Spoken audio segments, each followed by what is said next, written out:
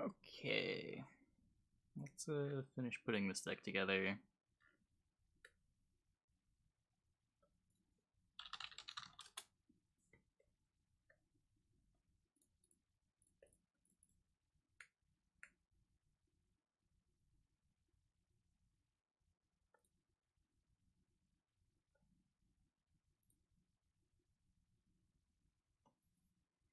I think I'm not playing Elder. Just so expensive.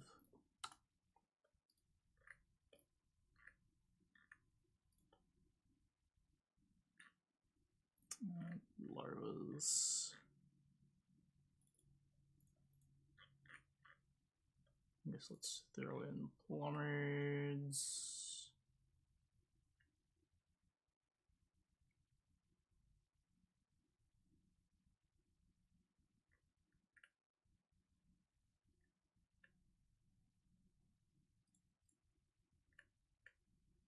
Wraiths.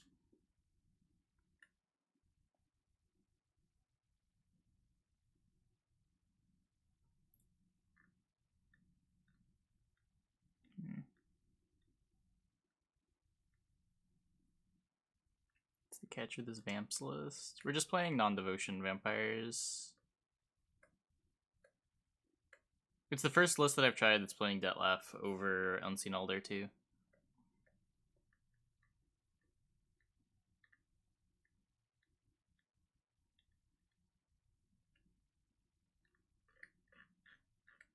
Just play...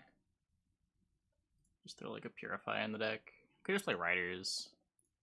Yeah, just play Riders. It's a lot of 5p cards.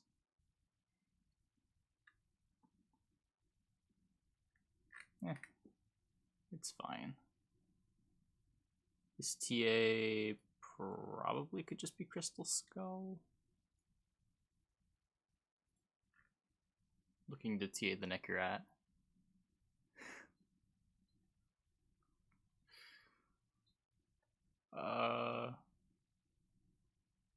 One a day. I think I might have... There was a couple days where I didn't have any caffeine at all. But I think it should be 6. I think I've had 6 buys. Yeah, Ryan, thanks for the tier 3. Thanks for the 6 months. Welcome back. As far as Tortoise goes, I guess he's not there. It was weird not running Elder when AQ is prevalent. Yeah, a little bit. I don't know. There's really not that much AQ at rank 1. I play against it maybe once or twice a night. I don't think I played against it at all yesterday. Without Devotion, Elder's a lot worse too. Ever a time when the rug is free of food? It's pretty rare. We try to make sure Tortoise has food when he wants it.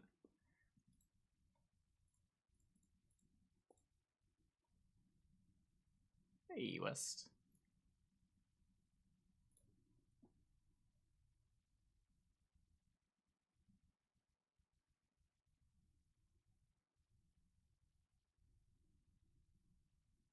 Doesn't attract ants or anything. Not usually.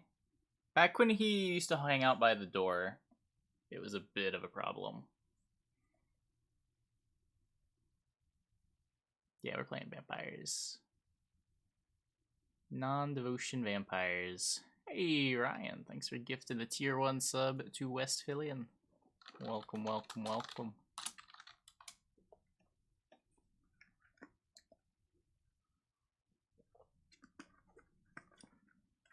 Yeah, almost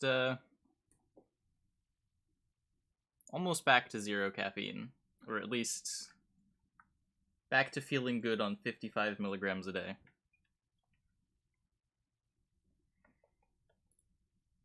Can be fly cry. Does Tortoise ever accidentally get stepped on? Once or twice. It's pretty rare. He had a couch dropped on him before. That was an unfortunate accident.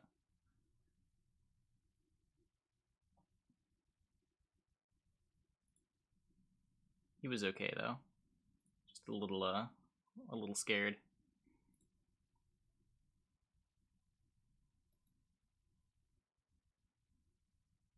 Just strong shot. I don't think anything solid was on top of him. I think it just like came down around him.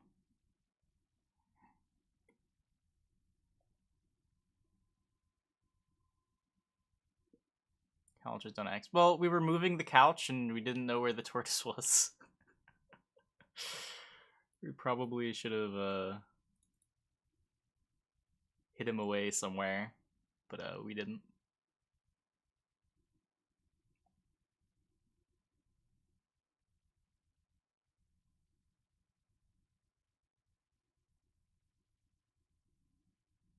Or it might have like dropped on him and then he like slid under it too.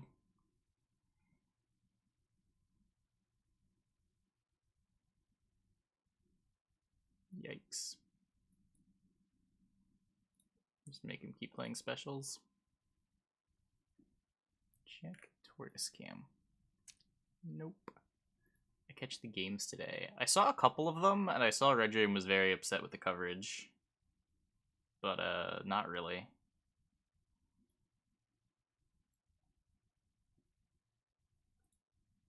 I heard one of the interviews was saying Red Dream wasn't respecting Igni, and or not Igni, Yurden, but the two games that I watched, it seemed like he was respecting it a lot and played very well around it, so I don't know.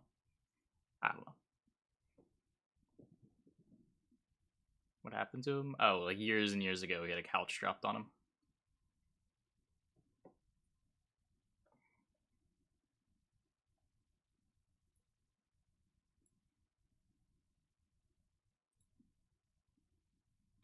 Is there an official broadcast? Sort of. It was on Specimen's channel. It was official, but not on the CDPR channel.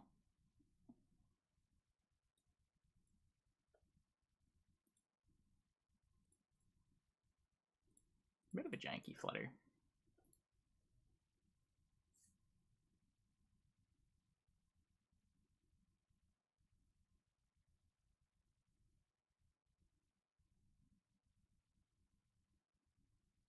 Best NG and NR. NG is just one of the ball decks. You could probably look at the lists that were played in the qualifier and pick any of them. NR is pretty comfortably just Witchers.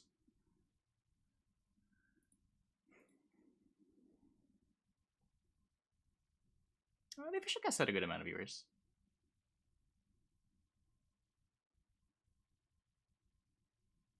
I think part of his issue was like they didn't want Red Dream streaming because of the official cast, yet they had no problem with Spiro restreaming the official cast.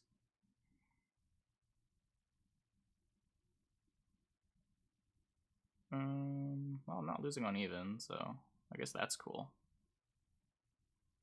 Can I beat ball? I don't know.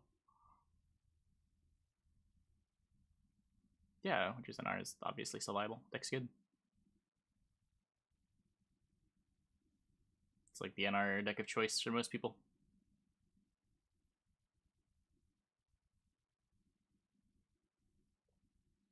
Remember game one? Which one was game one? I saw the NR mirror in that set, and I saw a previous set that also involved a Yurden.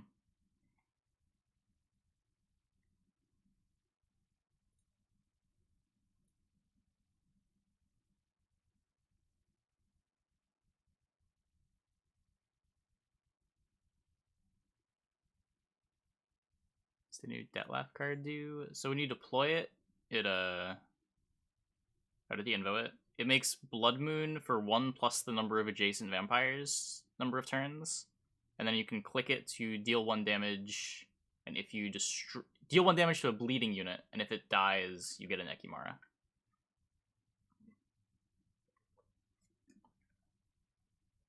The coverage is pretty fair. I think the main complaint was the interview at the end.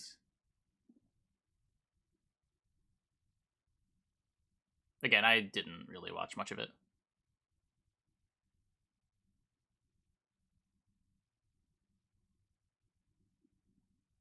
Lights of Glory looked like it couldn't win a game. Yeah, I mean, a lot of the competitors were at least soft targeting SK.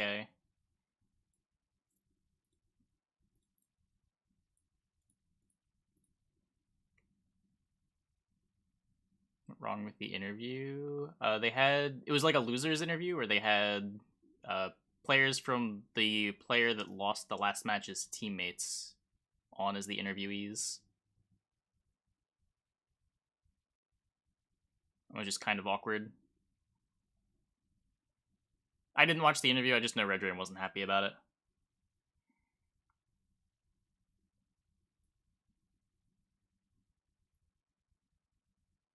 Is an Alpha better Nekarat? No, what? They're different cards.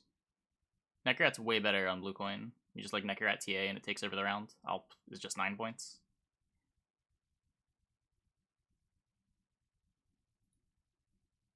Why would they do that? I have absolutely no idea.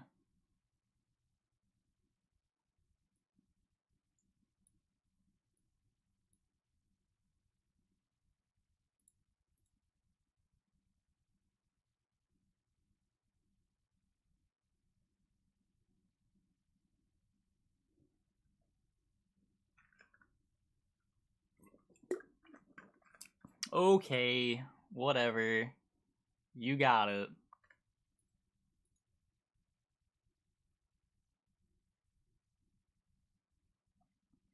They're apparently planning to be analysts ahead of time. Were they analysts for every series or just the last one?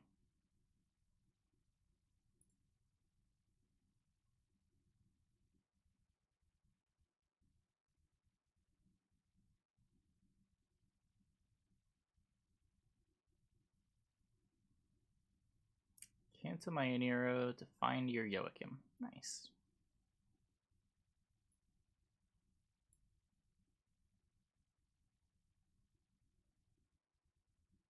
So I know this deploys off of at least the Detlef. But I'm probably going to Heatwave it, so... Lock you, I guess.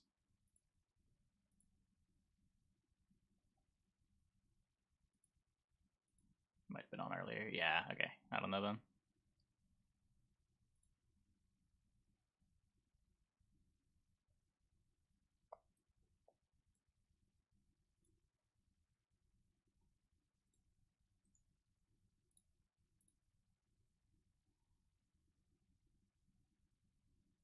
I want to make Crimson Curse back, right? So you're actually able to use the left click. Unless he's just holding his card. Well, the thing is, there's so few tournaments that, like, every like, big team has people that are in the tournament, right? I don't know if it's avoidable. What? This is nonsense. Get out of here. What was that? What was that?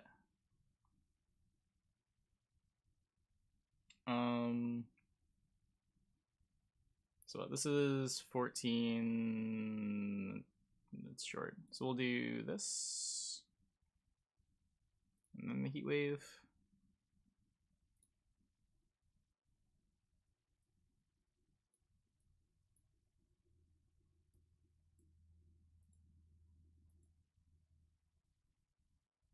Well, if it's an analysis desk, then sure. It depends what the context of what it all was. Like I said, I didn't watch it. I'm just going by what Red Dream told me. Or not even told me, what he put in his Discord.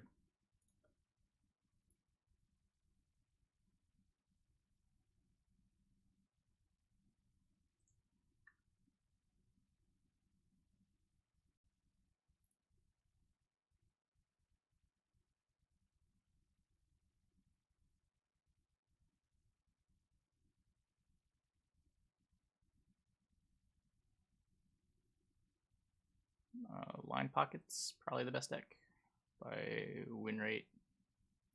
It's a few percent ahead of everything else. If you want to broaden tier 1 to other decks, and like a Rocket Swarm, Witcher NR, you can maybe put Blaze of Glory in there too. Just depends how broad you want to be with tier 1.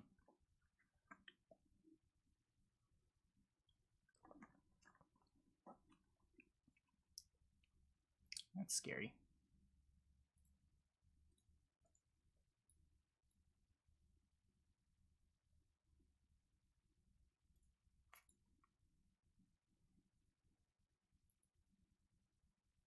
Best meme deck. That's a matter of opinion. Oh hey, nice nice Masquerade Ball.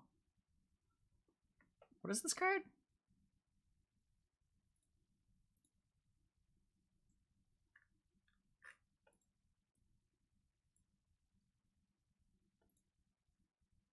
It's one of my cards, so it's not any good. Oh, it's an Nero. I guess that's a problem. He has Roderick. Rip. I guess a Nero is pretty good. A Nero is pretty good.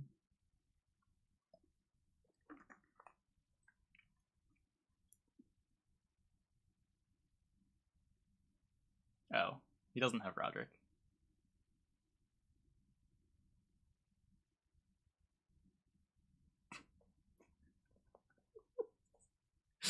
What was that game? I don't understand. Did he even meme? I mean, he blind Cantarella'd me, but I'm kind of disappointed in Canby Flycry. I expect more from him.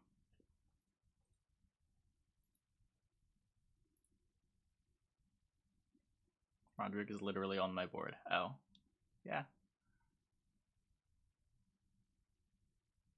That would make sense. I don't know what could have gone wrong there then.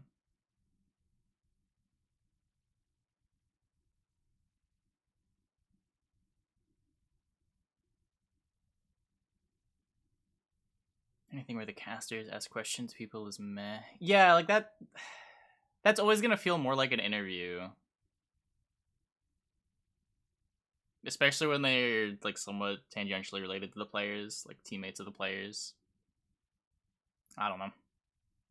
I really should watch it to form an actual opinion.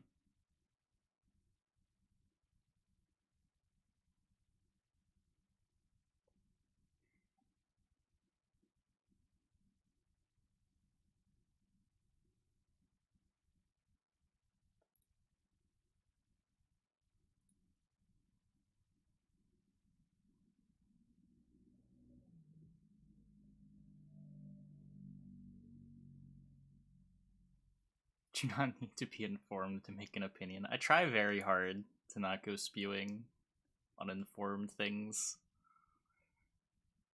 I'm not always successful, but I do try.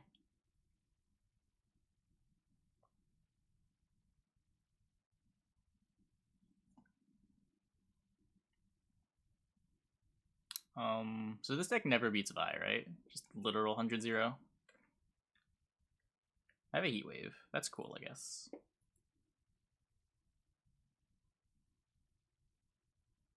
We can use the Heat Wave to win round 1.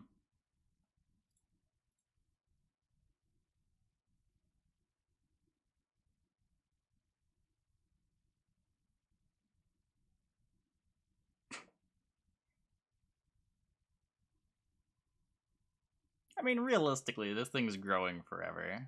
He's Vi. It is not. I removed DJ Okawari from the playlist. With the whole DMCA situation. It was one of those, like, I'm half sure it's safe, but if it's not worth having on. That was disgusting.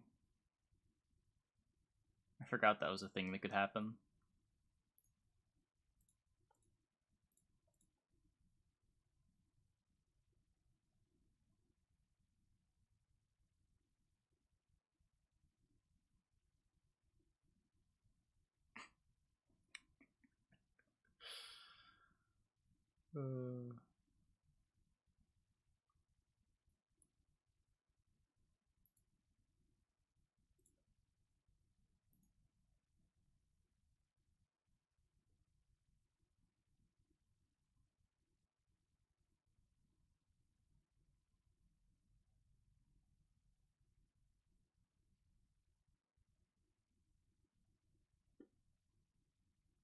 More Vise. At least he's making a giant Slizzard. That's cool. Play the Flutter for Thrive. Probably just jam the Dettlaff next.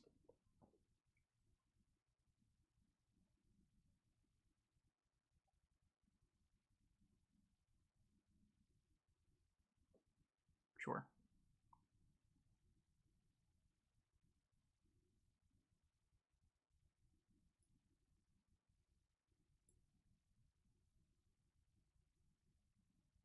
So let Veil. Let's just not worry about that. Flutter is never gonna grow. Hey, Axel.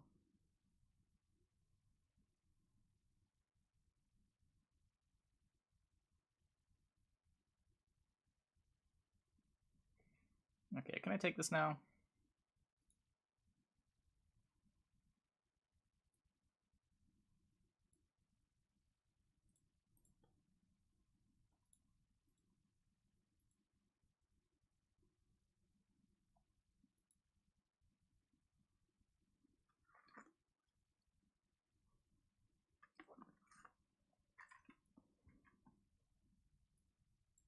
Step 1. Round 1 uneven. Step 2. Oriana him. Step 3. You lose anyway.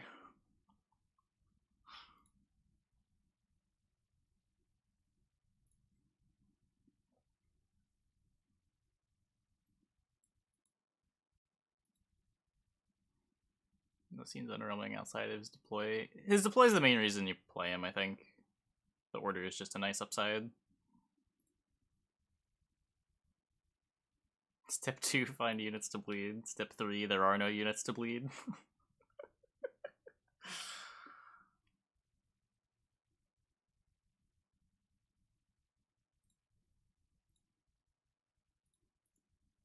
Oh, he hasn't played a Larvae? I should have played something in round 2.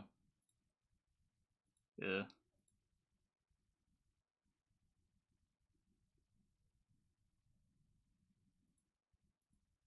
I think he's got too much left over.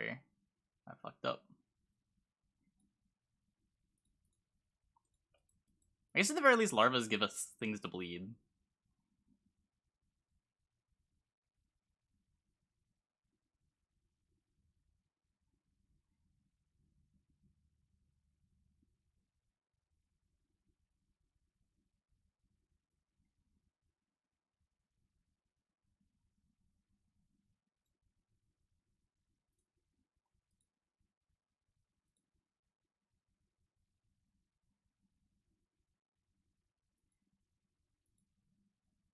I mean, Elder sometimes feels nuts when it hits the board. It's a lot less nuts when you're not Devotion, and I do like Duragare too. Whoops.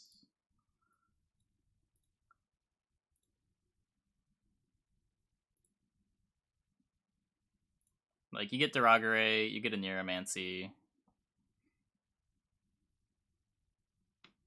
Heatwave made it so we actually were able to get round control here.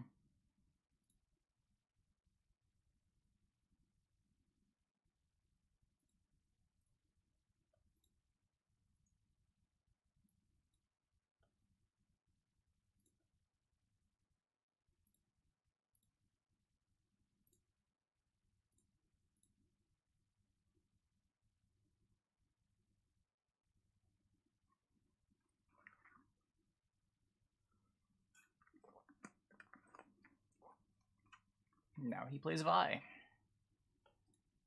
And then he eats Vi.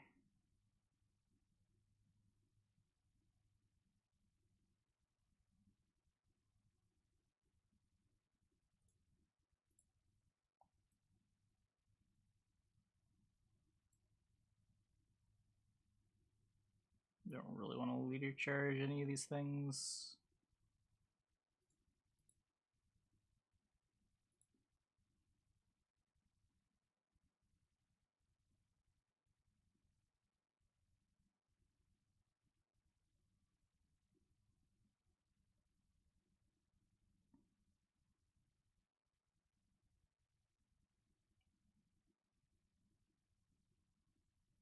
Is it sad? I don't think it's sad.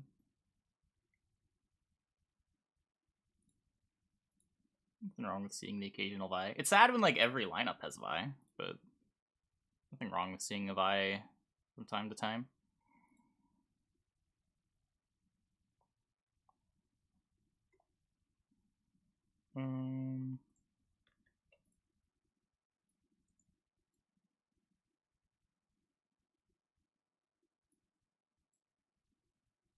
I'll just throw this here.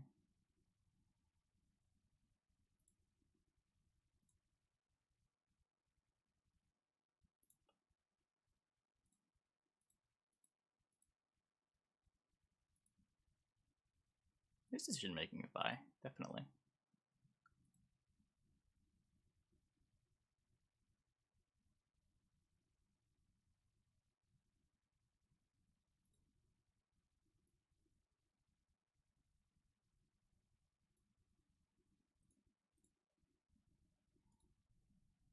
Leave, I am short.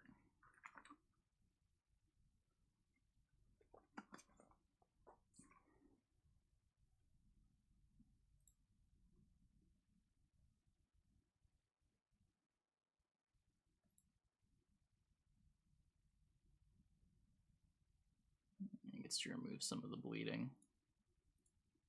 So what I can do this.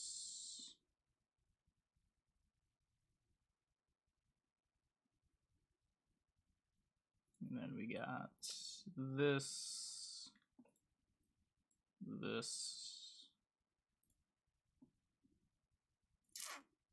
Ah!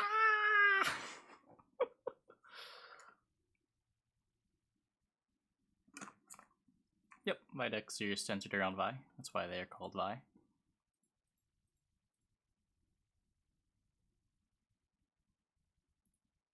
You can play tutors wrong, you can not sequence your consumes correctly. You can undercommit into round 1, you can overcommit, just like any other deck.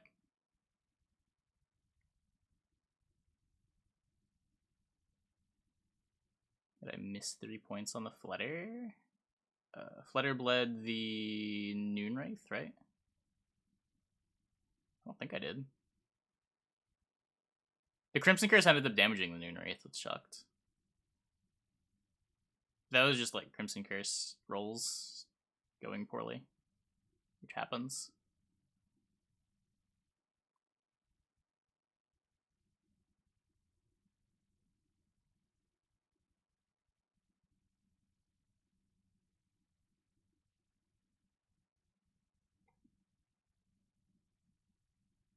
I don't know, there can be interesting Vi games. I think you need like casters that really know what the Vi player is thinking about and like what the options are.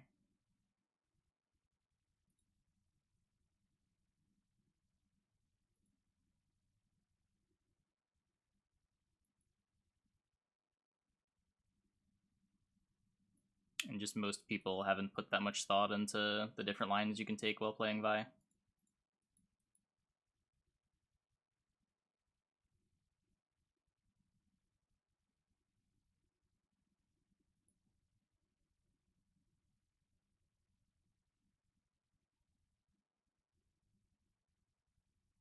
Yeah, like we almost beat it there with one heat wave and nothing else. Like literally no other interaction. We were 2 points short. Maybe, but that doesn't mean that there's nothing interesting about Vi. That's what I mean by the issue is when like everyone is bringing Vi, and you just see that same matchups with Vi constantly. That can be unfortunate for competitive. Just because the games do tend to play out a little similarly, but if you're seeing Vi like twice a tournament, I don't think that's a problem.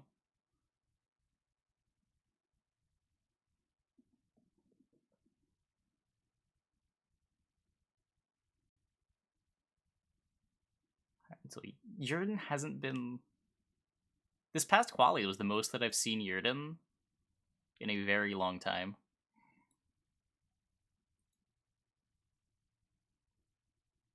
If anything, Yrden is more popular now than it has been at any time ever. Just in terms of like who brought it to the tournament.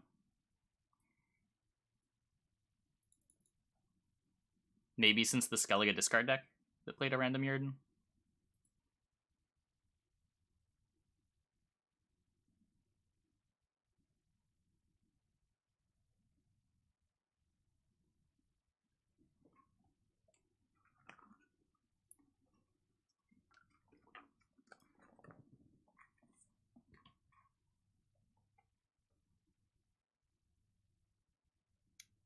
Kieran.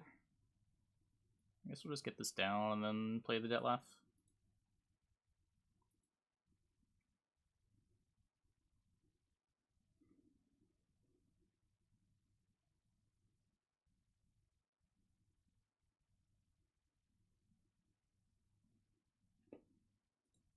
Tortoise Cam. Nope. Not there. Culettish deck. Yeah, you could say that about a lot of decks. Oh well.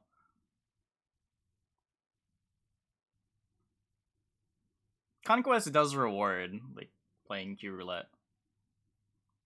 Ow. I collect data from the qualifier. I tried. There's something wonky going on. They fucked up something.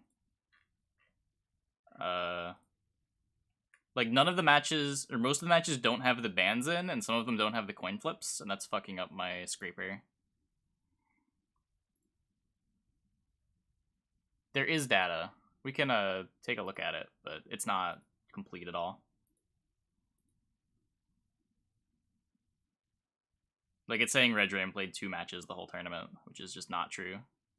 Obviously. He played like a bajillion.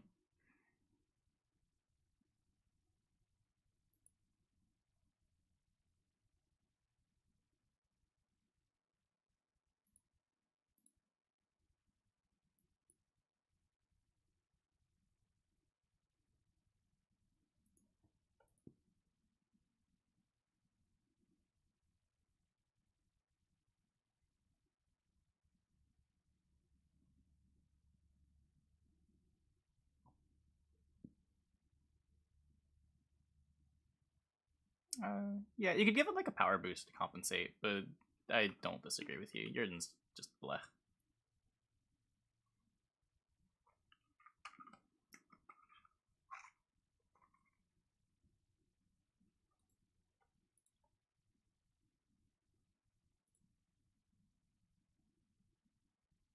Did he kill my Detlef? Amazing. Detlef wasn't doing anything. Let's get this in the grave, I guess.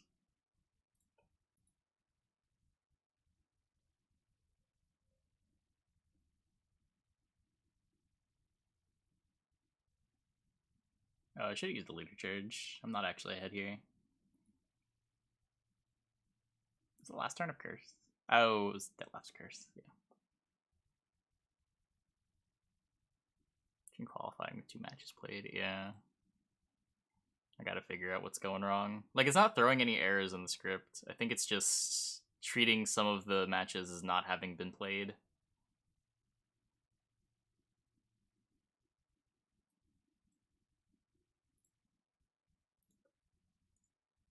One, two, three, four.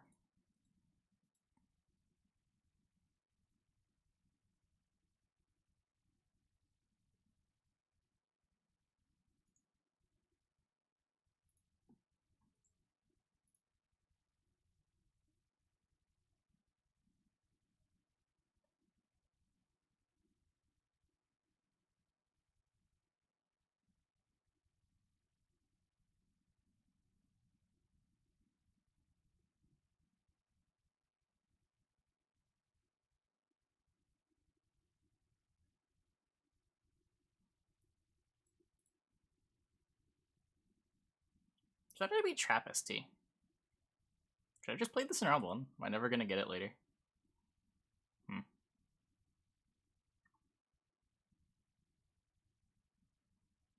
But it does... Adrenaline does technically solve the problem if your problem is last play Yrden. Leading to frustrating dynamics.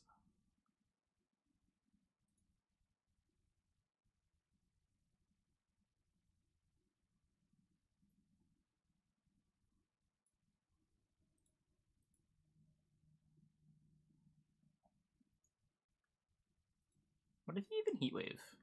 He didn't heat wave my goal yet. Did I have like a flutter?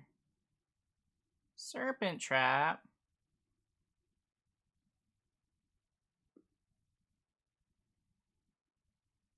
So he still has Eldain for Serpent Trap? Or not Eldain, the other thing. Let's just, whatever. Fucking play Crimson Curse.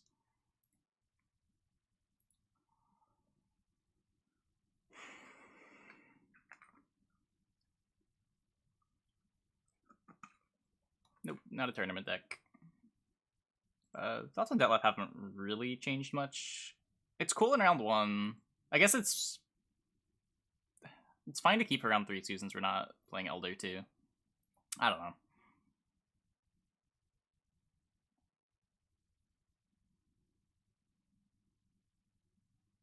My problem with Detlef is mostly just that it's kind of clunky. It's not really an engine, it's not really a deploy. It's like a mix between the two. You get more value on the deploy than the engine effect most of the time, though sometimes you can maneuver the game to make the deploy good too.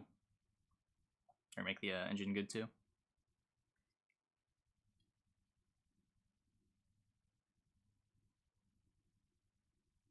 Oh, come on. Losing points on excess bleed is rough. Like, you can't just use leader charge and then ping it with Detlef on 1 power units. Initiative was not a mistake. I hate that take so much.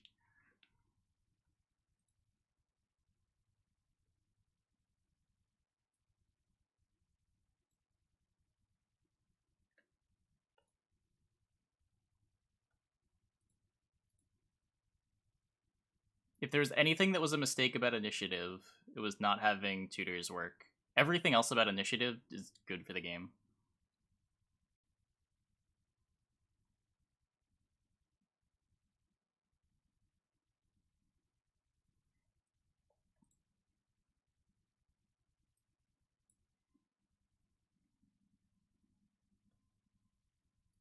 Hopefully less cards, Verno. Nah, setting up your alignment effects the turn you play them is nonsense.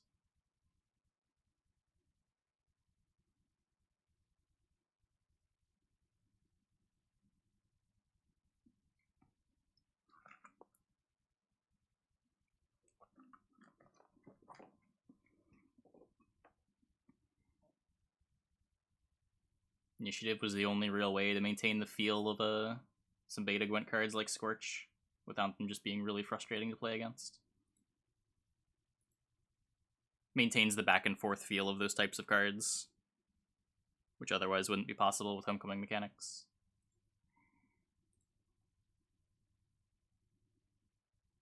Incinerating?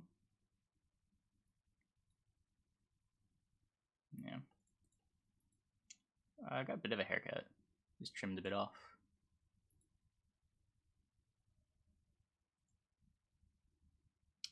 I'm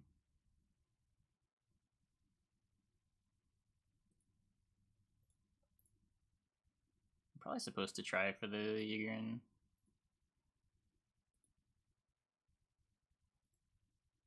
Hey, Sweetie Baron, thanks for the tier 1. Welcome, welcome, welcome.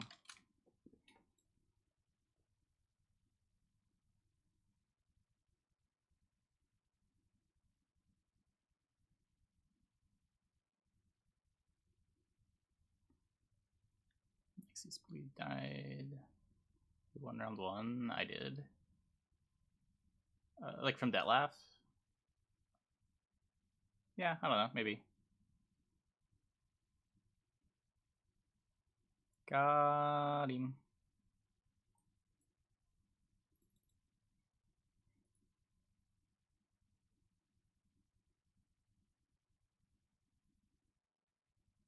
Not that we needed it.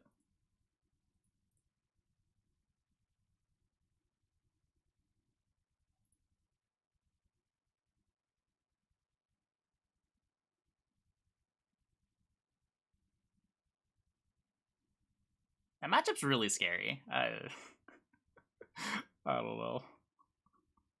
I'm glad we got there.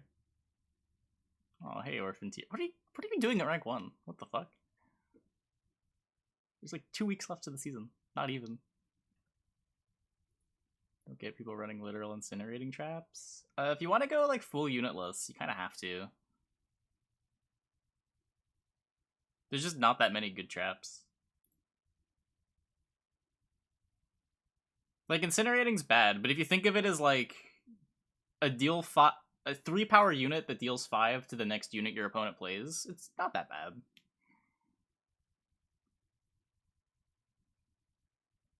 It was pretty bad with the old Eldain because there were too many traps. Like, you'd only transform 3 or 4 of them or whatever.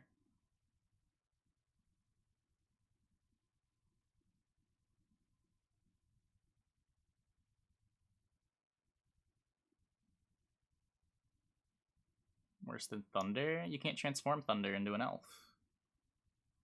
And not only is it 3 points, it's more points on your Verno as well. So it's like almost 5 points stapled onto the deal 5. Even if that ends up being like a deal 2 or deal 3, you're still playing unitless while developing your points for later.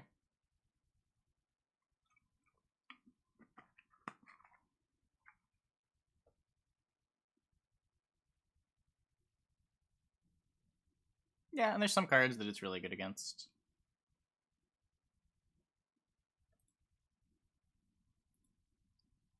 A lot of cards that it's also very bad against, but...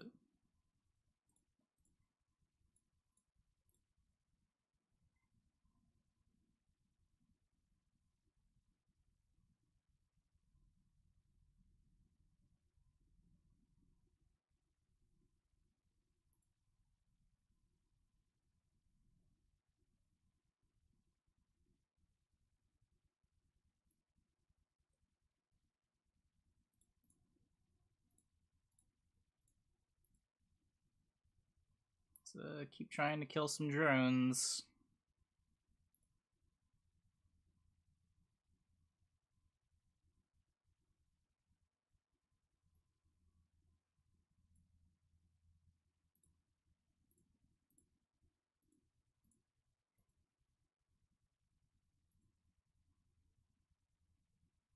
Plays a Bone Talisman here, get to Dettlaff.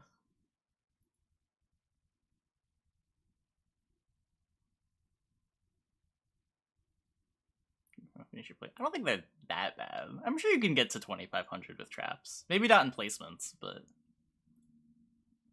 I don't think the trap deck is that bad. You're just gonna climb sideways.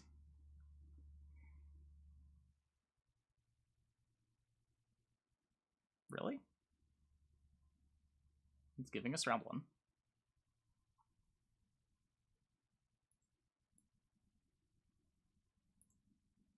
He's played both selections. I guess let's get this in the graveyard.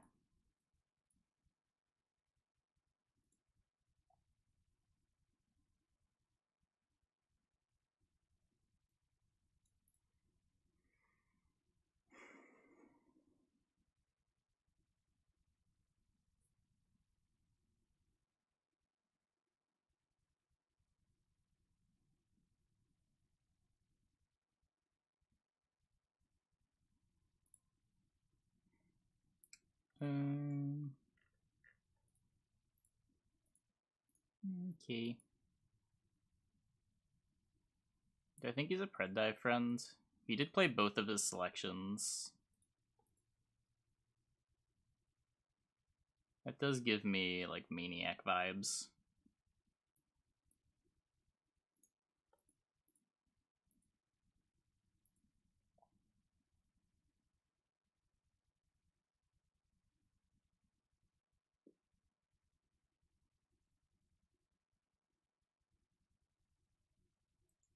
Did I kick my thinning option?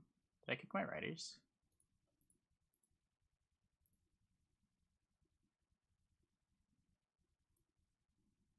Yes. Oh. I didn't even realize I did. My bad. How useful is 1 lock? Depends. Almost every deck gives you a target for a lock.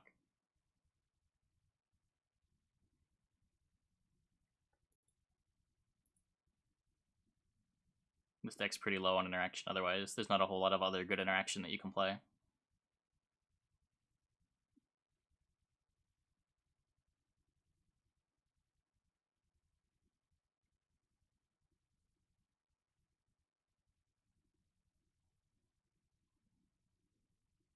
Parasite my Yigern. Nope, just Crimson Cursing me. I think I'll do the same. Makes his Yen worse too.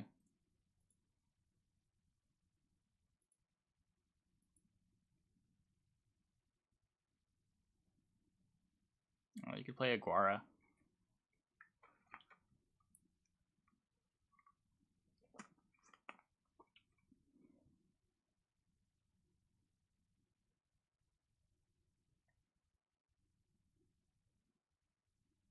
But it's not like locks get better the more locks you have. If anything, it's the other way around.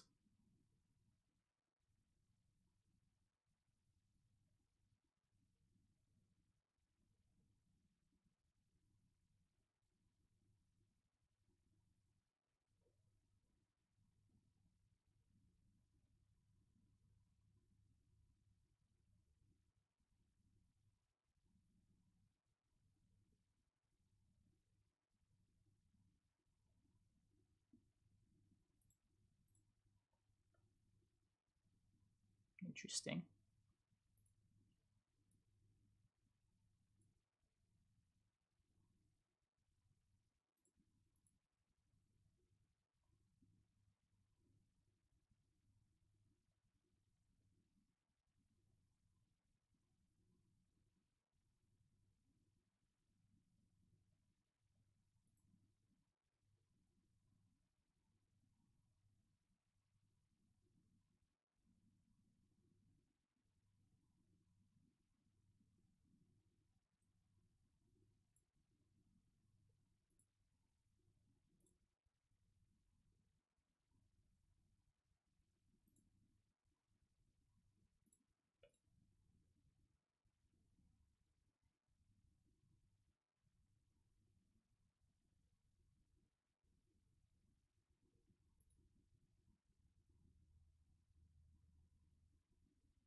Yep.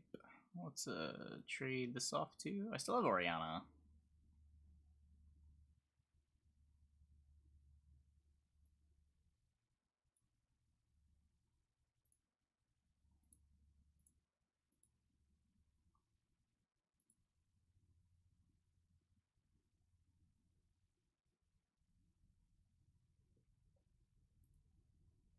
Yeah.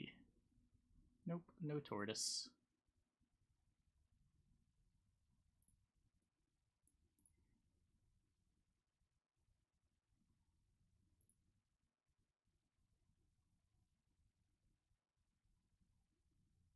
So he still has Chimeras. He clicks the Golden Lock. That's good for us. He still have his full leader.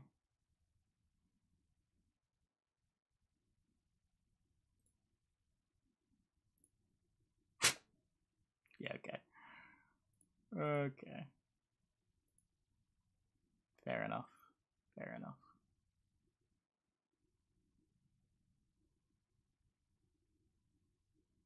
Yeah, still has full leader too.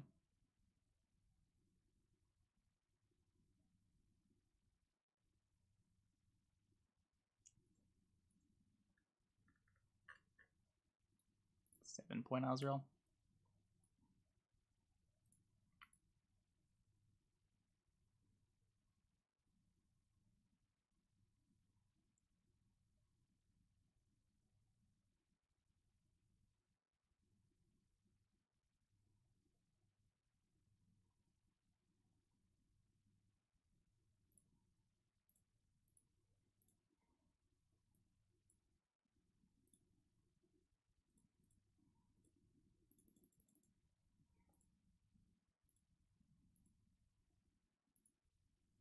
No, I wouldn't say it's trash. It's not a very good card, but I wouldn't say it's trash. The secret to making any Gwent card better is you can either increase its points or lower its provisions. the secret shortcut they don't want you to know.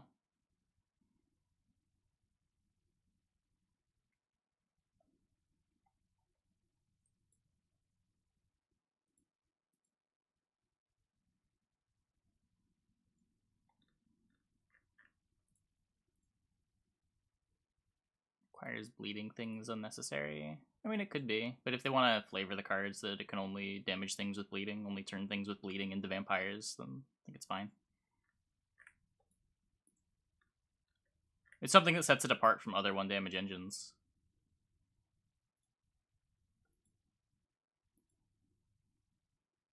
No, just like the question, what can they do to make the card better? It seems really silly to me. I don't know. Just not a huge fan of the question. Yep.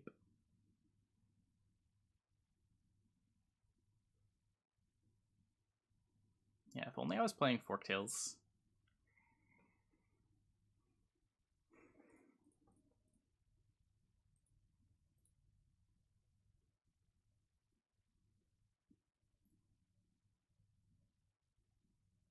What's today's qualies? Oh, I guess we can real quick take a look at what happened. Let's see. So I re-dark modified the site. I don't know if I'm making it look better or worse with each update. Why is there a gap here? Is that there the whole time?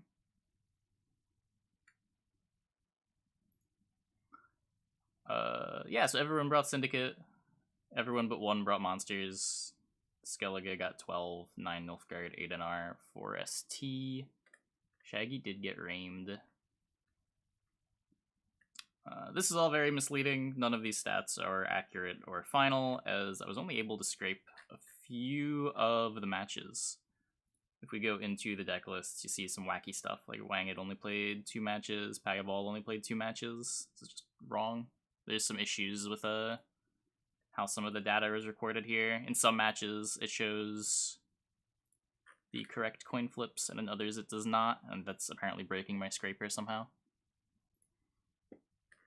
But yeah, Red Dream had a pretty nutty tear through the loser's bracket. He lost round 1 in the winner's bracket, and then played 1, 2, 3, 4, 5, 6 matches in a row to qualify for the Open, alongside Payaball and his winner's bracket run. Yeah, I guess we'll take a quick look at each of their lineups. Let's see. So Payaball brought Nature's Gift, Line Pockets, Arrakis Swarm, and Double Cross.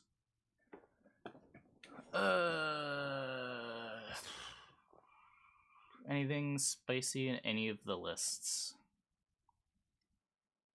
Opted for Skewer Tooth Pockets. Was playing Redinian. Excuse me. Was playing Redinian. Had an Eavesdrop.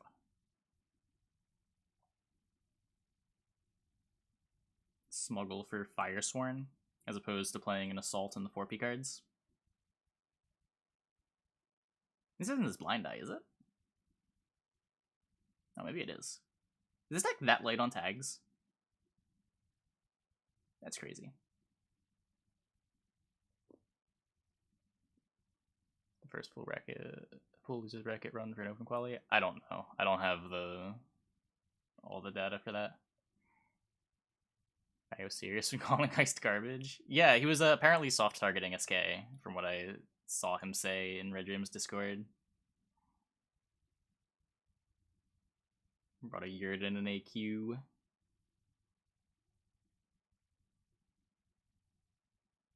Double Bone Talisman. Rolling his Trisses. Ugh.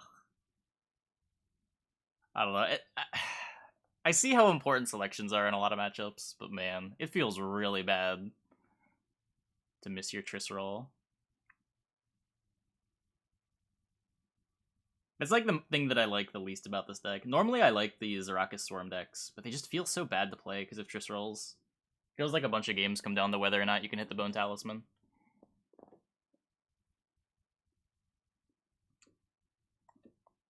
And then lastly, he brought Double Cross, playing the Gorther Cantarella combo.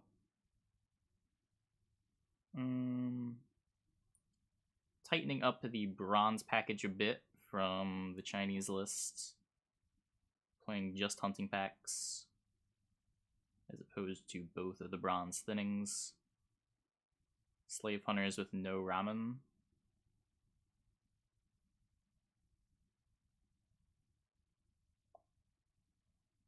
Yeah, looks like a looks like a ball deck. Looks like a ball deck. Red Dream.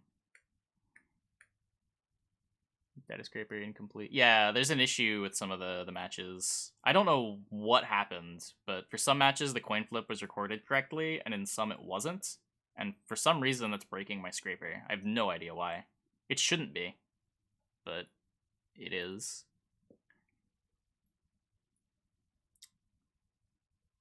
Also, bans weren't recorded properly for most matches. I think it's for some of them you can see the bans. I don't remember which ones. Yeah, but like for a couple matches you get the bans, but for others you don't. So we're talking about Blaze of Glory, Line Pockets, Uprising, and Vi. Playing the single War of Clans. I know Red Dream wasn't super high on Iced either. He was calling SK the fourth faction, but decided that it was better than the other fourth faction options. Interestingly enough, both Red Dream and the Paya Ball only had 2 factions of overlap. Paya also choosing to not bring NR. So apparently they disagreed not only on the fourth faction, but the third faction as well. Aside from that though, nothing too crazy here. He is playing the Yutas, opting to not play any Great Swords. A single Bear Witcher is backup. He is playing Kaduk.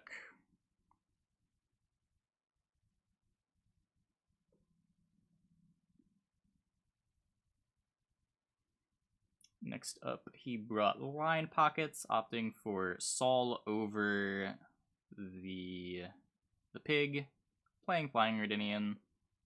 Notably not playing an 8-point Siggy, unlike the Team Aretuza snapshot, slotting in the Assault into the bronzes to ensure that the Siggy is generating 9 coins.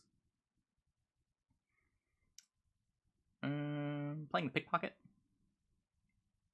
But aside from that, nothing too crazy here. Just looks like a Line Pockets deck. Over with his Uprising, opting to still play Onsace. So when I asked people what the Onsace was for last season, they mostly said it was a hedge for the ST Gezeros decks, giving you a answer to that isn't just Boiling Oil. Is the reasoning now that it's just not unreliable like the other tall removal options? Like, you know you're going to be able to use your Onsace for something, whereas if you're playing like some kind of Geralt here, it could be bad. Or does this still have a specific thing that it's looking to answer? Or a specific role that it's playing in a matchup? Because like it doesn't matter against SK, right?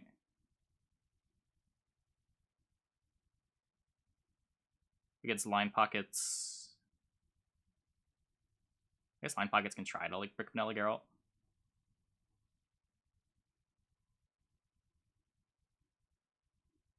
But he was just banning SK the SY the whole tournament, so that doesn't really matter. Drill. Oh sure, it can kill the drill. I guess in mirror matches it also kills Keldar. That's big. Yeah, okay. There's a Marg for Keldar in there. But I guess having some redundancy for the mirror is fine. It's not like the Marg is gonna fail to do something. You can always lock Add Up, so you can lock Griffin Witcher. Yeah. Pretty stock list. Playing Griffin Witcher Ranger, which I think is just normal now. Is the Assault necessary? Extra gang for Siggy. It's a Salamandra.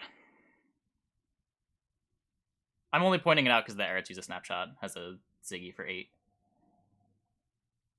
Yep, Salamandra.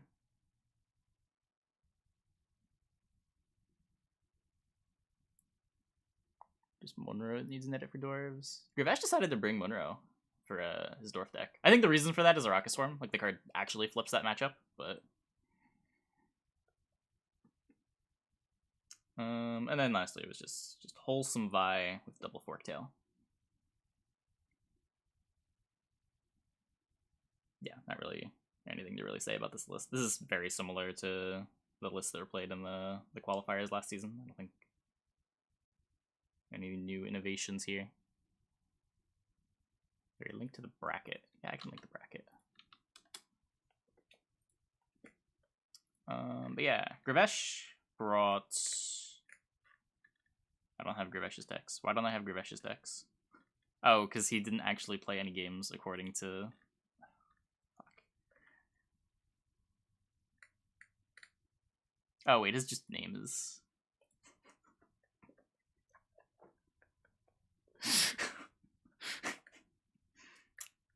Good old name changes. The Dark Kevin effect. Yeah. So he brought Monroe Zoltan. I think the reasoning for this, like, he wasn't playing Berserkers, or at least he acknowledges that Berserker is not a very good card. But this like flips the AQ matchup, having a Monroe.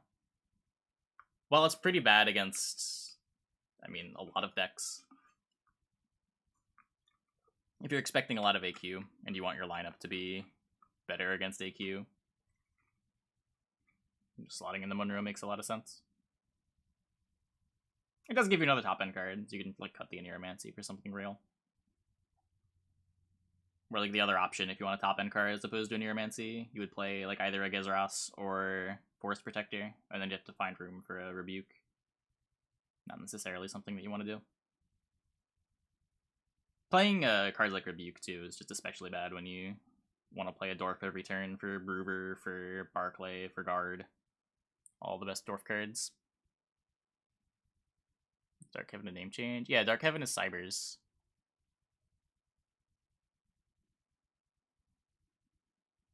Wait, State of Soul? What? No Heat Wave? Oh, yeah, you did cut the Heat Wave. Oh, because you had to find room for the Zoltan too.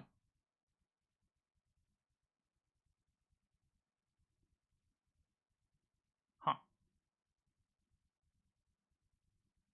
Yeah, I mean, again, if you want to... Is the rest of his lineup good against Arrakis? Line Pockets, I'm guessing he's just expecting to get banned, or thinks the matchup doesn't matter. Is this deck?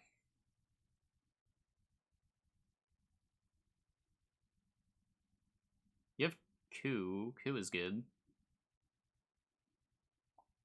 Slave Hunter's a card.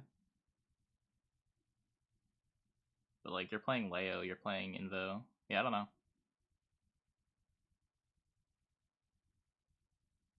Vi is good against Arrakis, right? Unless they have Yurden. Yeah, this deck's weird in the lineup. This deck's weird in the lineup. How do you find the qualifier page? You just gotta know the link.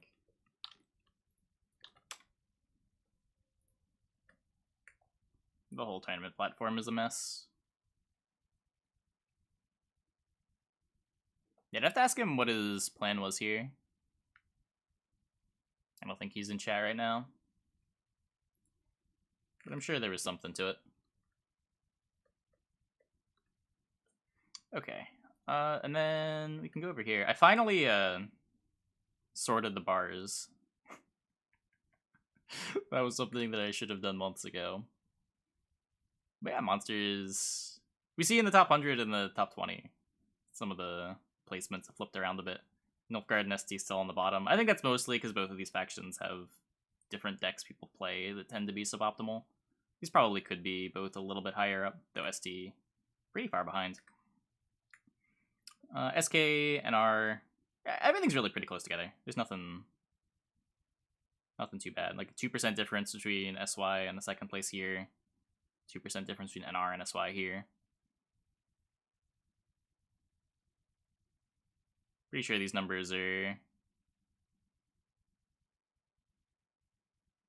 like about what NR was compared to the rest of the field last season.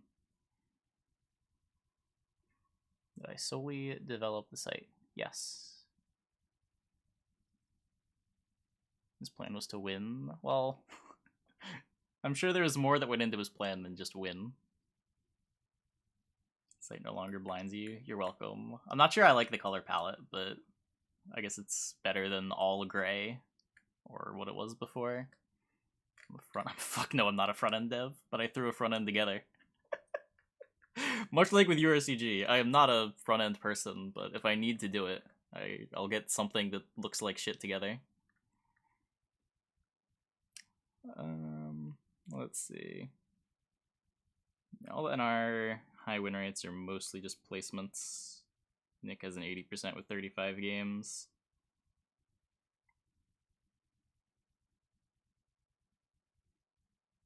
Yeah, I mean, even looking at the peak win rates for each faction, Syndicate, it's not that crazy. There's like 80%. There's almost 80% for SK. There's a bunch of 80% for monsters.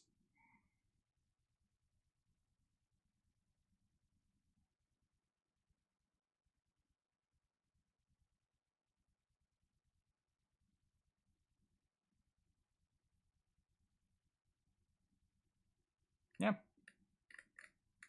And that is the state of the stats at the moment.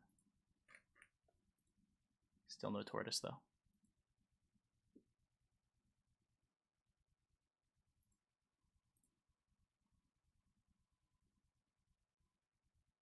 Looks like the front end of any other website. I'm glad you think that. That is the highest compliment that I can be given. Over a Gwent green color palette. I do like the teal, but I just don't know how to make it work.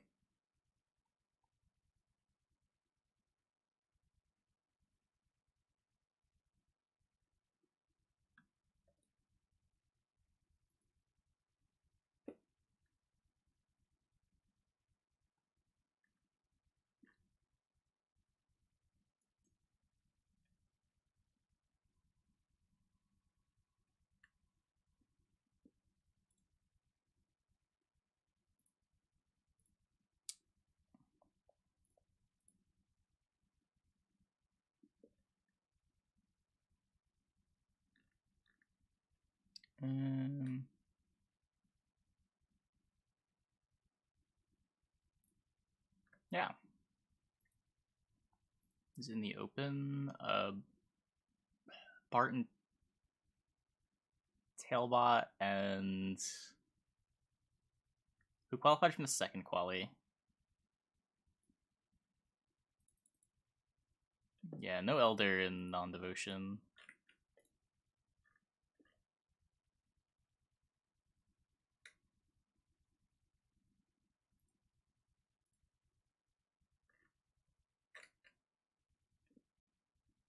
Cams and was it Forever Yellow?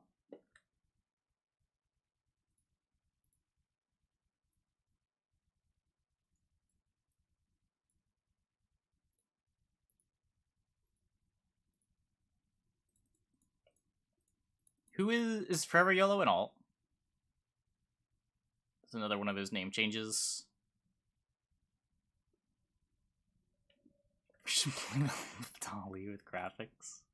I did get a couple of token arts in EuroCG from Dolly. Tokens for the greater beasts.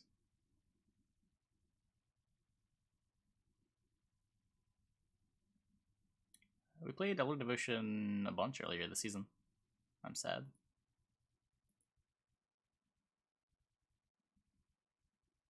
Yeah, it actually looks kind of good. I was happy with how they turned out. Go and queue up some games against AI with the King of Beasts. Draw your deck and then draw some stuff. It's in game.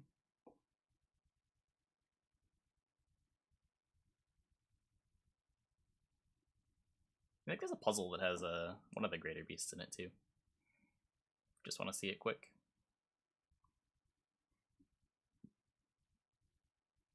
You can draw your front end. The problem is like drawing your front end design doesn't really help.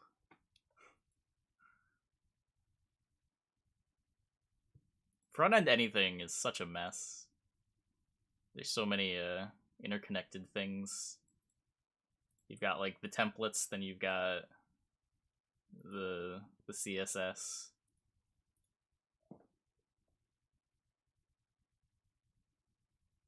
I guess it's just those two things, but I don't know. I hate front end dev.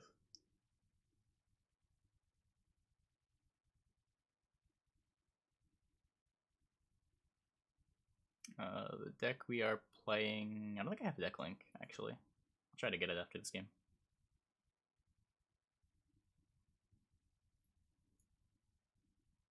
Oh, I should use this.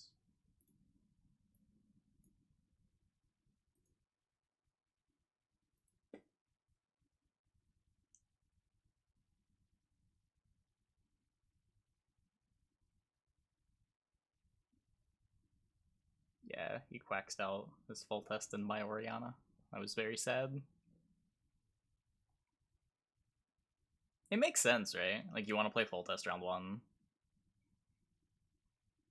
Your opponent generally doesn't want to play their highest provision cards in round one. The idea is cute.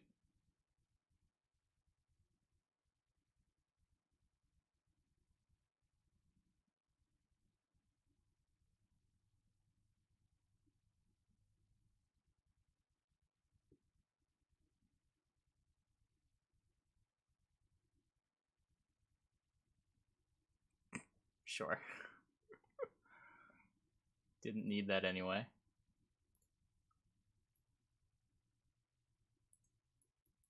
So let's get this in the graveyard. I do lose my thrives on the Noon Wraith, but there's a chance this just ends the round.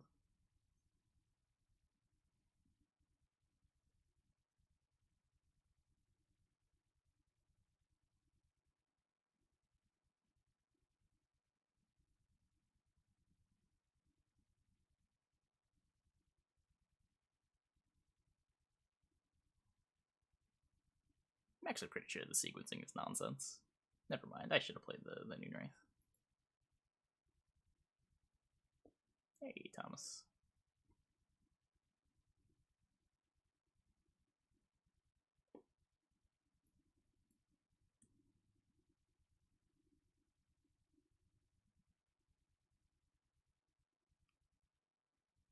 Or it all works out.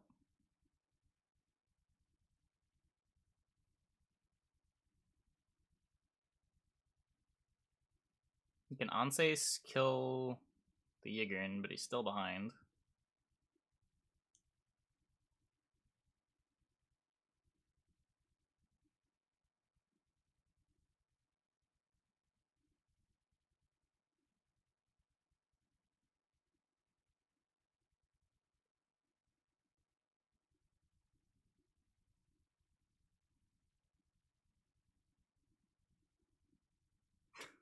Okay, just went on even. I'll take it. Can't find any info on Forever Yellow. Seems not to be an alt, but you can't find info. Okay. Did they play in other seasons?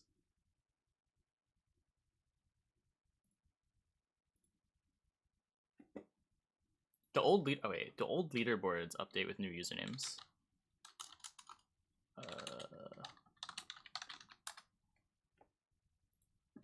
Why do people think it's someone new? Okay, okay. So if I go, yeah, so Gravesh is just headbutt play on all the old ladders too.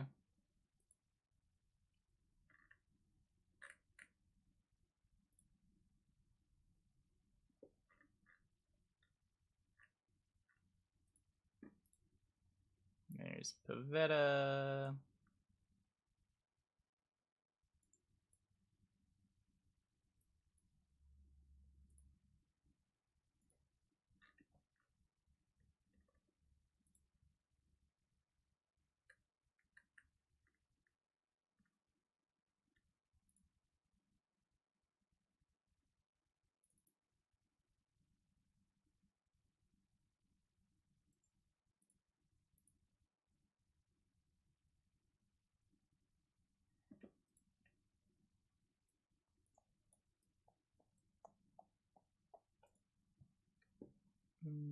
If we go to season 2, was he playing? Yes, but not competitively.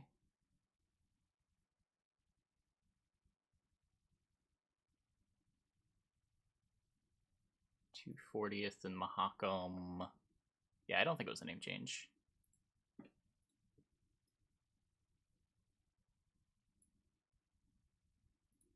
Yeah, I just decided to start playing seriously for Season 2. About 38th in Season of Draconid.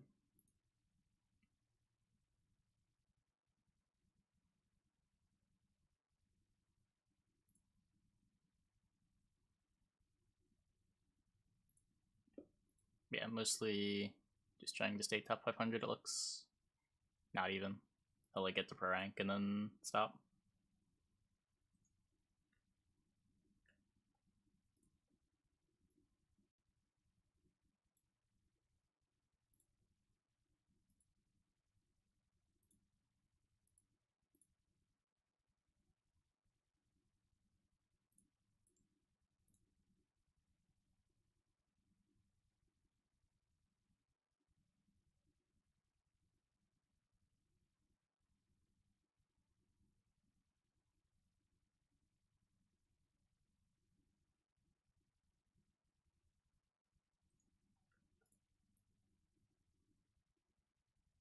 Two 0.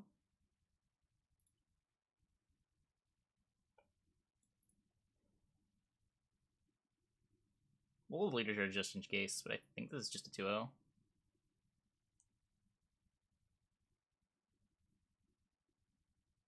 Like a Yurden get ahead? Nope. Did we even need to play the Osrel?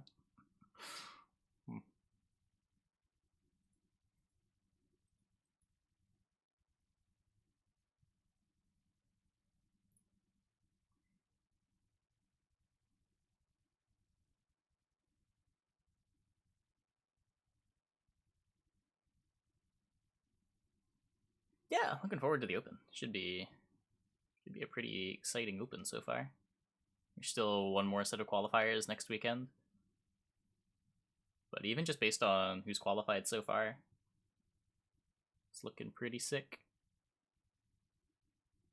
The official gatekeeper? No, nothing so formal. Kujaman? Not much.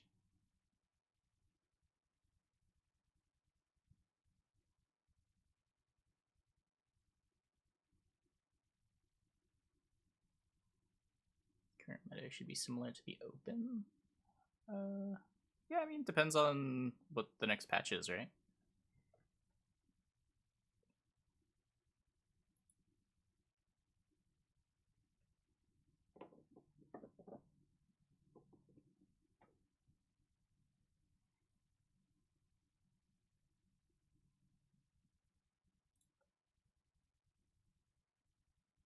Can I get a larva?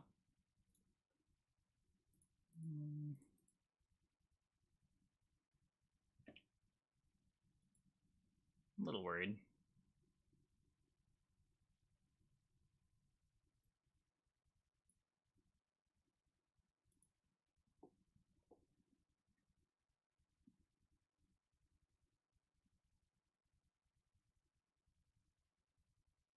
Never pass, it'll be fine. That's not how it went against Orphan Tears a couple games ago.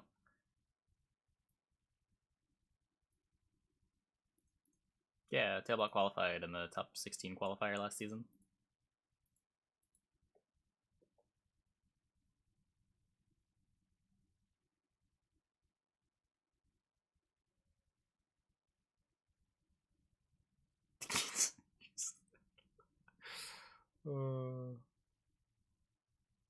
Look, when they make it so that every time I change decks, I don't have to change my leader skin, I will happily use cosmetics. But until then, it is not worth my time to set them.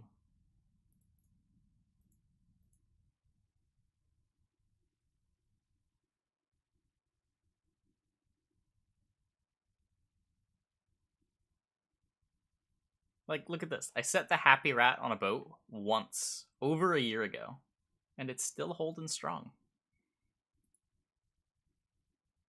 Same thing with the Tyrant title.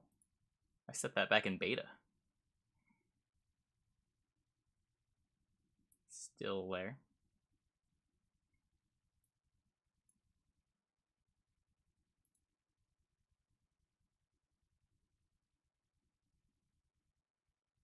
Why is default cosmetics not been implemented yet? I have no idea. It seems like such a obvious feature.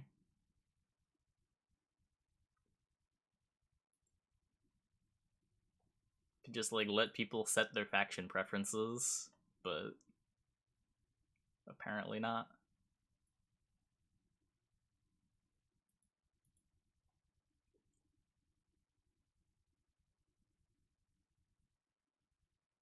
No tortoise icon instead of rat? Is there a tortoise? Is it a happy tortoise?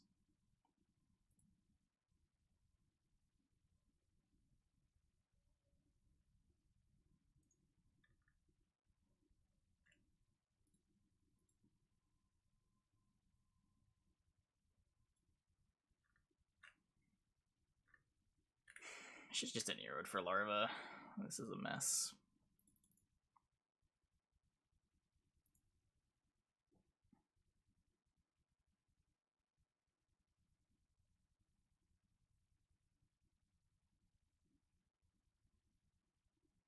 Or at least set a default coin card back border. Yeah, yeah. Like if it's too hard to have faction defaults, at least the things that don't change. Like you can't even set a default board still, right? Like if you want to change your board, you have to do it with each deck.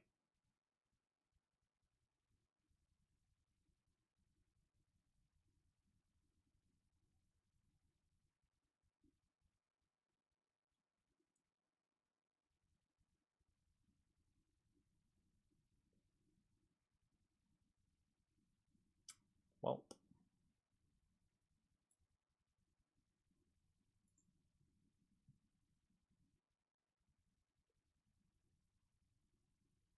can we all agree that if I play another card, I just lose my card? Do I need to, whatever. I don't win if I pass.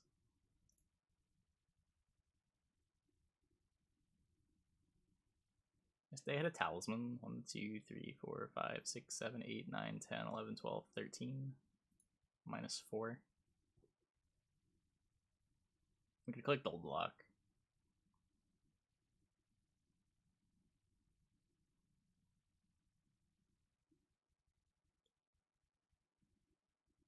Daliar is way less cursed than expected. Yeah, I thought it turned out really good. I wouldn't have put it in the game if I didn't think it looked good.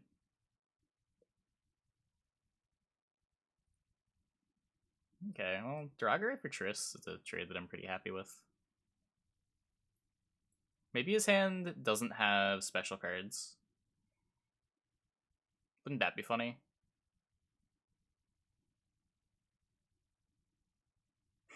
Darn. Not quite.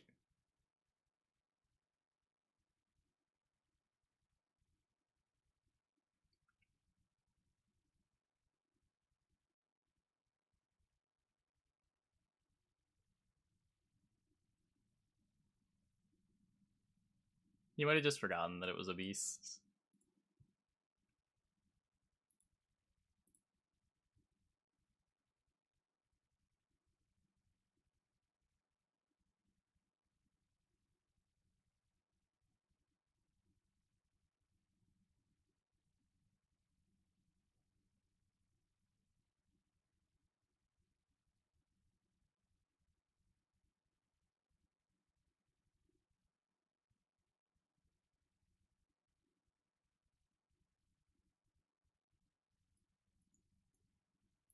This is a disaster.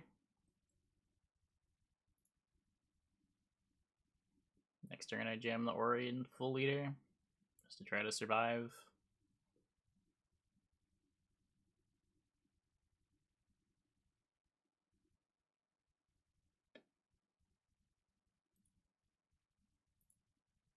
Nope, no tortoise.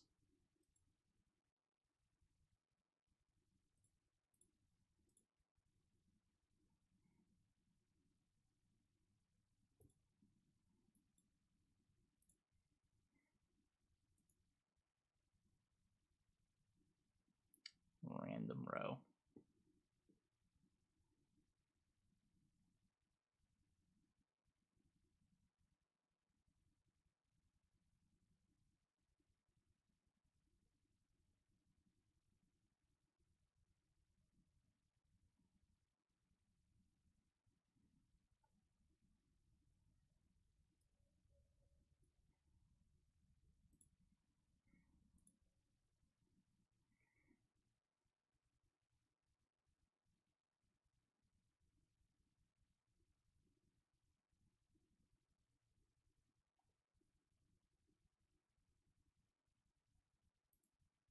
Nope, still no tortoise.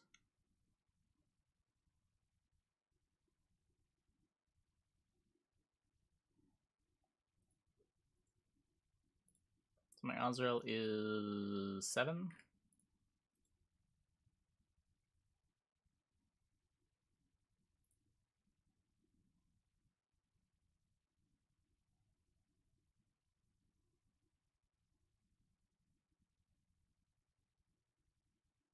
This 2, so if the Crimson Curse... No, that doesn't make sense. Yeah, I don't know. That was the worst hit, though. Yeah.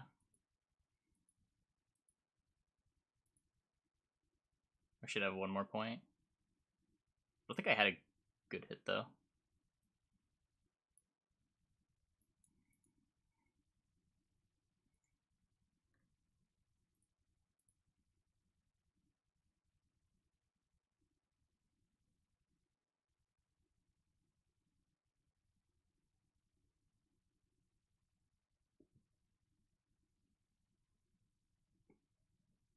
This is a 6. I like the Goliath.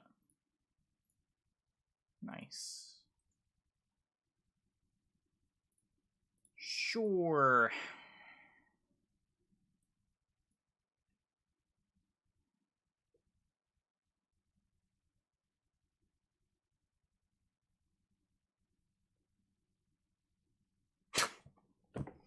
Okay. Should have kept the larva, I guess.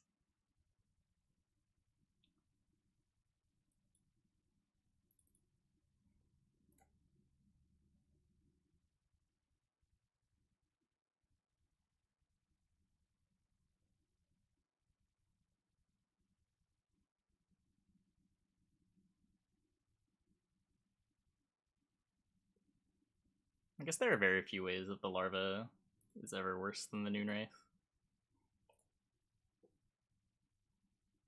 Might have been a throw.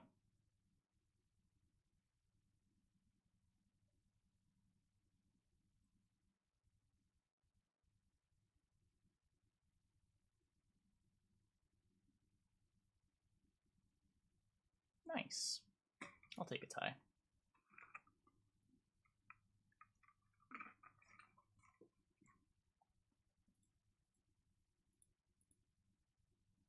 I will very happily take a tie. Well, I guess not very happily, but I will accept the tie.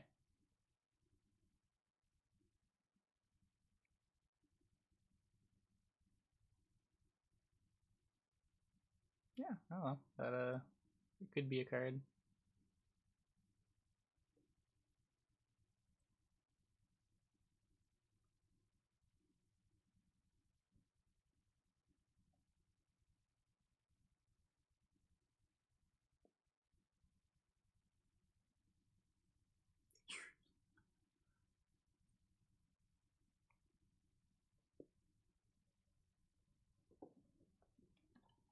Rework bleed to work like poison does. If you want the true silent experience.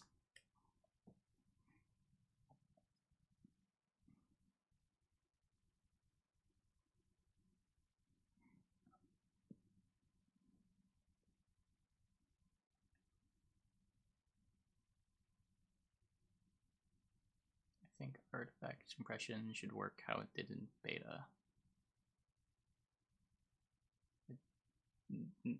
I mean, flavor-wise, maybe.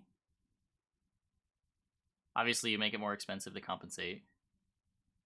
But, I don't know. Just not what it does. Nothing wrong with that.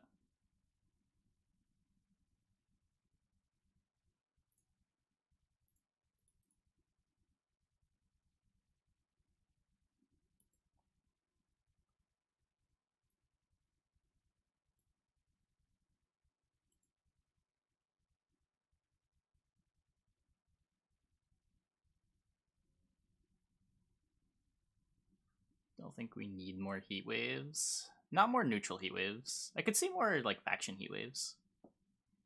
We had this discussion in Discord a couple days ago about like a big reason why Heatwave is so prevalent is because there's nothing else in the game that really does what Heatwave does. Yennefer's Invocation's the closest thing. Really the only thing that is comparable in a faction card.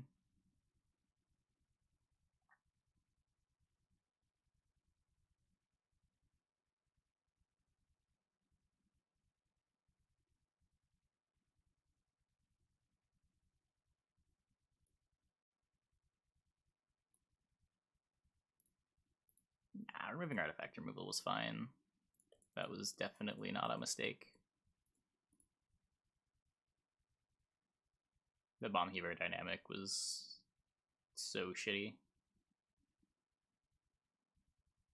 I would almost go as far as to say that was one of the best decisions the Gwent devs made in the last year.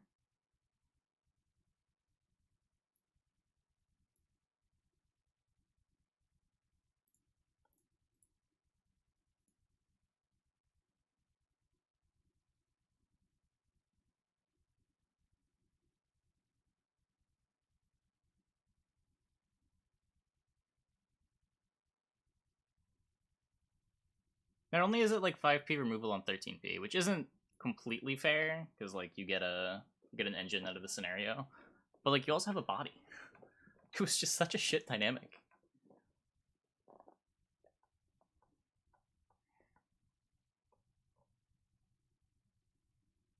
There was no point in all of Homecoming where like the artifact and artifact removal dynamic was anything but crazy binary. Is this First Aniro? I can just use First Aniro to get a larva. Opponent Shoop? Or is opponent Shoop? Is opponent Lippy? They play the Knickers. I don't know. I guess I don't really want to push if it's Lippy. I can play First Aniro. Just get something. Like grab a Noonwraith. Grab a Nekurat.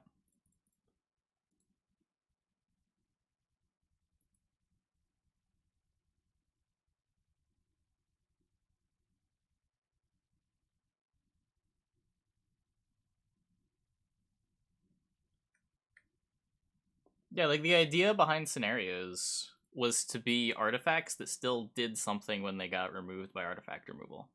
Like that was one of the core design ideas. But it just wasn't enough. It still felt really bad for your card to get hit by Bomb Heaver. Because that was the big problem with like Summoning Circle. The card either did nothing or it won the game. At least with scenarios when they got answered, you got like a Thirsty Dame out of it, or you got a Reinforced Ballista out of it. And that was supposed to be the compensation. The card for card trade was still in the favor of the person who played the scenario, rather than the card for card trade being in favor of the Heaver.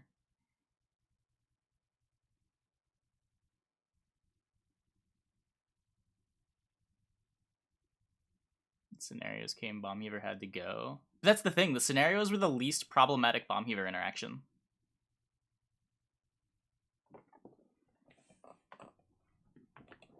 Like, they were progress, but it still felt really bad just because scenarios were so prevalent.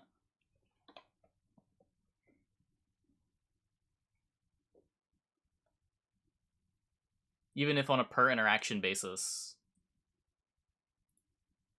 the Bomb Heaver was less impactful. It just mattered so much more. Trading 14p for 5p? Yeah, sort of, but you're going up points. Your engine's going to be worth more than the Bomb Heaver. And you had the deck building cost of including Bomb Heaver. How did Bomb Heaver work? It just destroyed target artifact. It was 4 power, destroy target artifact. Oh. I guess we kind of have to lock that. We could have heat waved it. Maybe that was better.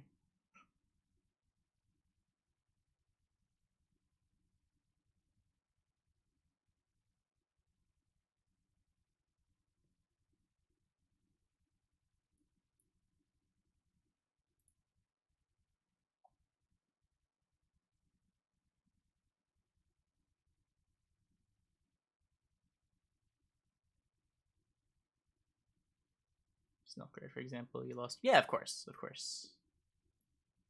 But like, compare this to like a Sihil deck losing their Sihil versus getting like 30 points out of their Sihil. Compare this to a Summoning Circle deck, either resolving their Summoning Circle for 2/4P cards that were worth a bunch and like setting up combo turns and getting nothing.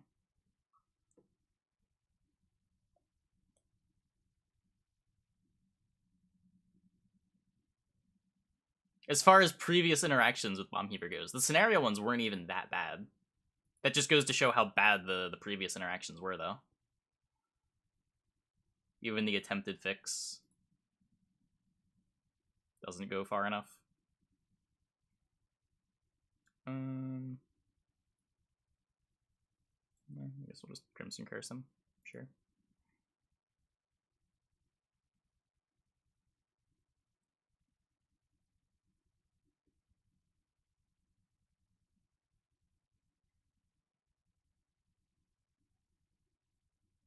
Double Bomb Heaver for double ball, yeah.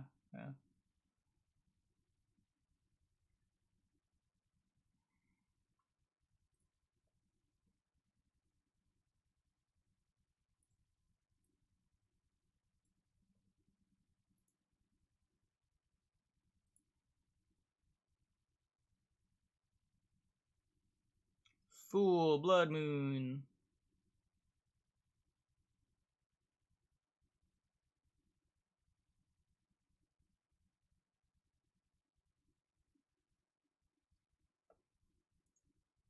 Not playing Purify.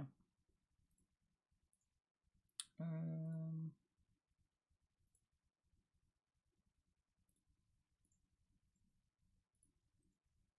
probably getting Ozrel.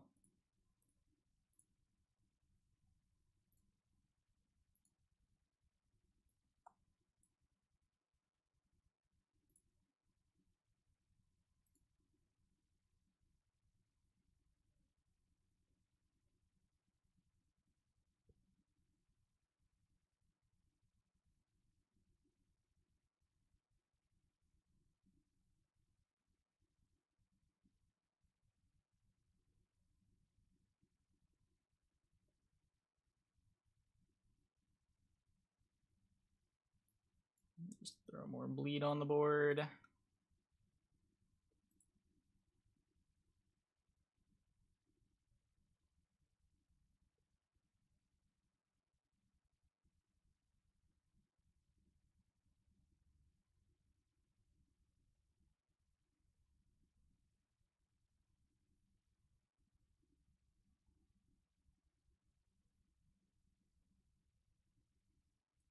Bloodthirst lets him iced me.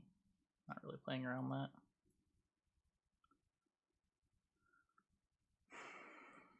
Come on, Oriana.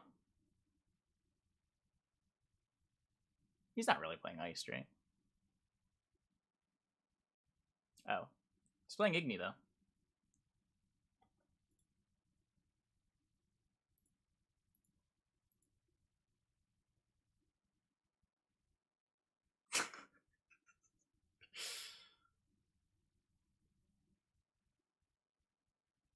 I think he wanted to image that one. Okay, it's all fine. It's all fine.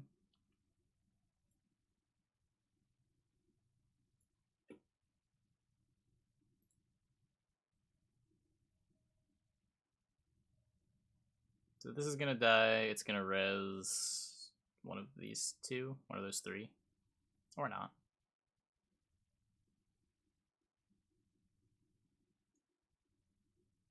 It's gonna res Beater. Okay. We got him. We got him.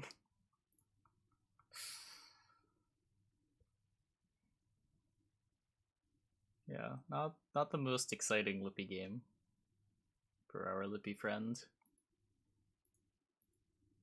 No Sarah's till round 3 is unfortunate.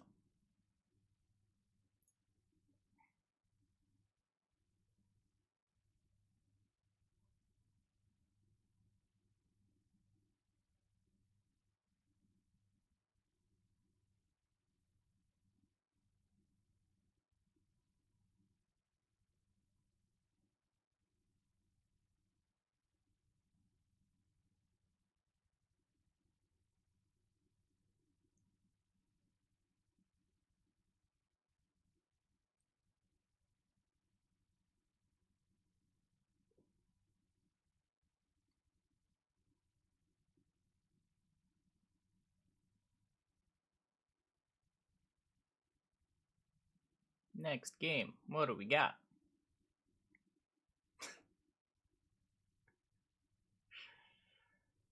I guess DJ's playing Gwent again. The worst post-beta meta immediately after Homecoming.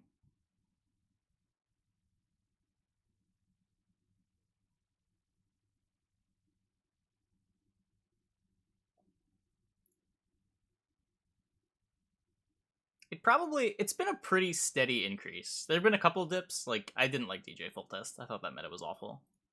But for the most part, it's been steadily increasing.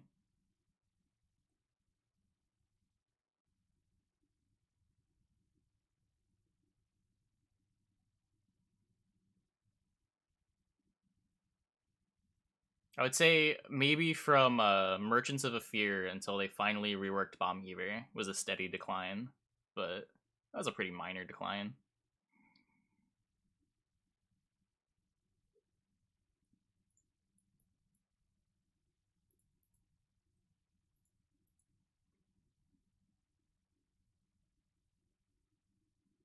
Yeah, the old Death Shadow was pretty cool. I like that ability too. The portal changes? Really? Why? I feel like those changes have only like made Portal more playable. Like they've been able to print cards that are better with Portal. I can't even. It's not like Portal doesn't see play in its current form. It's not like the card is like feels all that much worse to play.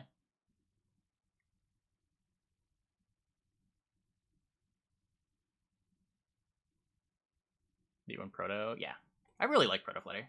This is a card that's been impressing me.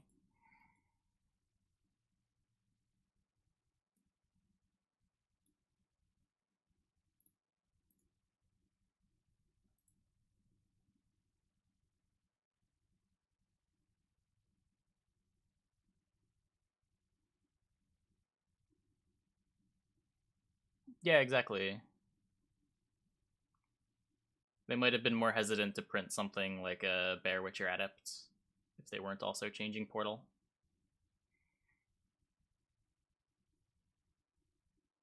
Like, say what you want about the design space argument, the Portal was holding back design space on 4P cards in a way that was probably not healthy.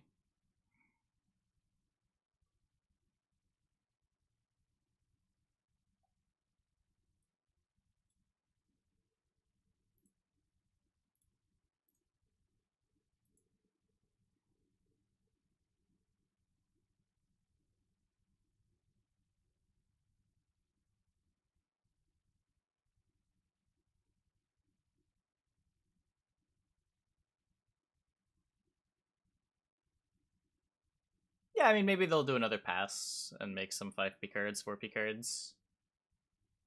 I feel like they've been doing the other approach of just trying to make the 5P engines better slowly, but we'll see what they decide to do.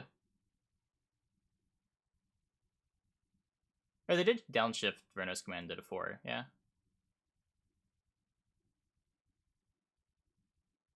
They've been slowly adjusting.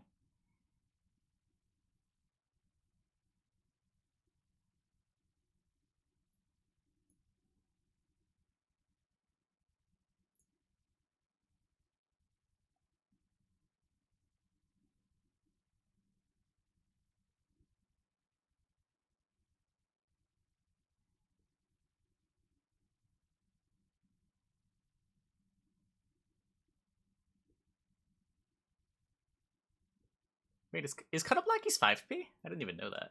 Oh, fuck. Oh. So I can do this, and I have to leader? No.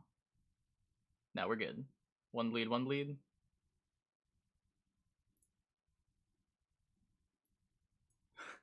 I was not thinking about the Emir Yoink. That was scary.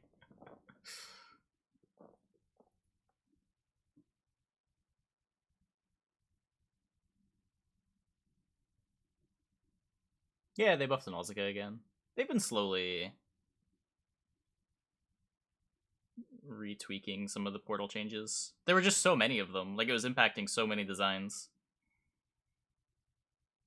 that they're not doing it all at once. Which is understandable. I mean, spread out the changes. It's fine.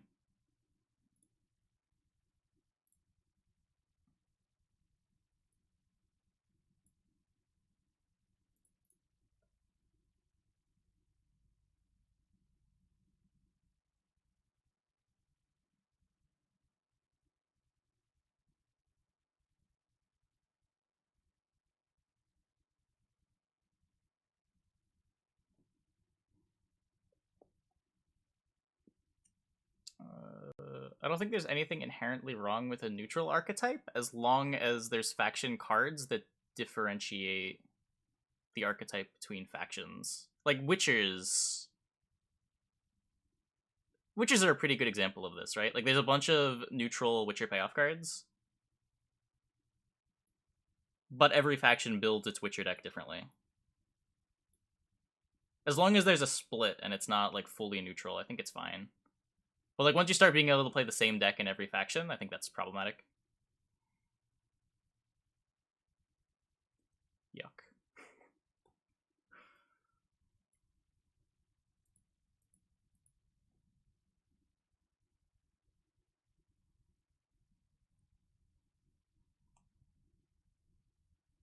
The factions build Witcher decks. I mean, like Vesemir Mentor is a neutral card.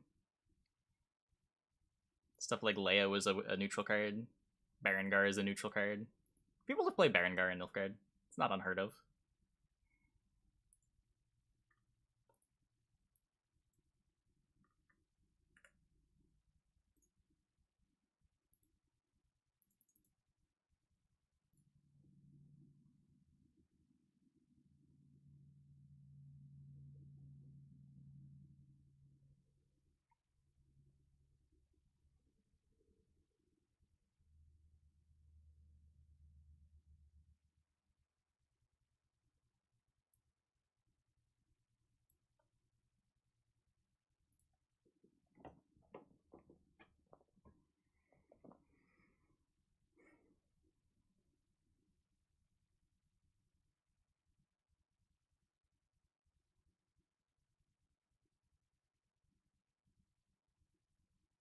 Is he even a ball deck?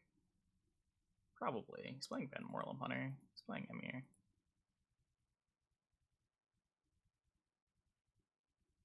I don't know. Do I give up my card here? Just like play the Plumber and see what he does. He's under a bunch of Crimson Curse.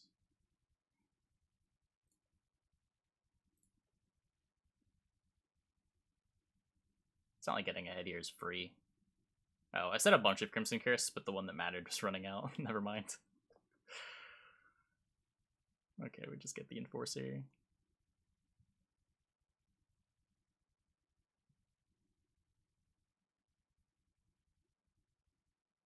Yeah, I mean, if you don't think of bandits as like its own archetype, but more like bandits are part of an armor archetype, then I think it makes sense. Though some cards like Free Company are a bit misleading in that regard.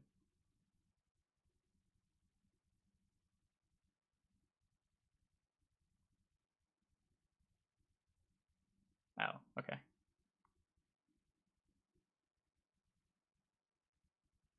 Well played, sir. Well played.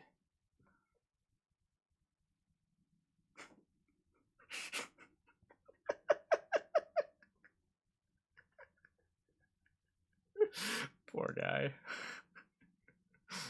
How am I doing today? I'm doing a lot better after that leader.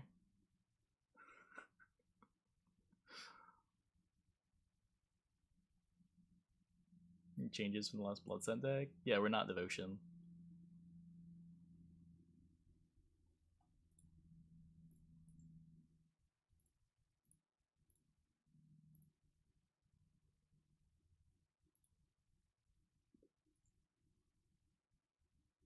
I'm just gonna be heat waving that.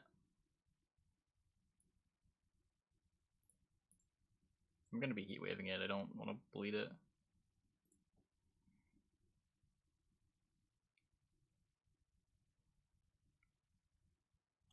Never mind. We are heat waving that. There's too many aristocrats left for me to not respect it.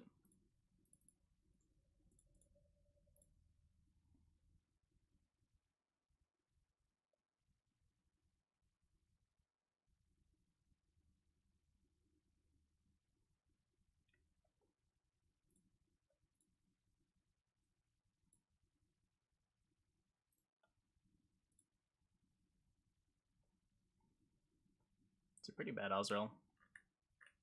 11. I say pretty bad, but it's sort of whatever. Are we good? I think we're good.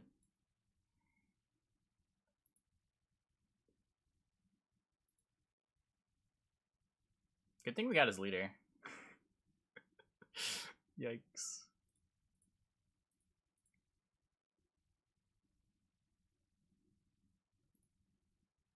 Can the samurai, that's power can change. Can he... What? Are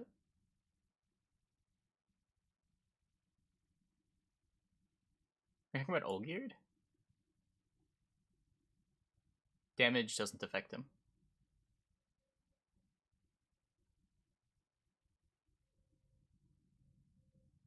It appeared he was not playing a Fawn.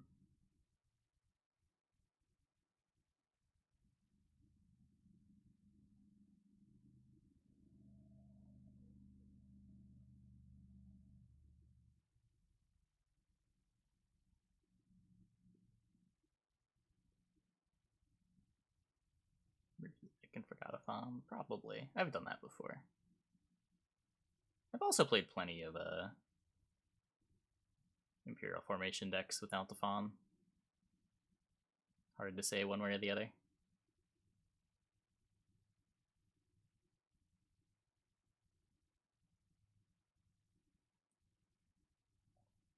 Pockets.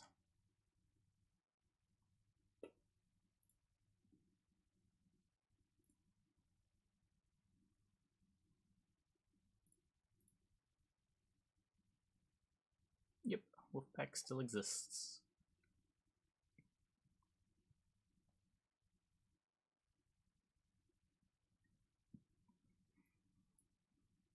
Card has I think not changed since Homecoming. Might have been Rolocked. Now I'm curious. Hold up. Did it have Reach maybe? I think it had a Reach too.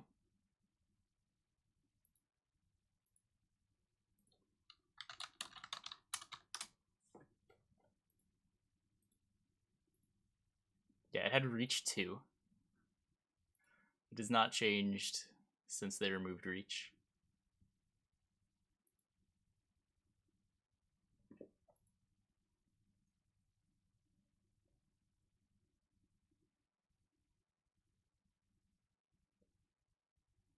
How big? Not big.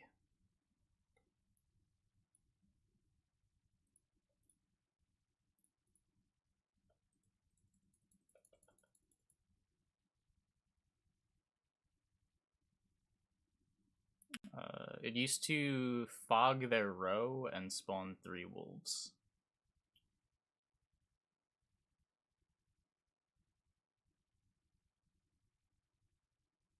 I find my games get easier the longer the season goes on. Some seasons? It depends. It's usually pretty easy in the very beginning because people are figuring out the patch and don't know what to play. And then, like the day or two after, it gets a little bit harder, and then it's pretty easy for the rest of the season. There's not a whole lot of difference between like 1 week in and 3 weeks in, though.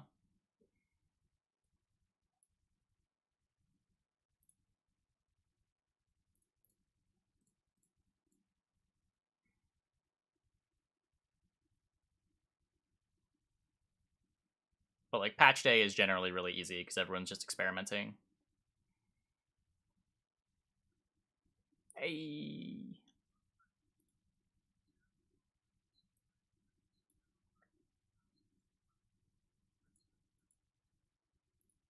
That is a fun fact.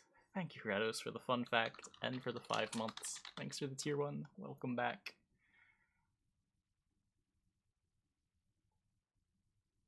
Drill time!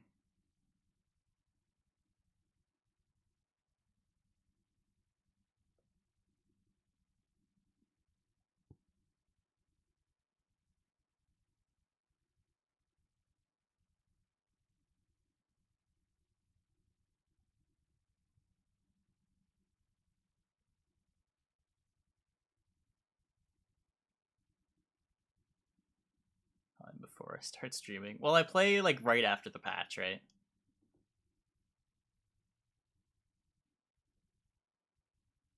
But yeah, a lot of people are gonna make it to pro rank between the first hour of the season and when my stream starts the following day.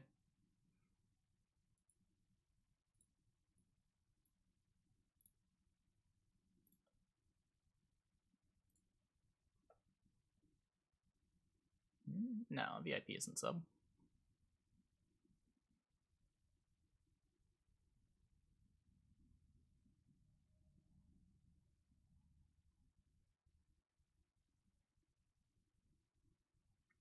Using his leader. He wants to drill me.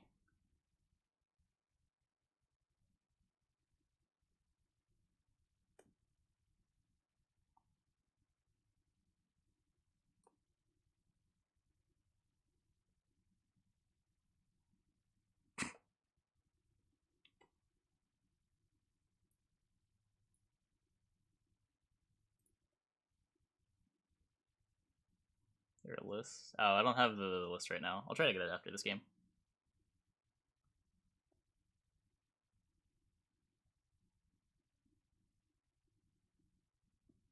Oh, hey, we get his cleaver too. What a bargain.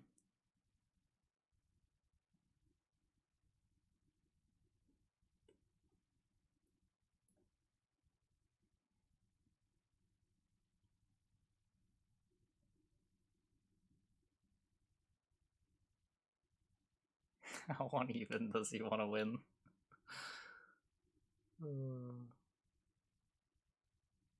I lost uneven though. I did lose uneven.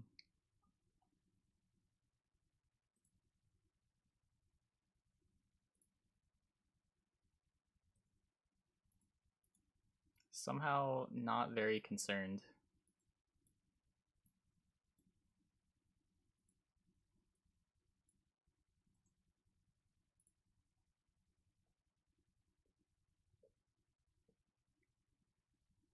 I am really worried about Philippa. Philippa on Beast is potentially problematic. But he has no leader charges, so playing around it shouldn't be too bad.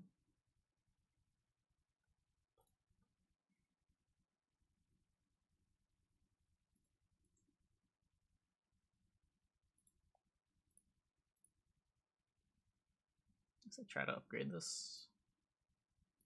That's really bad.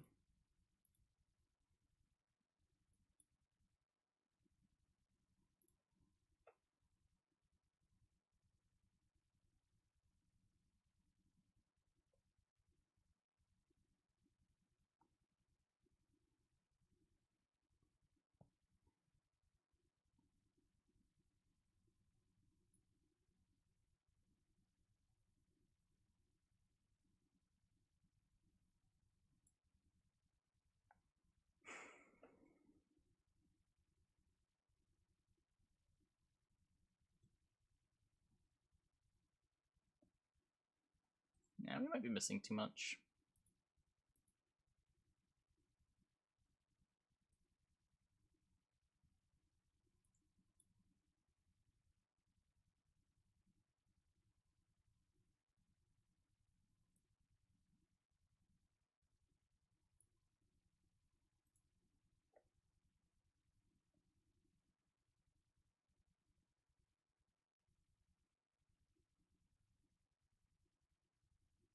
Oh, what? What the fuck?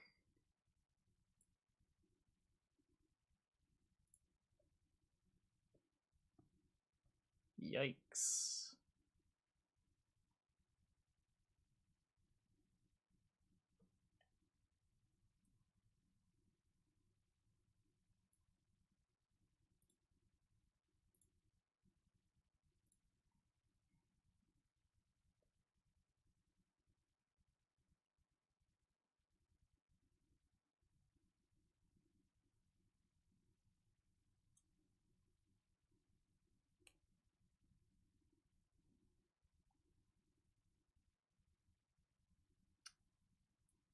Guess we can take the turn to do this. Bleed that.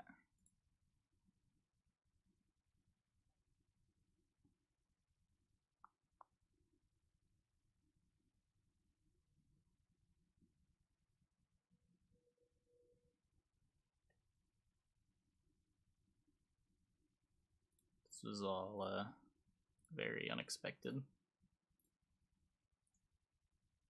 1, 2, 3. I guess we just hold the last charge.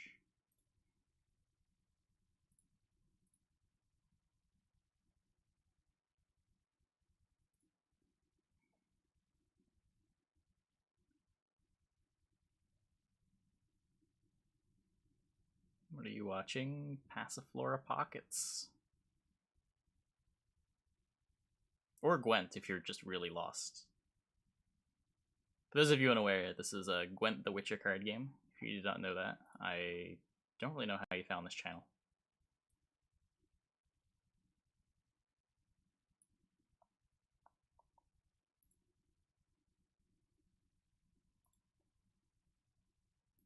But I'm glad to have you here.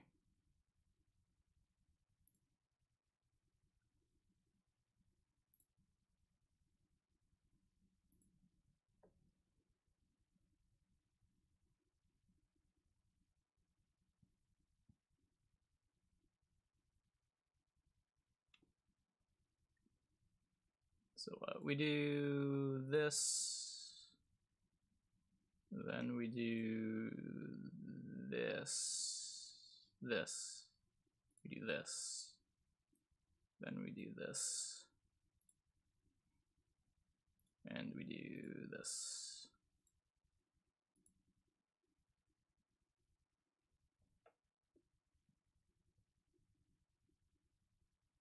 And then we win. Nice pig. But he won on even. He did win on even. He definitely won on even.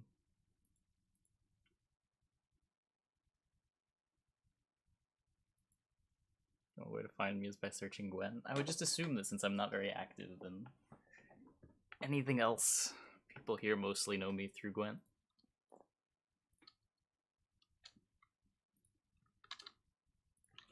Here's the deck link.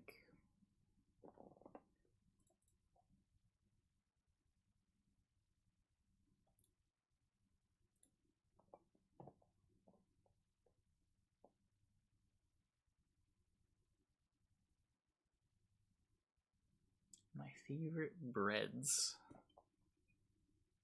I don't know what it's called. There's a Mediterranean place nearby that has really good fresh baked bread. They just call it bread though. So yeah. I feel like that's a problem with a lot of people trying to say what their favorite bread is. Their breads don't really have names. Or at least they're not exposed to the name of the bread. Nan. I don't think it's a Nan. It's certainly nothing like the store-bought Nans.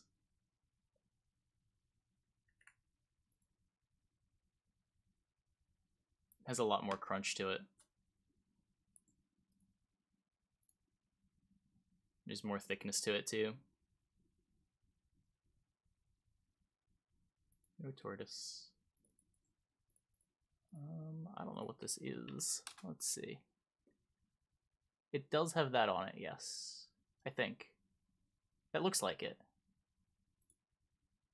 Maybe?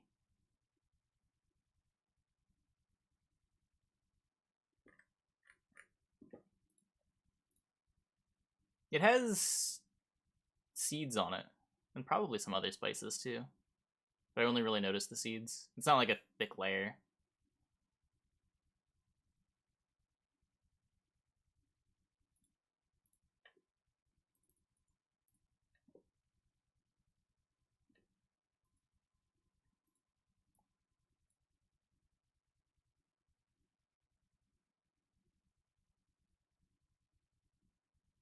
In India, they call Indian food just food. Huh.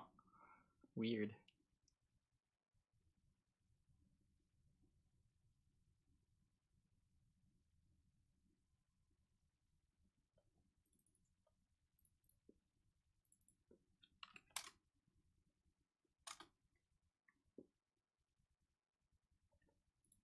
No, ciabatta is not what I'm talking about. Ciabatta is like an Italian thing, right?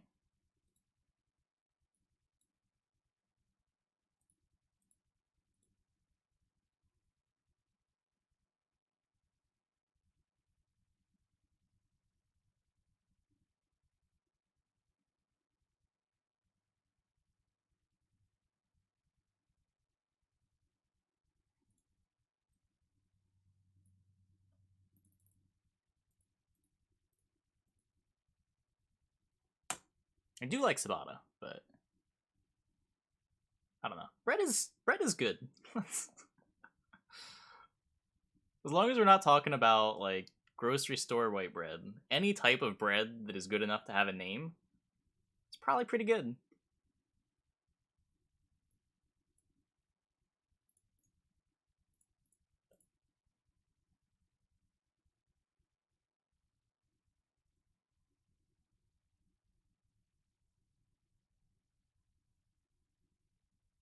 Canned bread.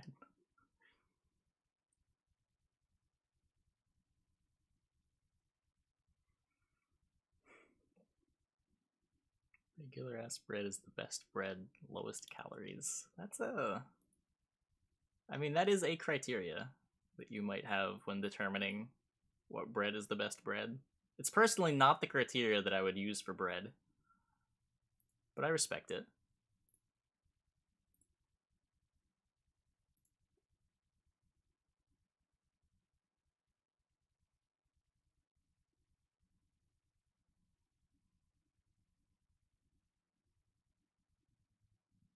Ciabatta? Okay. Italian is Mediterranean. Is it?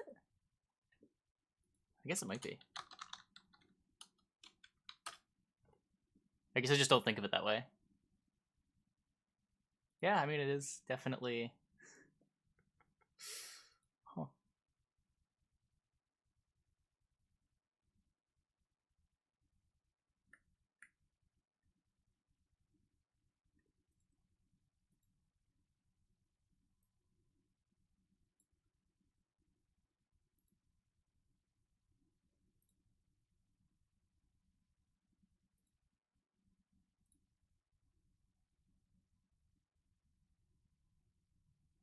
Is a fresh pretzel considered a bread? Yeah, it has to be.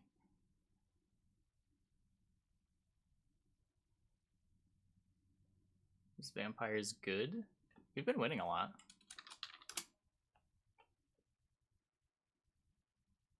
Not chi like in chicken. Sorry. Sorry. Sorry, I'll stop. I'll stop. I promise I'll stop.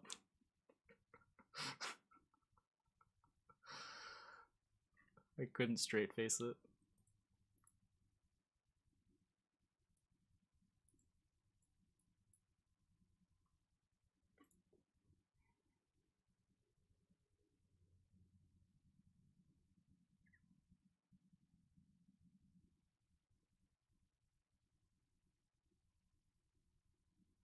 Concrete Raiders.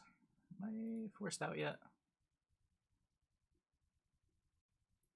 No. I also still have riders I can play. Cool.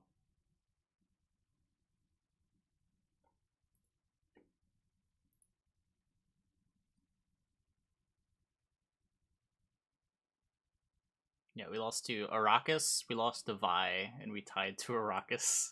We've beaten everything else. Not bad. Not bad. Yeah, no Elder. I don't know if I like Elder if you're not going Devotion.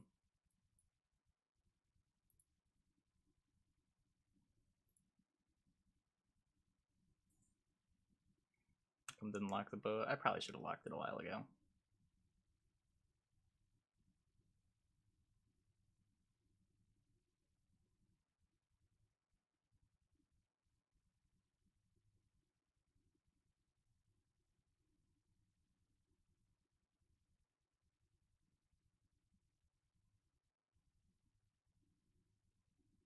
Well, I gotta play something. I'm not gonna not play a card.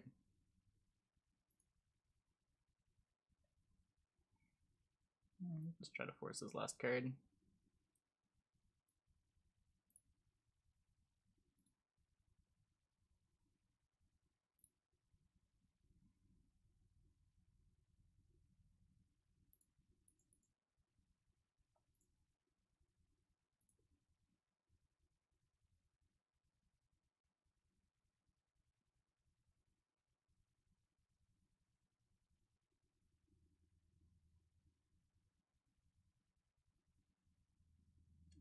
No, don't grab that left for low on scraps. You just win on even. Man. What great sequencing. My leader charge, Warcry is growing.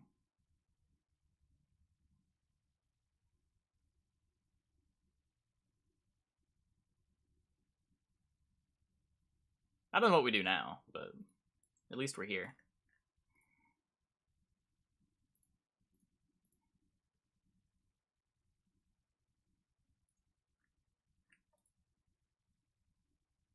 Just jam the Azrael.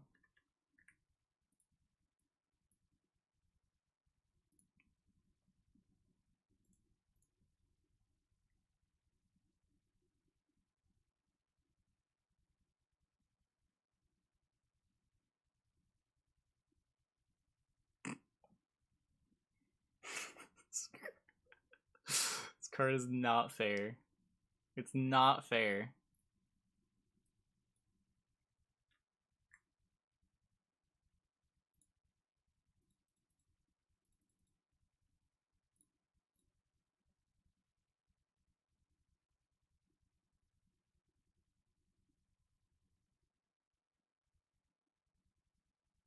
He clicked it. He clicked it! Never mind, this card is totally fair. I was using Ice Chair. Sure.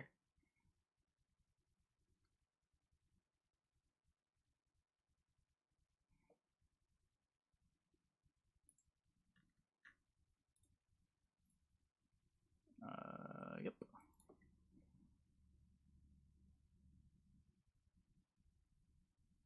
We got 2 of his cards that cheat in the matchup out. In exchange for Azrael and our second Neuromancy. Don't care too much about Beast. Do I want this Heat Wave? Probably more than I want this Noon Wraith.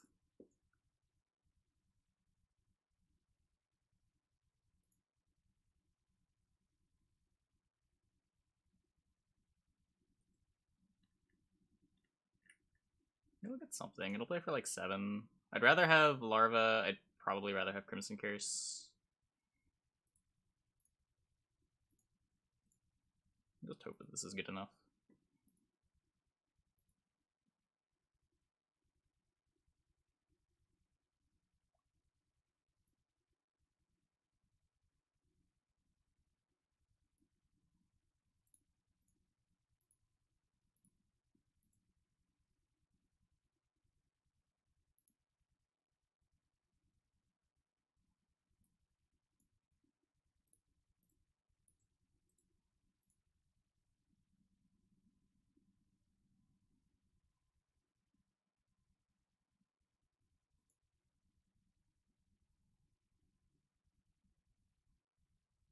Does Vitality happen before Rupture? I don't know.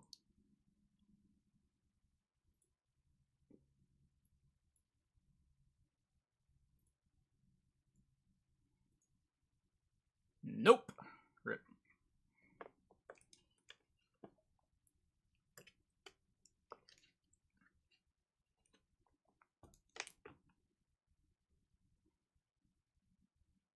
I think it's the first time I've had that interaction come up.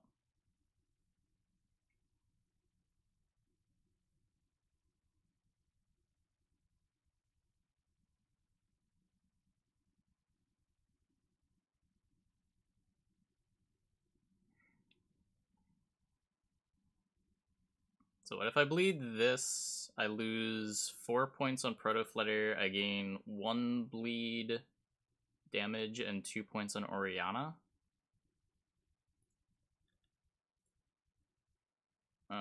So this is better here by 1. Except it lets him Blood Eagle the Oriana.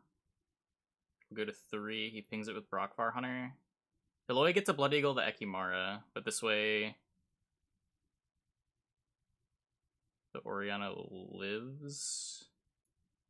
This is 1 more point against Blood Eagle, which we might just lose to anyway. But I don't know.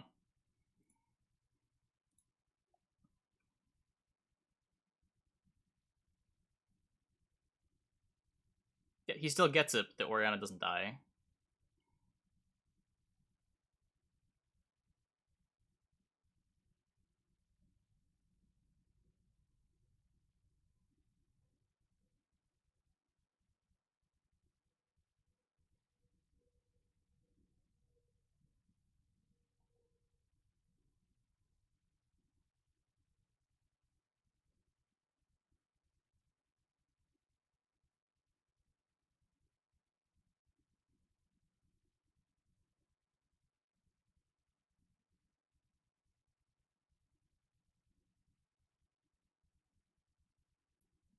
Cool. Wee.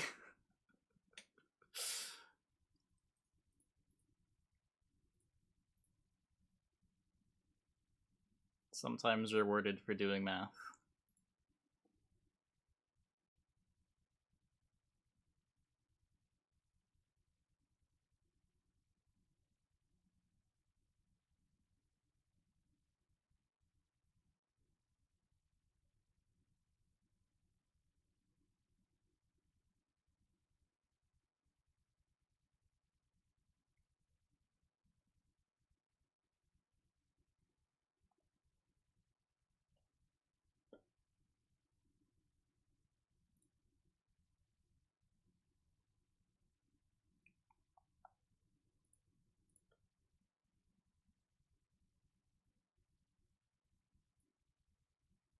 Nope, it's not per rank. We have the terms declined.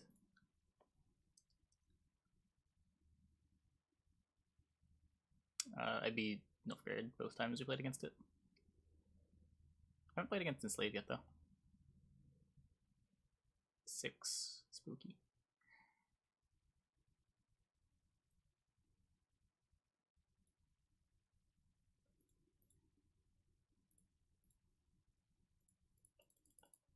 I wouldn't say no chance. You can try to find a pass and force the iced.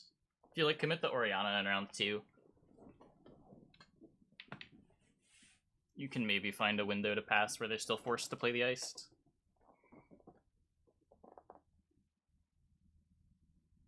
Or if they iced too early, even the card disadvantage, you can still get there with the Ori. It's a harder game for sure, but I don't know if I'd say that it can't be won.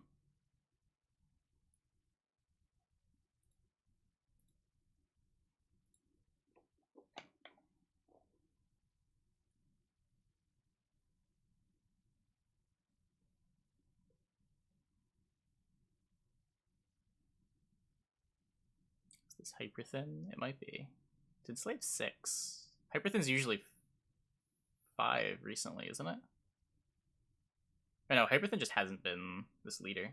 Yeah, it was 6 back when people played Hyperthin.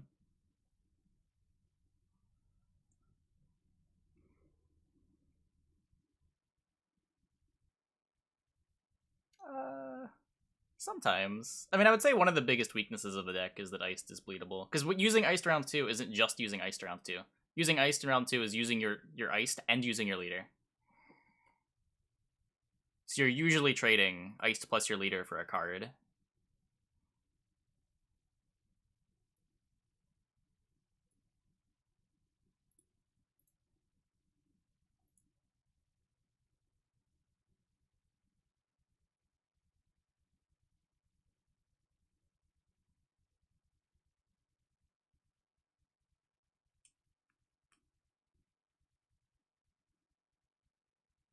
I think Thornwood was in chat recently. I want to say yesterday. Maybe it was the day before.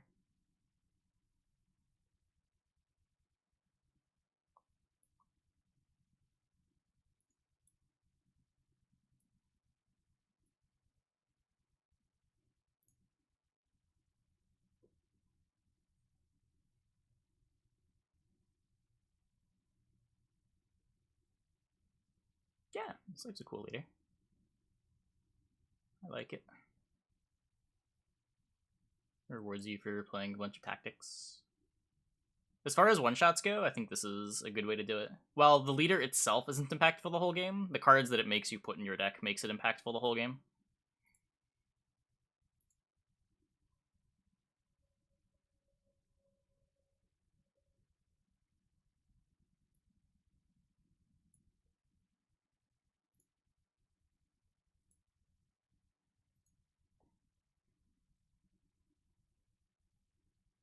Favorite deck from the qualifiers? Maiamon's Bork Pile was something. I didn't see any other spicy decks from the qualies. I don't know if there were more.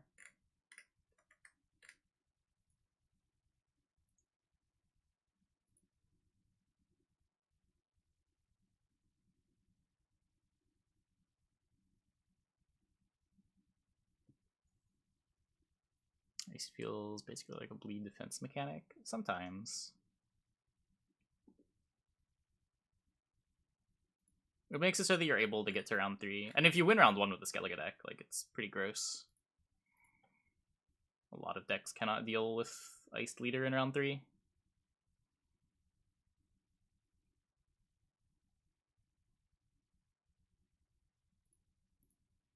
Not gonna kick anything.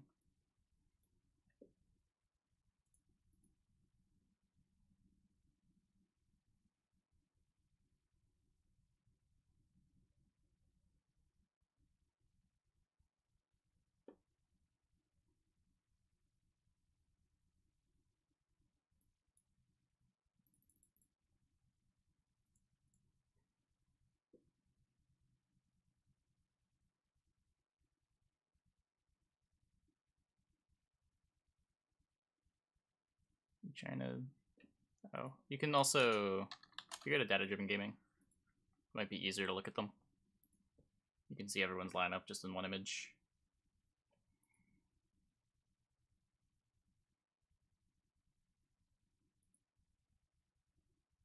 Oh yeah, you would never kick the lock against Enslave 6. That's nonsense. There's always gonna be something. Even if you're just like locking one of their creates. Or if they like yoink your beast, you might want to lock it. Is Nira number 1?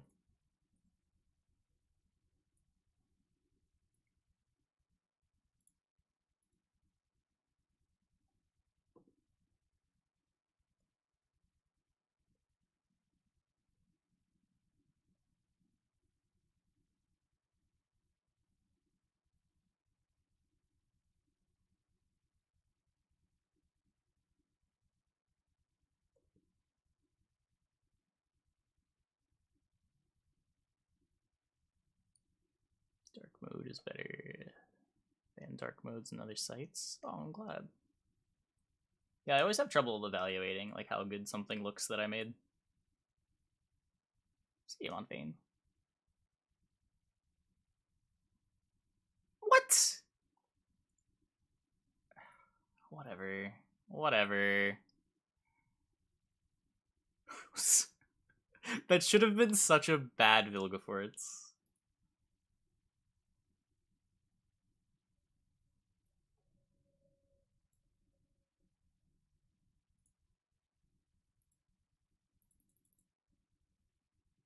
That feels bad.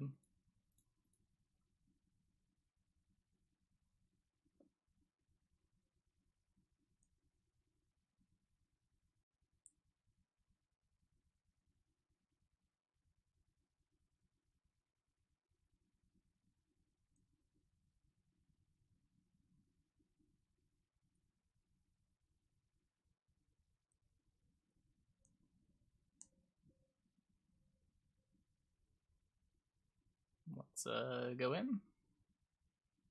Why no Elder? We're not Devotion.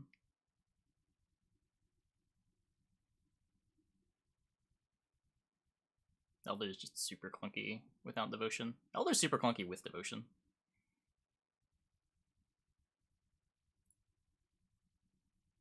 He wants me to pass. I won't do it. Never seen a pass button.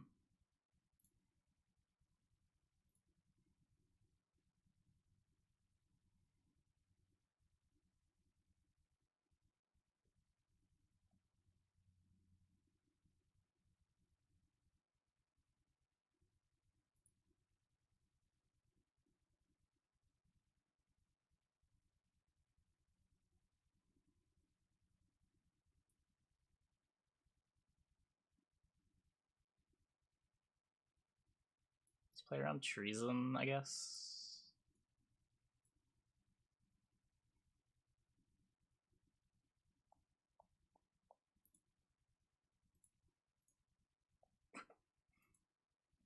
Darn.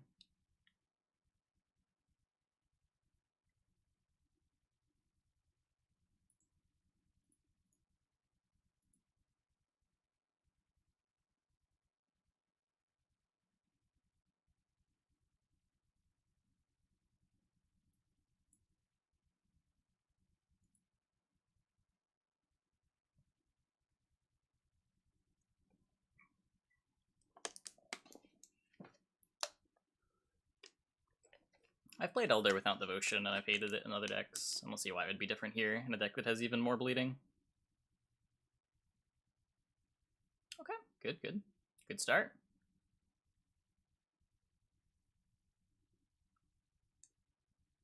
Good finish.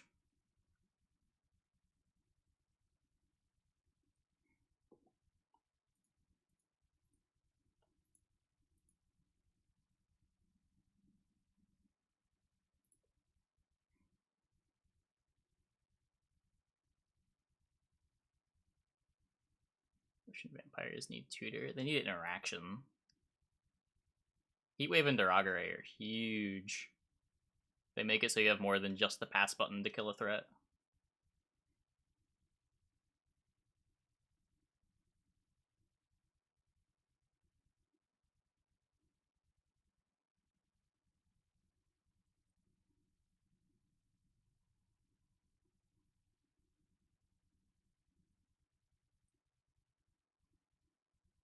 Morning, Zeddy.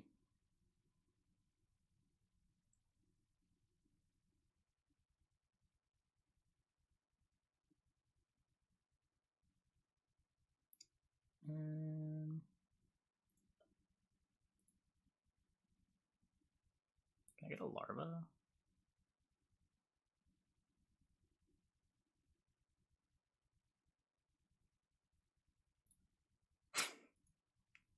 That's the opposite of a larva. Thanks, deck. Thanks. Knew I could count on you.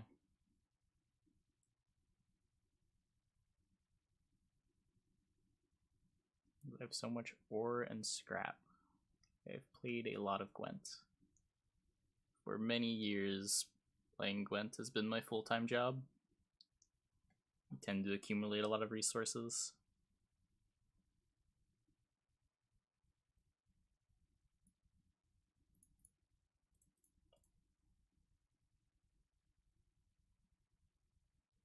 You think this SY meta is annoying on Hidden Cache before? It's okay. It's fine. The deck's good. Its win rate doesn't look that oppressive on per rank. The deck doesn't feel unbeatable. Like, I'm pretty sure I've beaten it more than I've lost to it this season. The deck's good. It's probably the best deck, but even compared to like Witchers from last season, I don't think it's any more oppressive than that.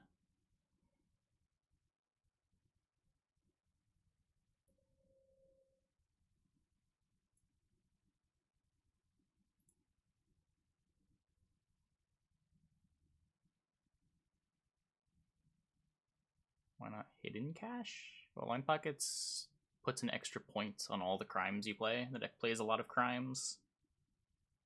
Hidden Cache doesn't really do anything. It just makes pulling boat easier. To make your Saw a little bit better. Your Jackal's a little bit better. Like, Pockets just more points.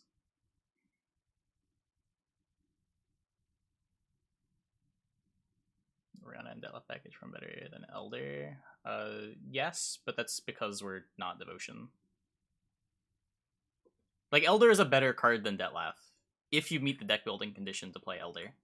But the deck building condition to play Elder means you're not playing Duragare, you're not playing a Neuromancy, you're not playing Heatwave. And losing out on all that is a big problem.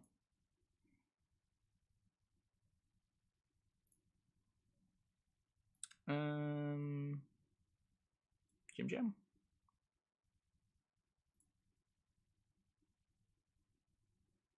I get Tavern Brawl here if he's playing Tavern Brawl. Hopefully he's not playing Tavern Brawl. It's not that bad. I guess he can't. Yeah, he can't like do it the other way. Just kill the Yagin.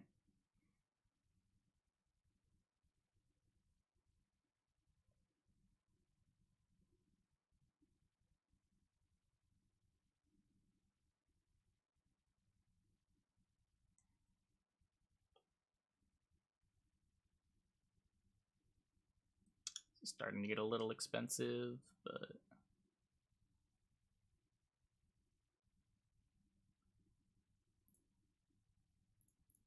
let's do this.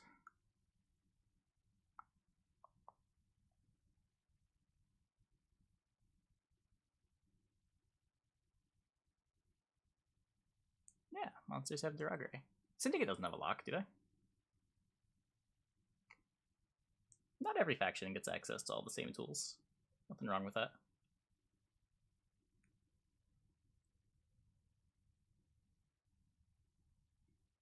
So we get the drill. He does not choose to get ahead. I could lock the drill, or I could save the lock for the cleaver. I probably just want to save the lock for the cleaver.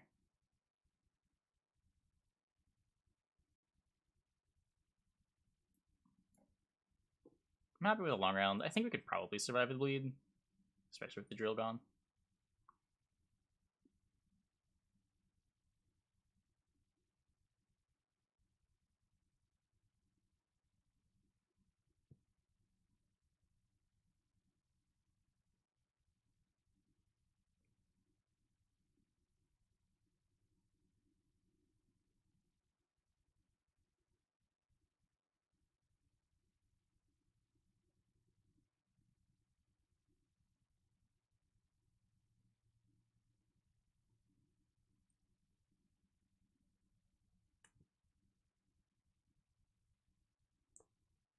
Okay, so no carrier coins.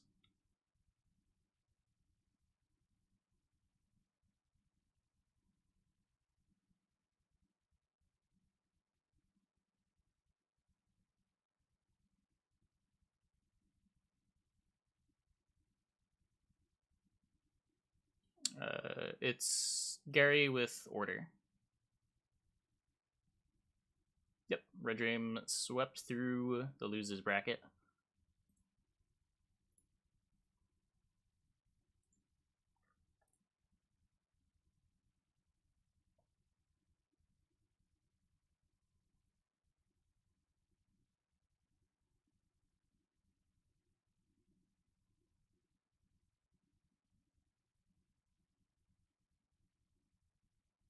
Yeah, it's a bit of an NR twist on the effect.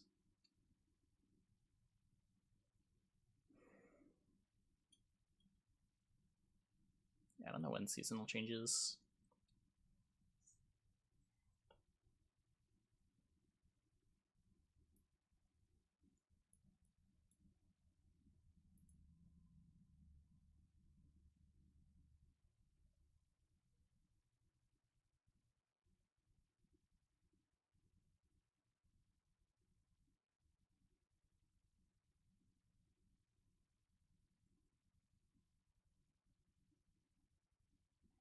It's so weird. Yeah.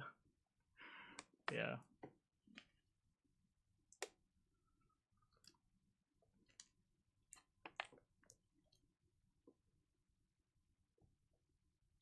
It is kind of annoying. I had the Crimson Curse instead of Brooksa, but it's whatever.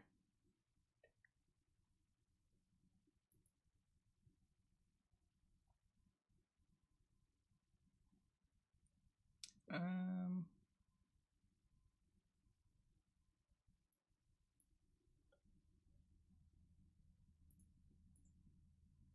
he still has a Pontar.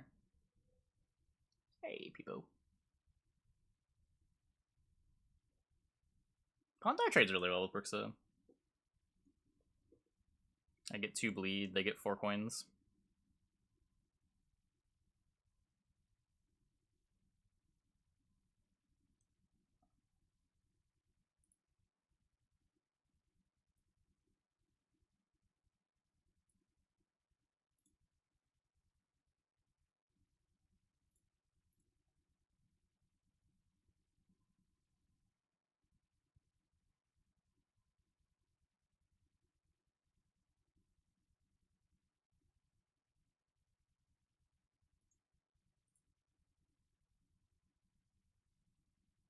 I have a Yigrin in the grave. If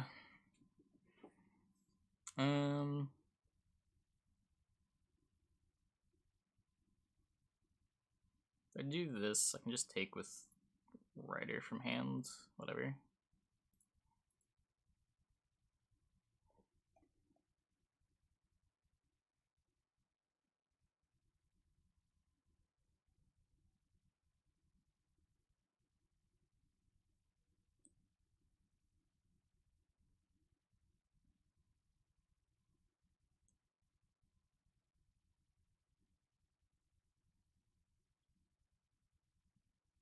What is that, just his spender?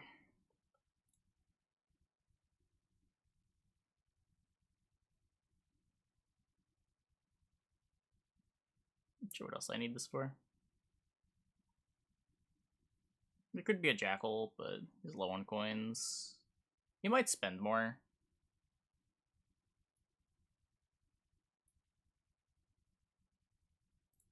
Like, I could still take with the Riders. Oh, I probably shouldn't have played into Tavern Brawl. That was... yikes.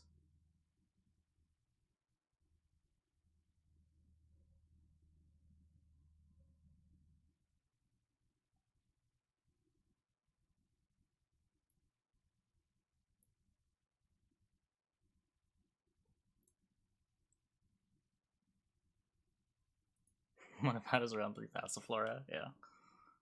Fair enough.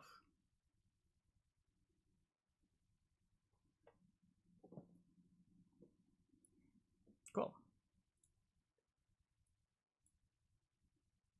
We've held on to our leader, which sort of matters with Protoflutter. Oh, we played our Protoflutter already. Okay. We'll get some value out of our leader. It won't be nothing. Is that first in Euro?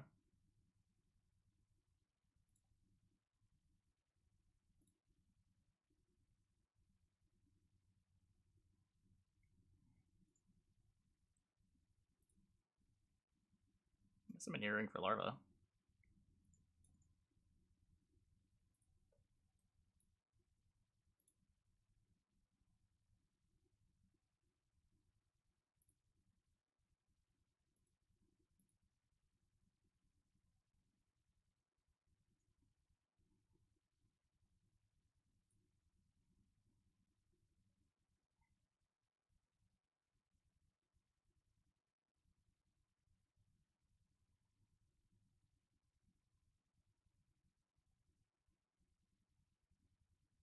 How's this K matchup?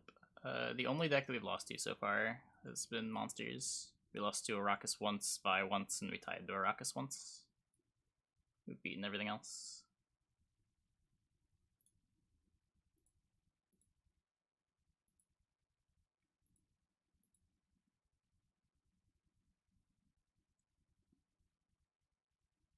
Yeah, the Pontar is annoying for sure. Yikes.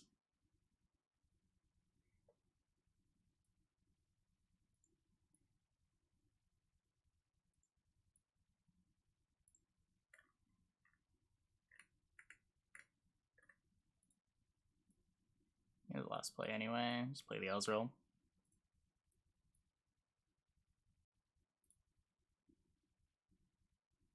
It's not like I'm losing a Thrive.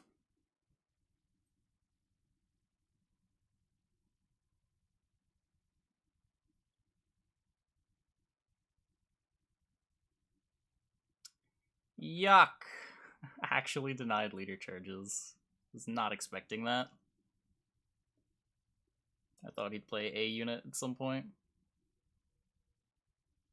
And then just gourds me. Yeah.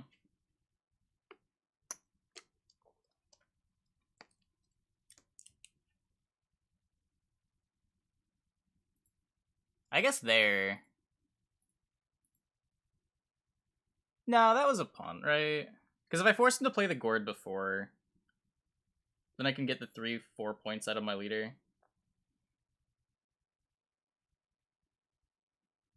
Does it matter?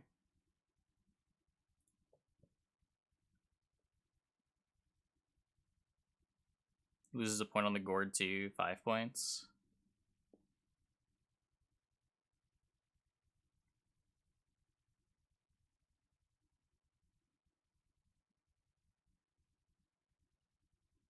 Yeah. Extra point on the Ori too. Yeah. The only way the Azrael would be worse is if the tall removal is not a heat wave and something like a Geralt.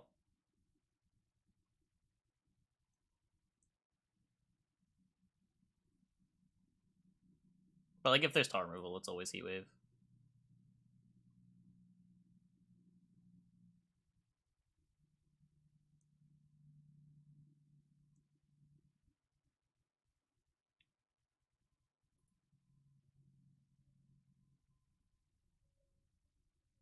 Last say is a must? No, I think that game was winnable if we sequence the other way around, right?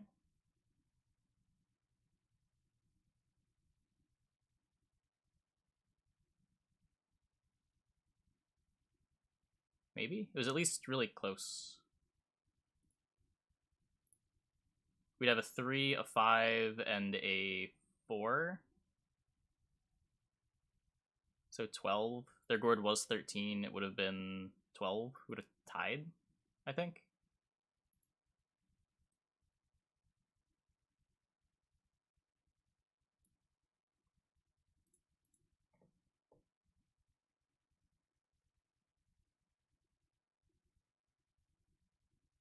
Depends what their round 3 plan is. Like, that deck can put points in play. It's not like the unitless decks that actually need to get last play. Like, that gourd deck can take long rounds.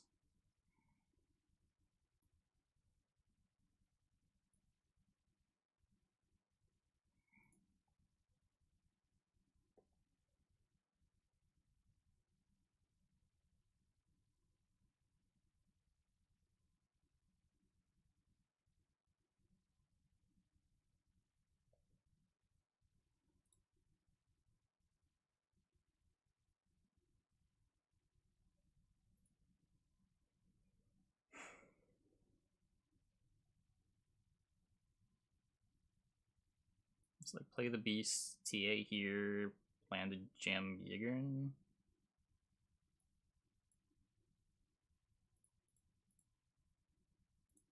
Just focus on not getting blown out.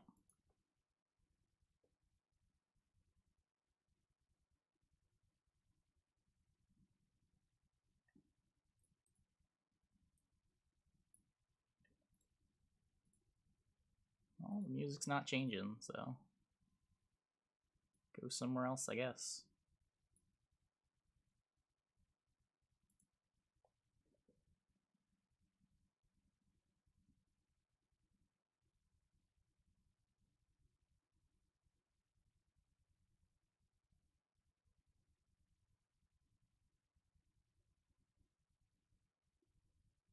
Both got beasts going.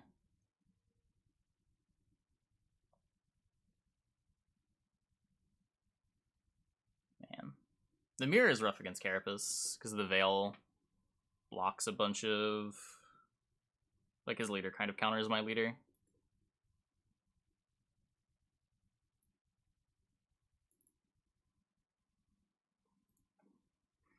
Do this and then pass, maybe? Maybe we yoink a card out of him.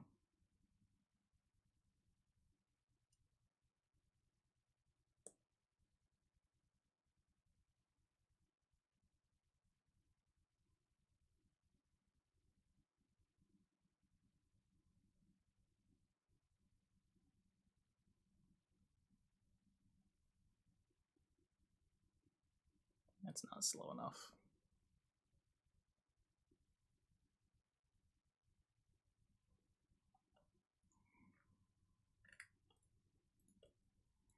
We'll see.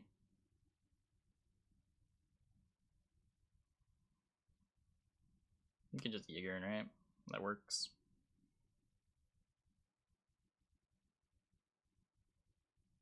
Does that work?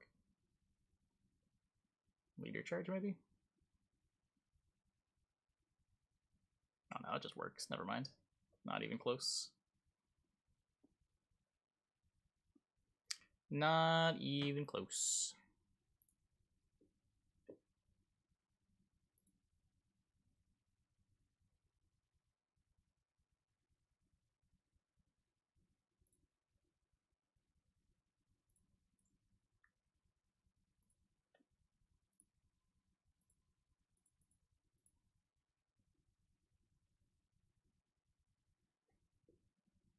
Yeah, like I have to use leader charges if round 2 is gonna go deep.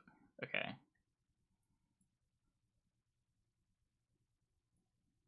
I'm still gonna have some trouble, but this is probably better for me. Is Crimson Curse even a card? I even want Crimson Curse. Nope. Still not there.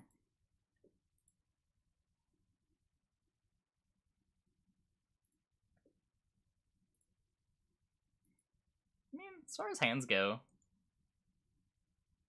will probably be a Neroing for Duragare. Maybe. Depends how many things he ends up playing that I care about. Real chance we just a Nero for Proto Flutter. There's gonna be like one thing we get to bleed all around, we throw all our charges on it, and jam a Proto Flutter at it.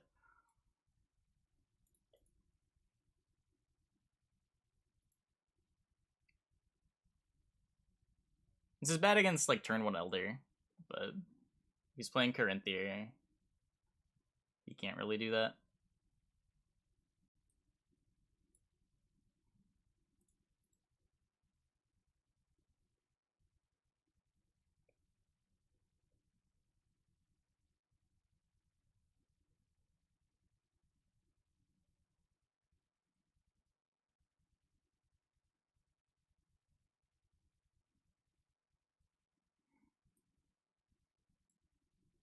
Ever played the Doom games? Nah, I have not played the Doom games.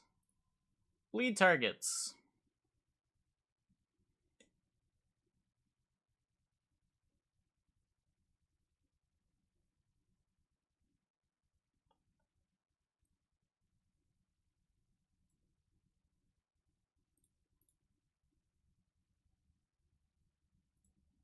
Gonna jam Oriana next turn.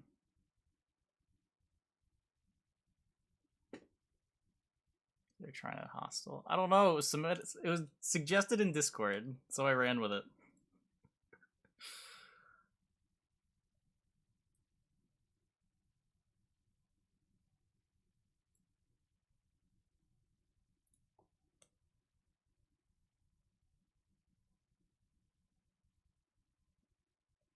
And I had an open emote slot, so we threw it up. Oh, he is playing Worry. Okay.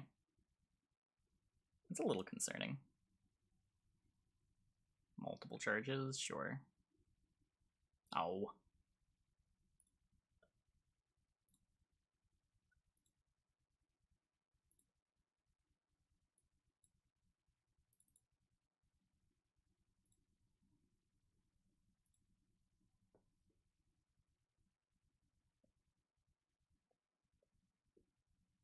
Nice vitality. Thanks.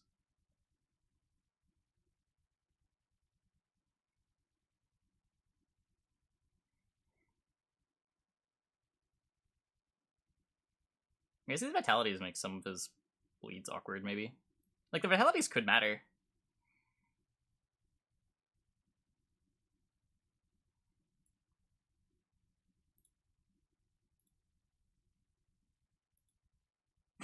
Yeah. I don't have high hopes for this Blood Moon. Your BTTV emotes full? Yeah.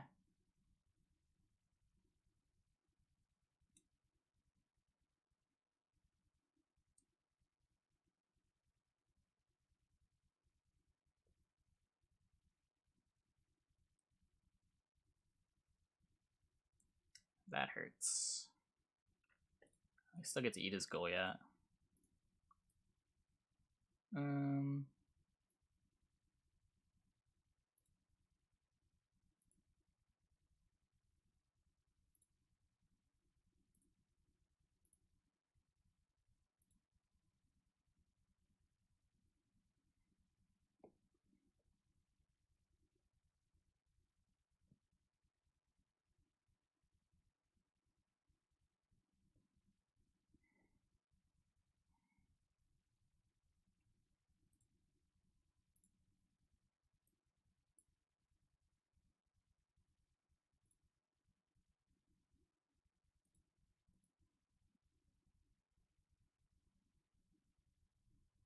Zorianas aren't doing anything. Mr. Opponent.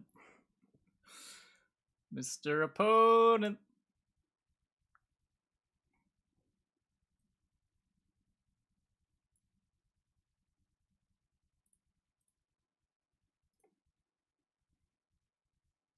Such a joke? I mean, it's just a bonus, right?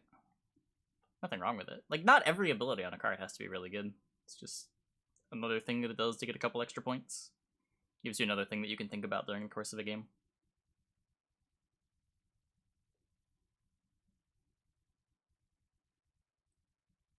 It's not like the numbers on the card don't make sense, right?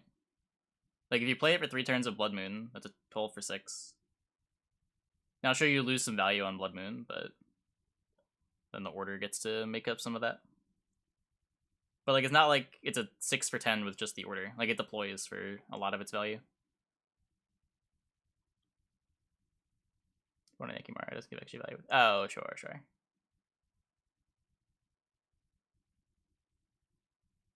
Alta 4, use anything passive, moving on. If you're on mobile, it is, actually. You just close the app.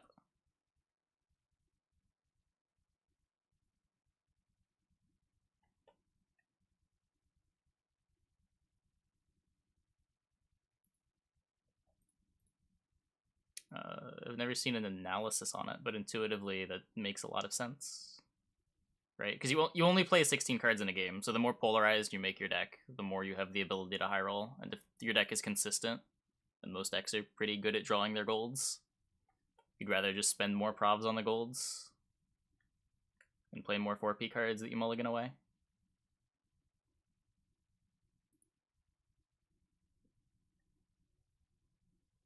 Another value card can you fit in the 10p slot?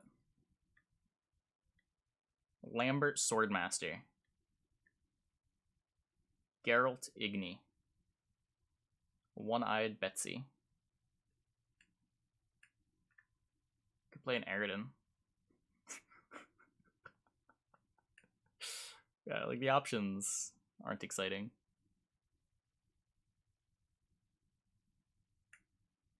So 4 or 5p cards get good, 7p are kind of trash. Yeah, but even before then, right? Like, you don't want to build a deck that has like 25 cards that you want to play. You want to have some mulligan fodder in your 4Ps. Now, your 4P cards being synergistic with your deck to make it better when your plan doesn't work is good, but like having those fodder cards helps like improve the quality of the rest of your deck. Jermaine.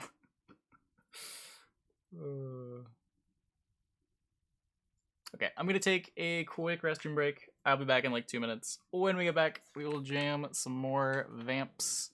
Hope you guys stick around.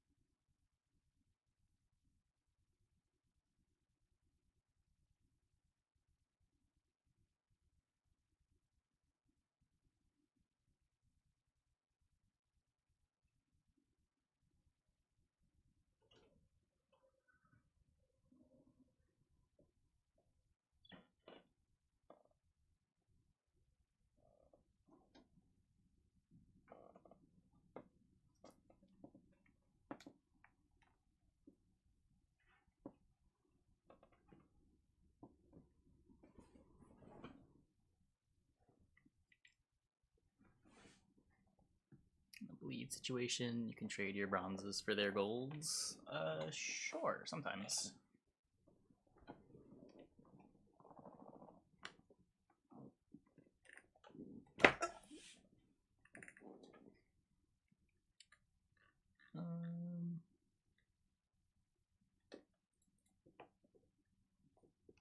What's the quality decks? Not all of them. Maybe the last like few minutes of the Gwent portion.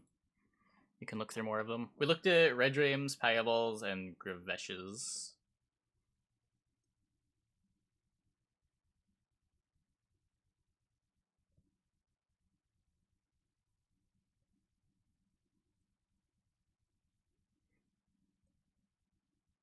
That is a very outdated combo. It's a very 2019 combo you got there.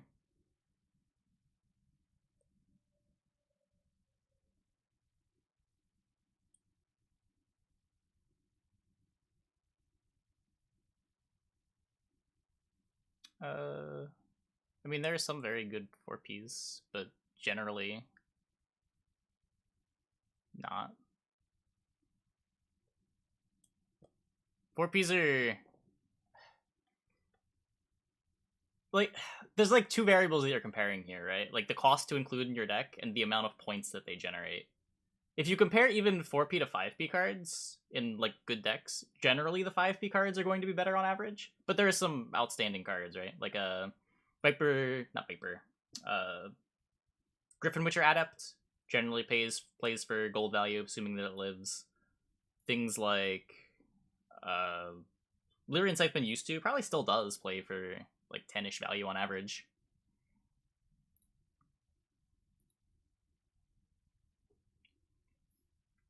But generally speaking, your 4P cards are in your deck as filler. Some archetypes get to take advantage of having really good 4P cards, like Mahakam Guard, for instance. Like, you play Dwarfs because you get to play Mahakam Guard in your 4P cards. It's one of the best 4P cards in the game. Plays for more value than a lot of golds.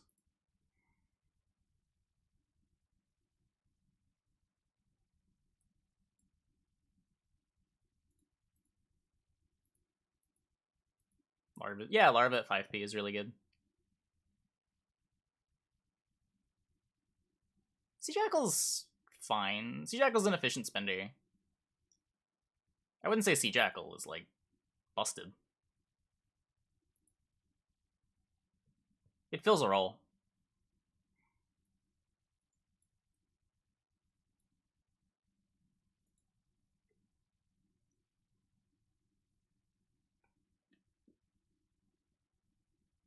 Warpies are good because they allow for more top end. Exactly.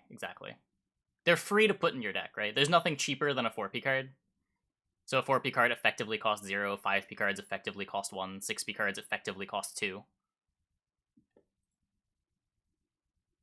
Like, a 6P card basically costs twice as much as a 5P card.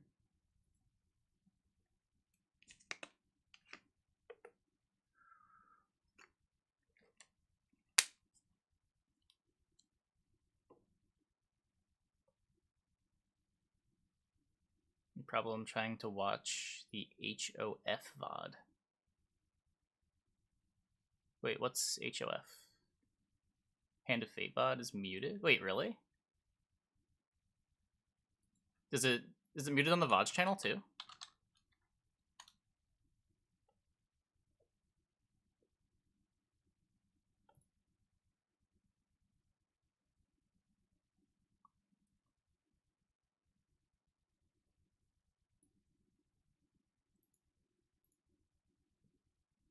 I do not have a Frostwild on deck this season. Isn't Militia the best bronze in the game? What? You mean Lyrian Scytheman, or are you trolling?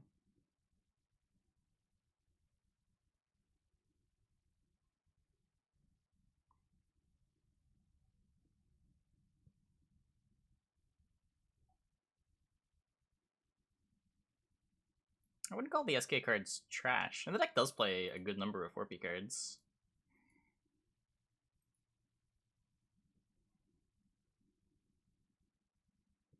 But it's one of the reasons that it struggles to win round 1, is that its bronzes are bad in round 1. It's the VOD YouTube? I just linked it.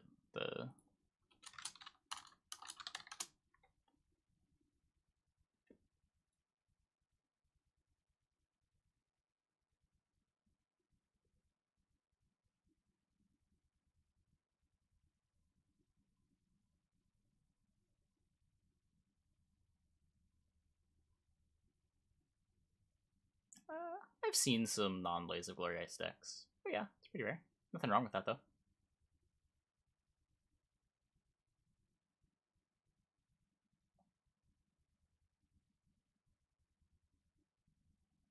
Like, even just Bloodthirst Ice for deploy gets pretty good value, and then your opponent has to answer it, or you use a discard to do something else. All game audio is muted. That's awkward.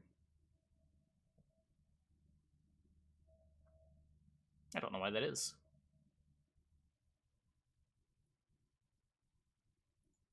I will see if I can sort that out. Is it like red muted in the Twitch VOD? Like copyright muted? Or just the audio track is their own audio track?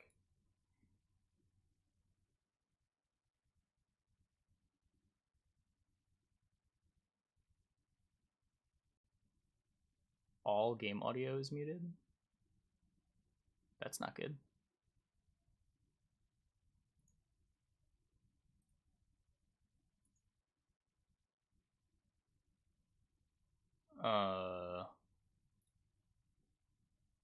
Oh no.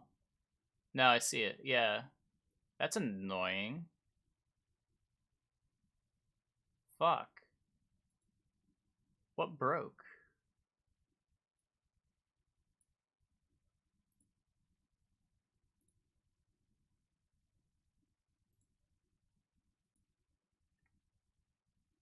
You can hear it on the stream, but that's not what we're talking about. It's the VODs.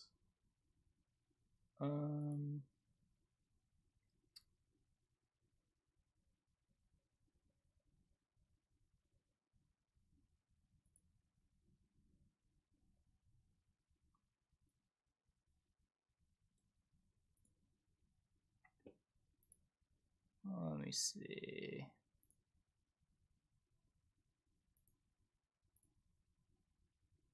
Sound settings.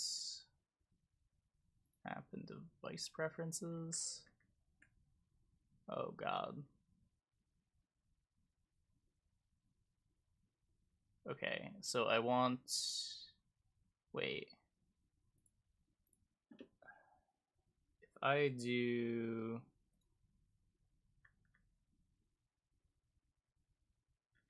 Is it this? Will that fix things? That should fix things. I had the wrong audio device set as the default. God damn it. That's obnoxious. I think I unplugged my headset one day. I must have been like that for a while. And it just didn't go back to the right audio device.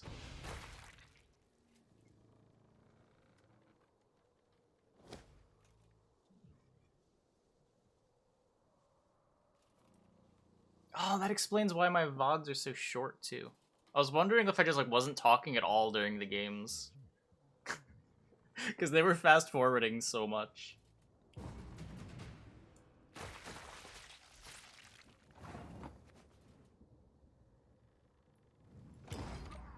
Did we just win uneven? What?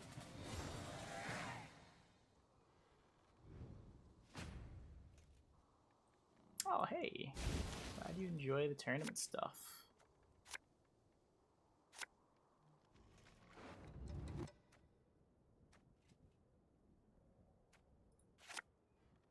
Because I used to not record game audio too. When the game audio started getting recorded, the average length of a game on my YouTube went up. It didn't seem to have any correlation with watch time, so I just didn't worry about it. But this little accident does give me some data to compare whether game audio is good for YouTube or not. I gotta imagine it is. Have you seen a fuse lying about, have you?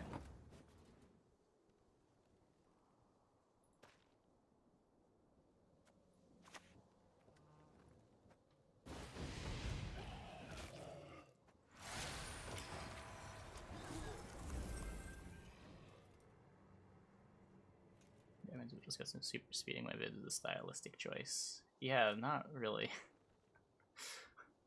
It was correlated to the time that I stopped drinking a bunch of caffeine, so I thought maybe I was just super low energy, and that was why. That's funny.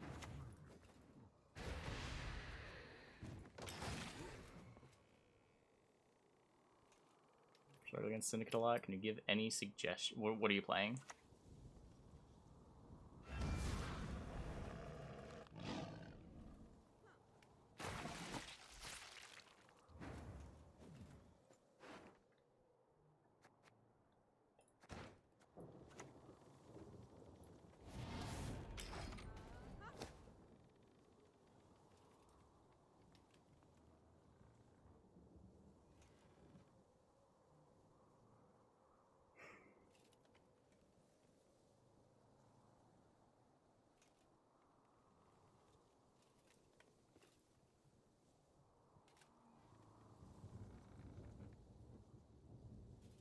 Arid Frost. You're probably just not beating Flying Pockets. I don't know what your plan would be.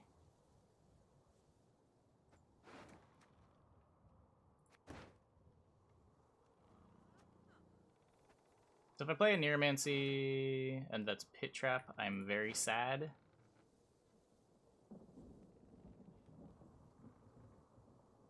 I just take the card.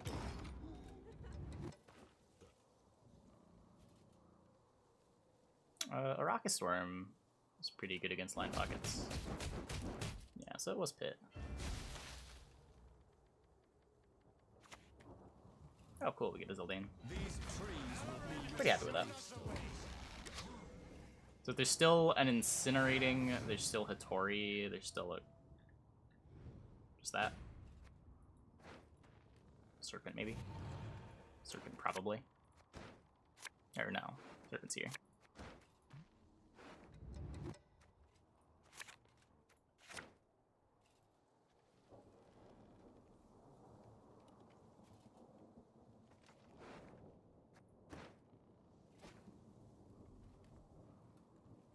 Feign Death.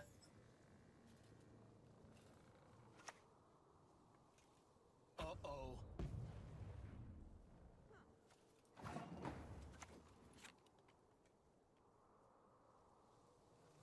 Good luck instead of playing the larva.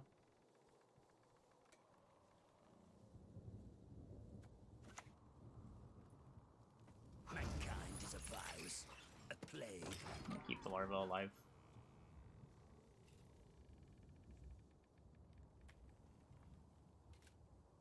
Feign Death and Matic. Oh, true. He is the Matic list. I don't know. Don't leave me here. So we can probe that here. It is just Pit. Cool.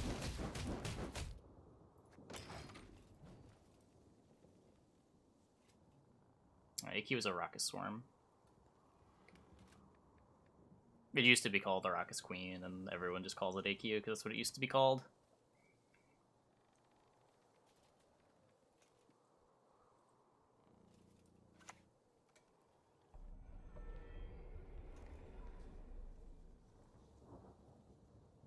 I was supposed to leader charge that turn. Whoops.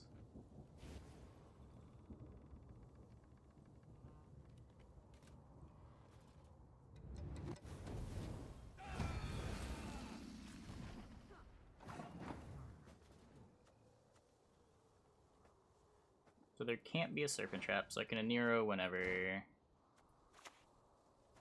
Just do this, I guess.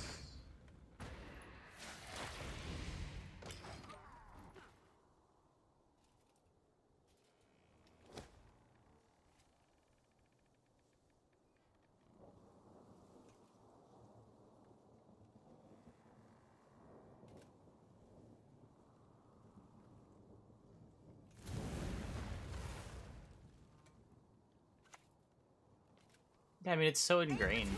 Everyone that played back then remembers what they were called. We will take back what was stolen. Ow.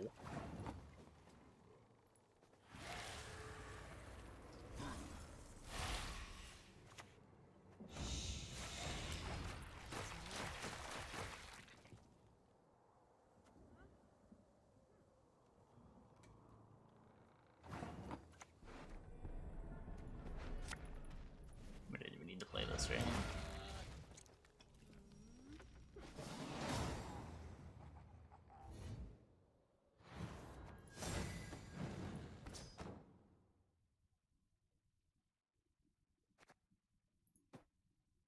We are able to win that matchup. I think this is the deck link, maybe. Yeah. The Veilfrey Meridium comes up against Hamadryad. There's some other fringe applications too. Mostly just Hamadryad.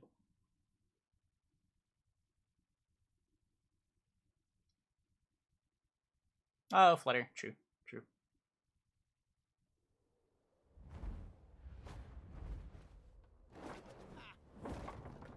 You shall die, worm.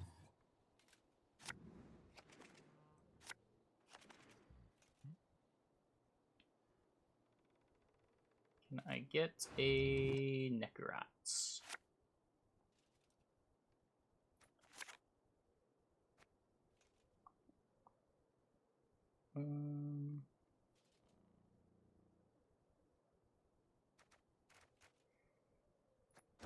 Okay, this is fine.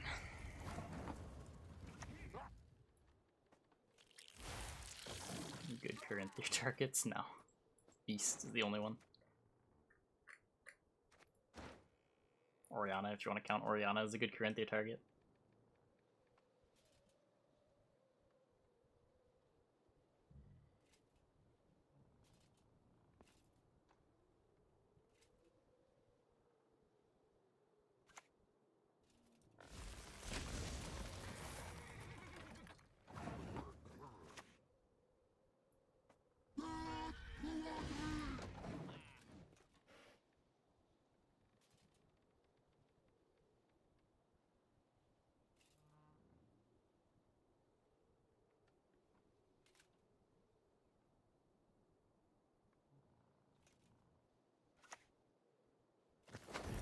No Elder. We're not Devotion. Elder's quite a bit worse without Devotion. Kind of clunky too. It being a big gold that gets answered by 5 damage, not really ideal. Mankind is a virus, a plague.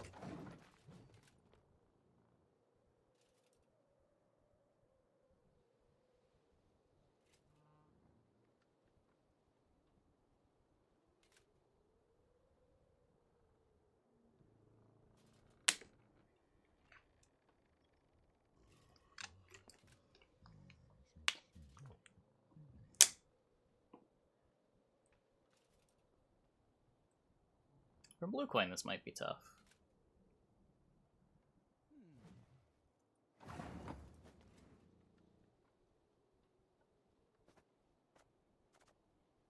The incinerating.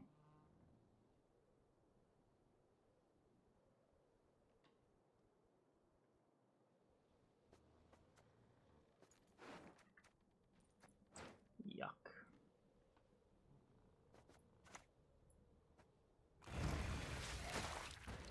Not incinerating.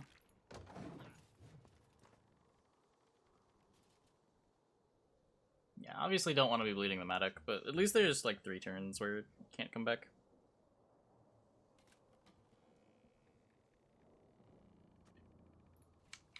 That should be the deck.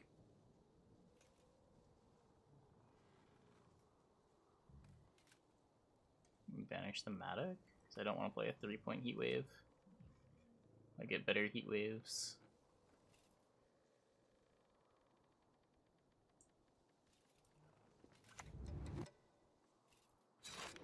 Oh, is it just the Hawkenhorn?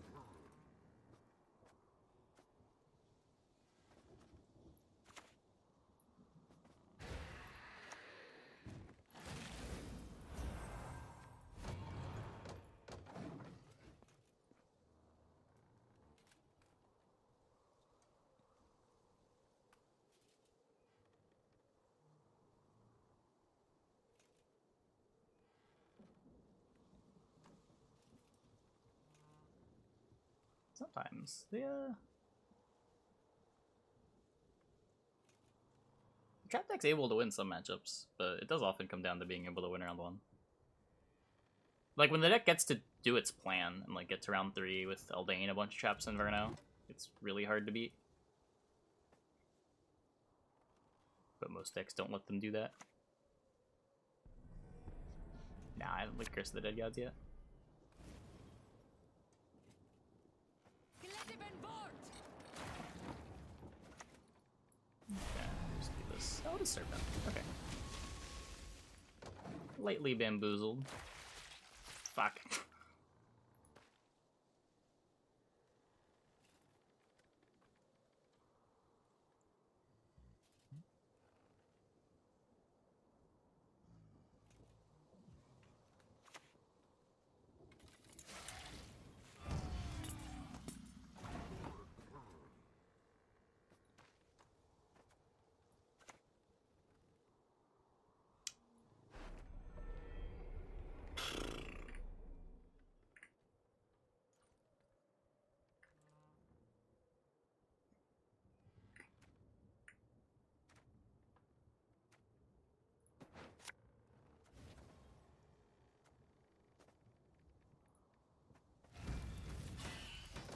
Just get that in the grave. We'll be playing Hand of Fate. We'll be playing it in about 40 minutes.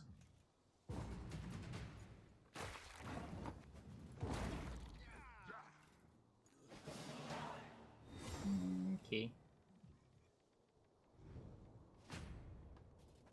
I don't think we got enough traps out of him round one. Oh.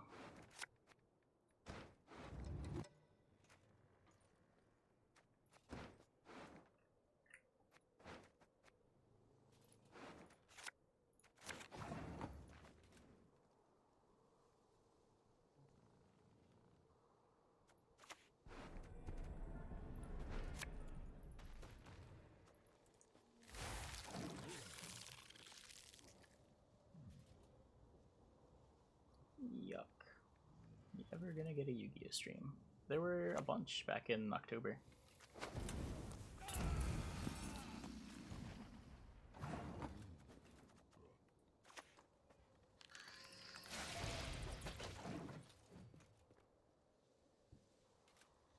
Don't know when I'll want to play Yu-Gi-Oh again.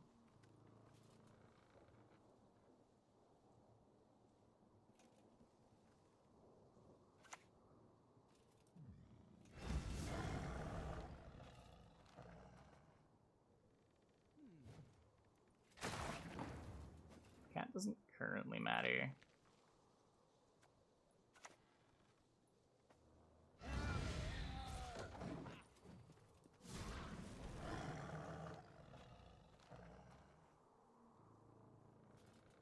What did we play?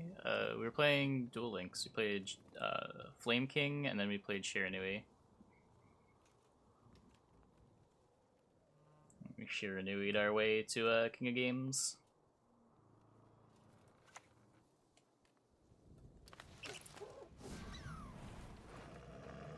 Yikes.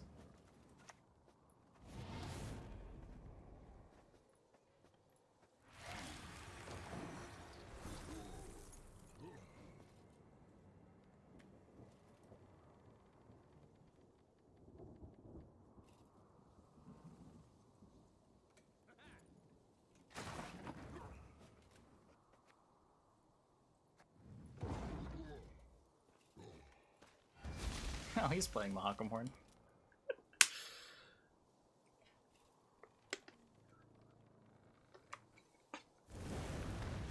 Top 3 card games? In terms of time played, Yu-Gi-Oh! Magic, Gwent, but I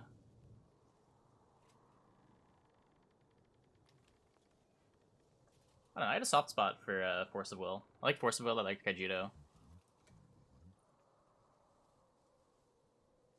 Just like couldn't really find a reason to keep playing them, and I mean, Kaijudo died.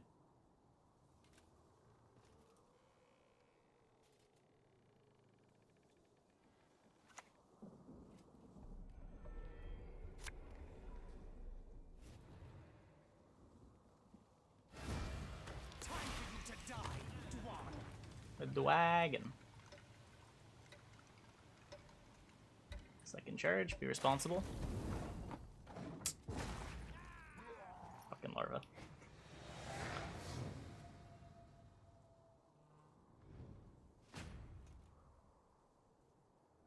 Yeah, I played a shit ton of Yu-Gi-Oh! For many, many years. From like 2007 till I started streaming.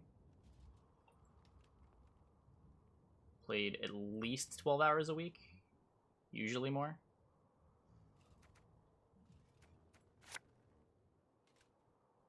But that's not counting like all the time, just like managing my collection, keeping stuff organized. Building decks wouldn't be included in that.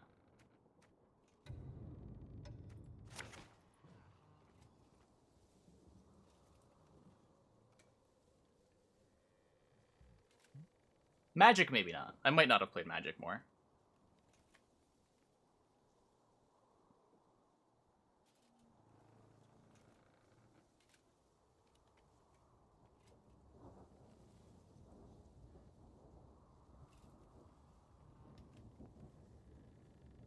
I don't think we win these, chat. I think our opponent managed to maneuver their unitless ST into a win. Sword to outshine all others.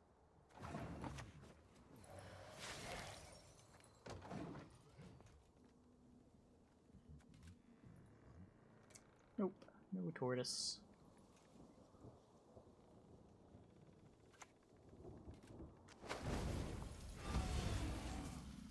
Yu-Gi-Oh! Or Magic?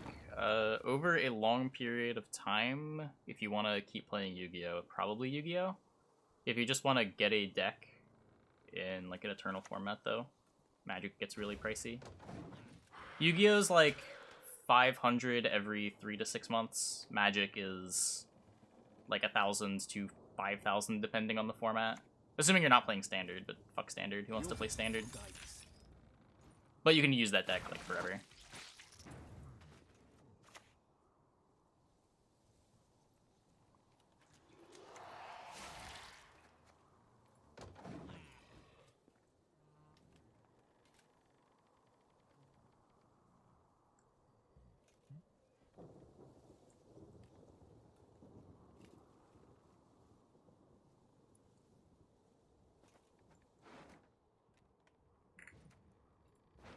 Incinerating.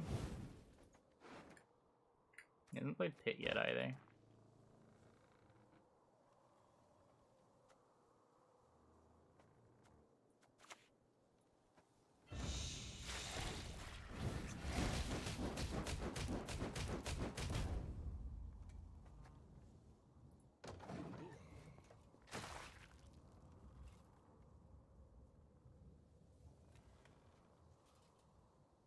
I still play Magic. Like a year-ish ago, I got a little bit back into it. I threw some EDH decks together to play with friends, but I haven't played much.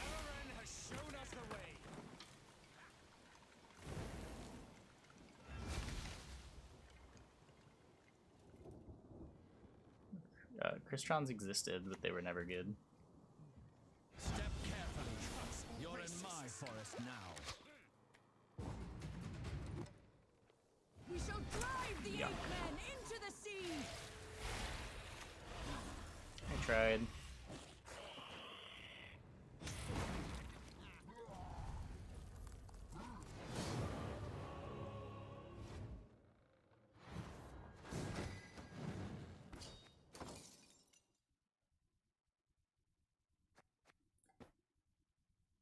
YouTube odds more sped up lately. Yeah, apparently game audio is muted. We just diagnosed that like 30 minutes ago. I did not realize it was an issue. In like a week, that'll be fixed. I've got like 5 days of backlog.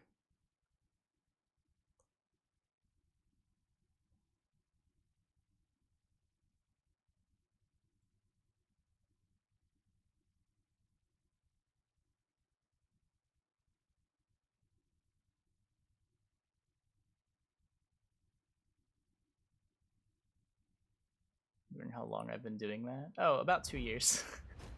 I recently stopped. I've been consuming much less caffeine the last like week. Now. Been slowly trying I guess pretty quickly. I basically quit cold turkey, but I've cut back to 55 milligrams a day.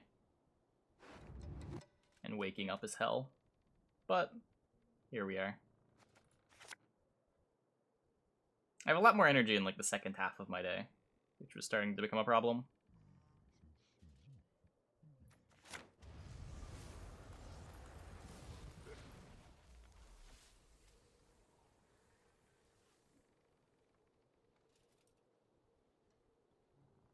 Game is 5 and make it to pro. I have the term is disabled.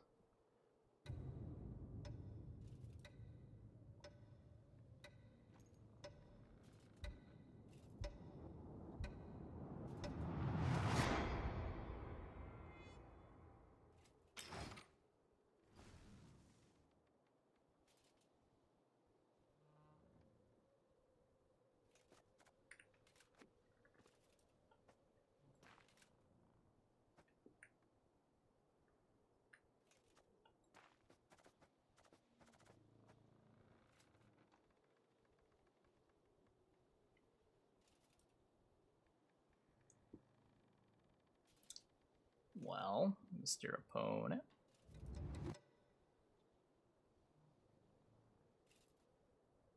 Find pockets, pockets.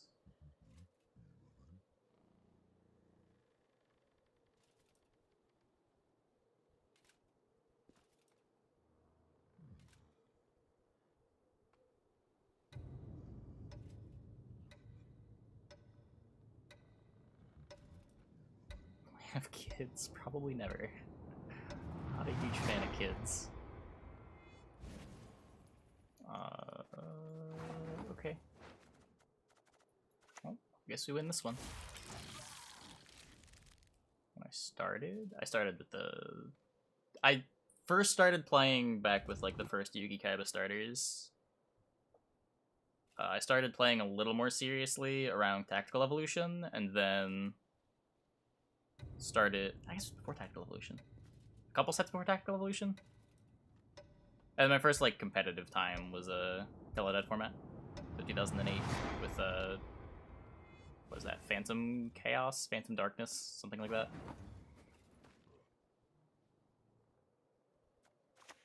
All Yu-Gi-Oh sets are the same.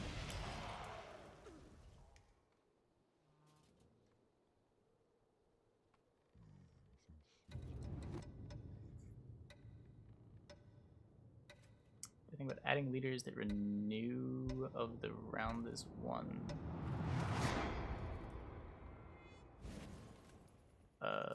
Oh, do you mean like the old Unseen Elder? I like those types of abilities a lot. The refresh on round starts. I don't know if Invigorate is necessarily something you would want having that. That sounds a little silly, but just like something that has an impact at different points in the game.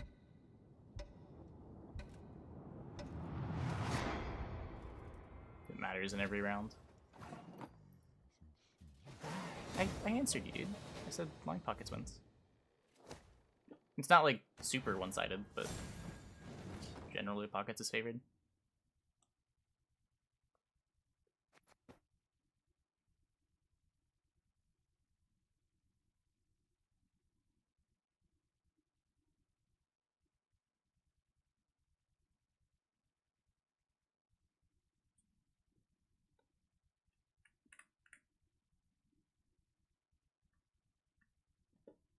Does SY need a nerf? Could probably take one.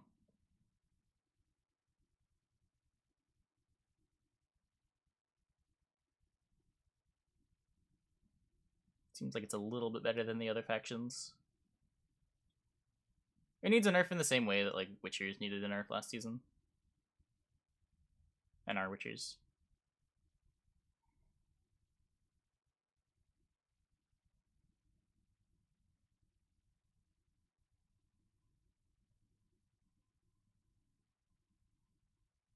Like a snowball mechanic? Well, he's talking about leaders like Hidden Cache that's currently in the game, right? Because like every round you get to do something.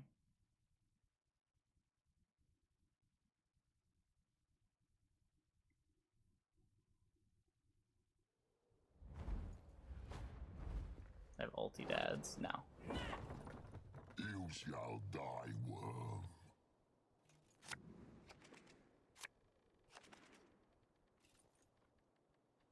Like, if you overcommit to try to 2-0 and you lose the 2-0, then you're probably going to get punished. Just how Gwent works. Push responsibly.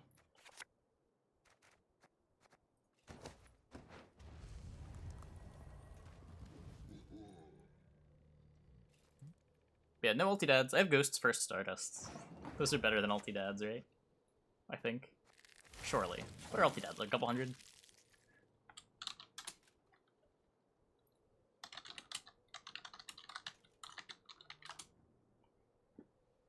$400? $300? $300.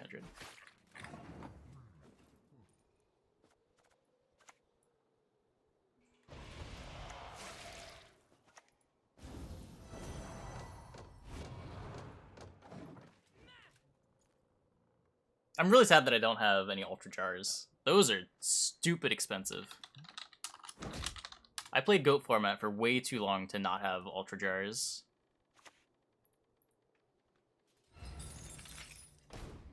Don't even exist on CCG Player right now. God. These were like under $100, and now the lowest listing is 2K.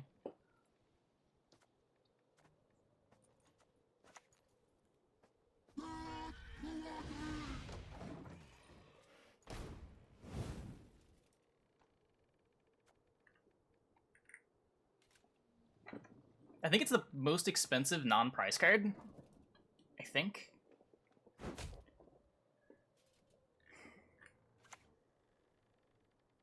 You see? It was when I looked like a year ago.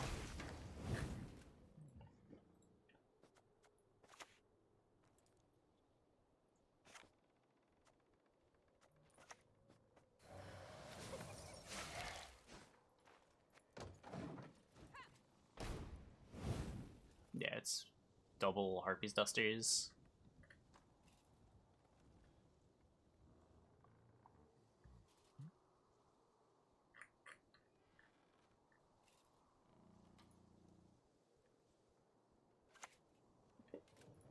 Humans are scum. I prefer L. War. Pixies even. New leaders feel shoved. I don't think you can just like paste it on any currently existing leaders. Like, it's a huge buff, right? But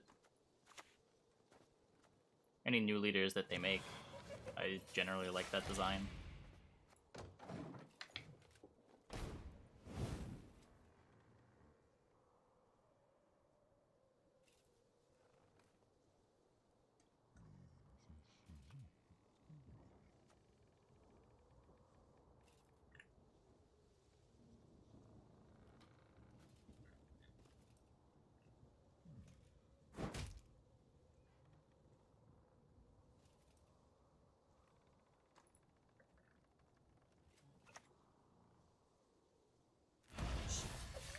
Do you hear? They approach. Past the bottom. I'm probably supposed to keep playing.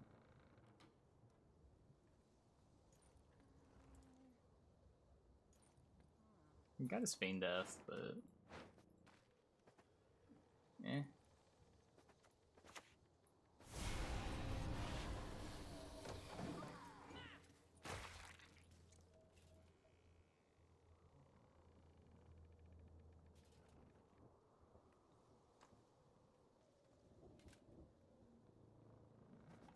Okay, let's not try to dodge Pastabot. Pastabot exists for a reason. Yeah, I just checked on CG Player. It's the easiest thing to do.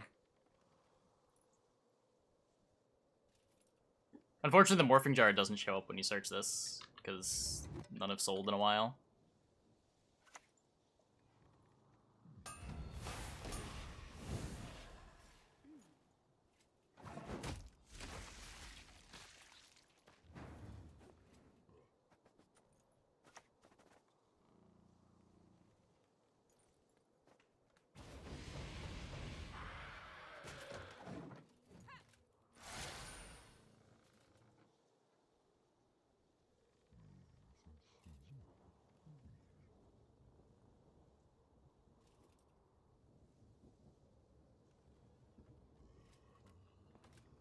Twaps.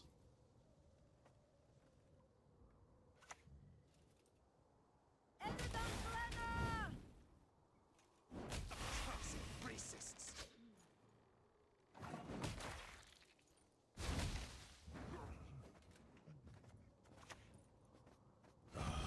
There is no other way.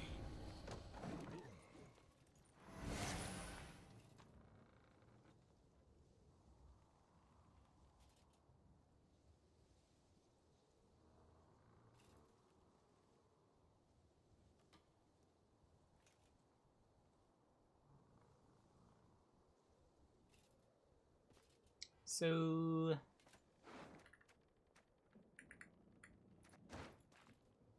I don't know. Maybe I should have just done hero for the heat wave for the feign death. I did have the option too. This all worked out fairly cheaply though. Now we get to have the Nero for the push.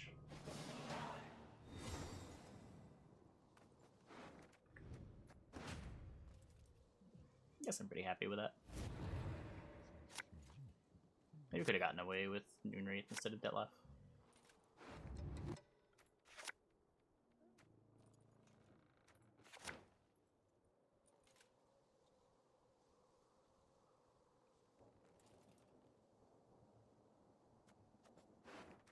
Nero for Andraga Larva. Let's go.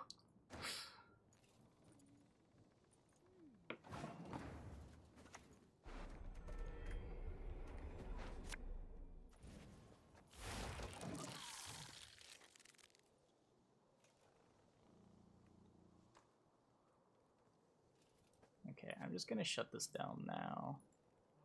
Just shutting this down now.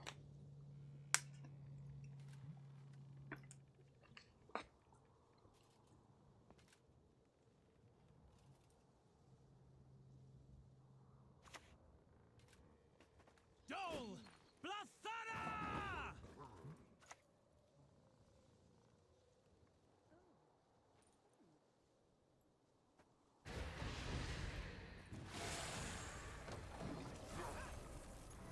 Oh, booster boxes, yeah. Well, they're not necessarily. Oh, market price, yeah. Huh.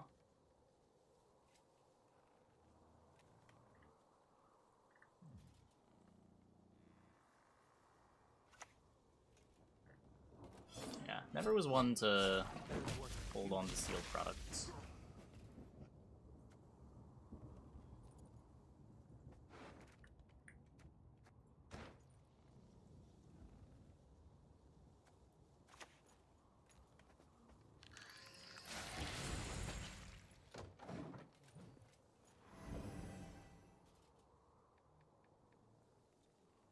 Like we're just gonna awkwardly hold on to this Ygritte forever.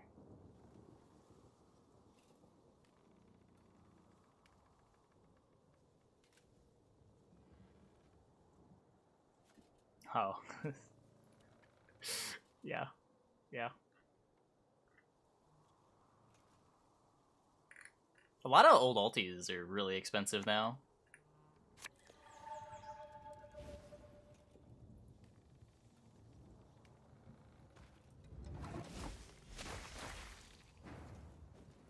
Meh.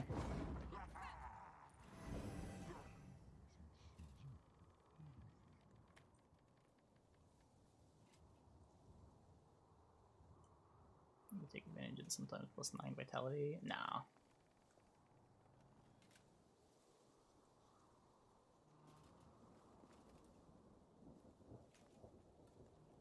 The only like advantage is if your opponent has bleeding effects, they cancel out the vitality. It's like Veil for bleed.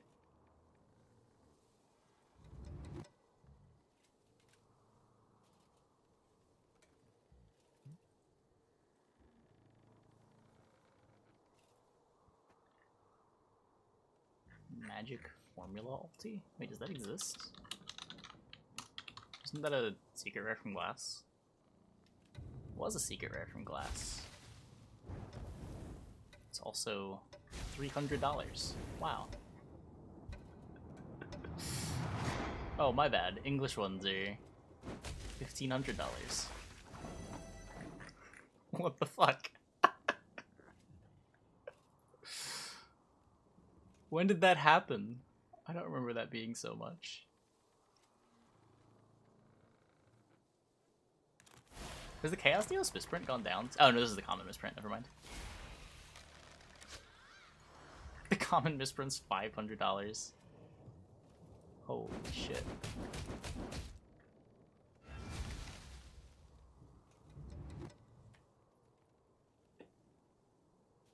Cool.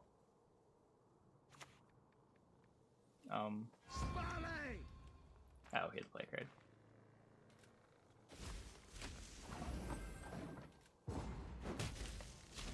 Wait. He played 2 cards, right? What happened? I'm confused. Well, anyway.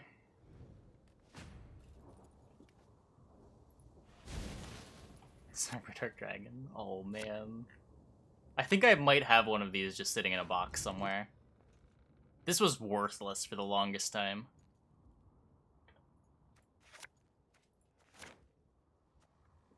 It probably wouldn't be first ed though. Or no, Cyber Deck Impact was only first ed. Right?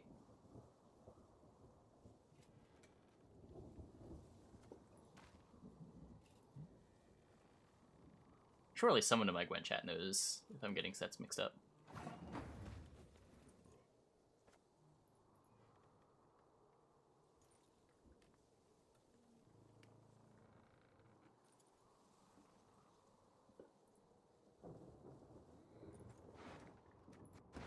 Incineratings are gone. He still has Serpent. Just Heatwave it. He still has his Eldain. Just crushing for it.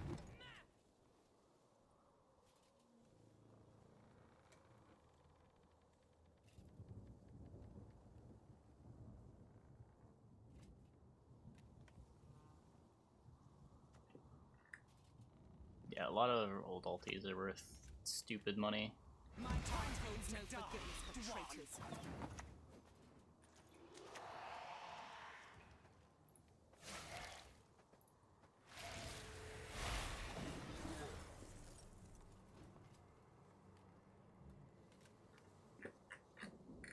Yeah, like if you just go to the set page for Cyberdark Impact and sort by market price, holy shit.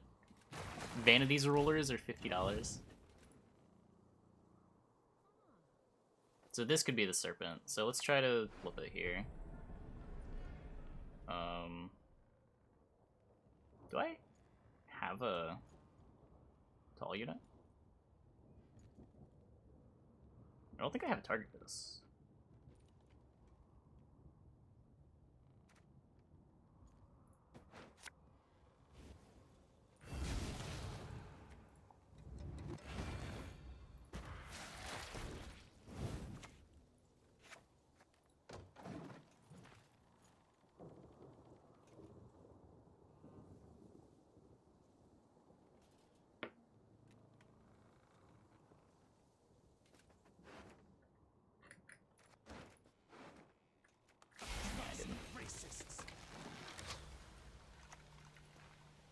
Eldain!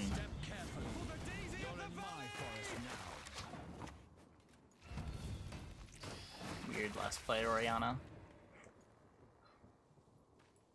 I definitely have Allure Queen ultis. I need to go through boxes. I think the entire, like, top 6 cards I just have sitting in boxes. Top 7 cards, I definitely have Vanity's Rulers.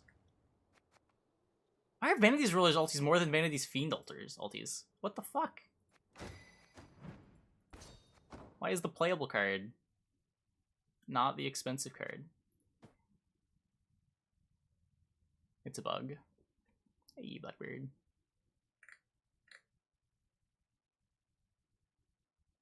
But yeah, like, if you just go through all the sets with ultis, just old ultis are worth a ton. Ruler is oh, is there like an actual Vanity's Ruler deck?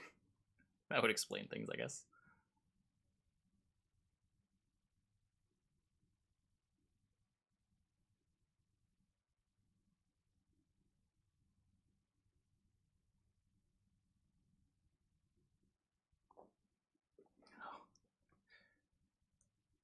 insert. Okay, okay. So I'm probably too late to the party then. I definitely have all of these Cyberdarks. That's crazy.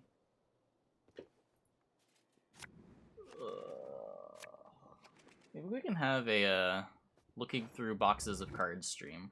Does that sound fun to anybody else? It'll only take like 12 hours to go through everything. That's content, right? Right?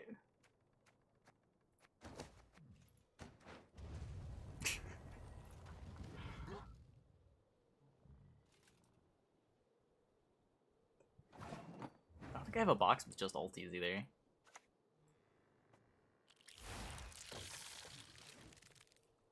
I have a box with just like tournament pack stuff.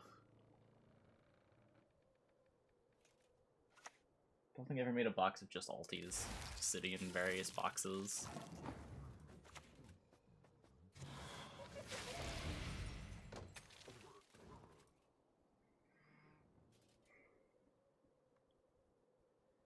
Have to hire unpaid interns. Hey man, have you seen what these cards are selling for? I can hire paid interns. If I'm getting $600 for Ultimate Rare Cyberdark Dragons, I can afford to pay some interns.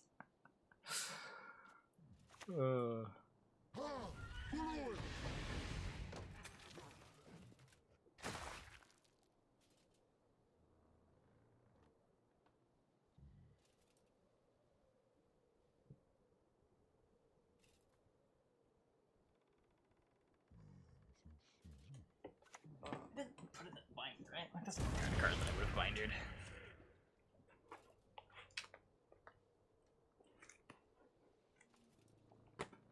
I have a first ed elemental hero Flame Wingman. Is that worth anything yet? Just regular Flame Wingman?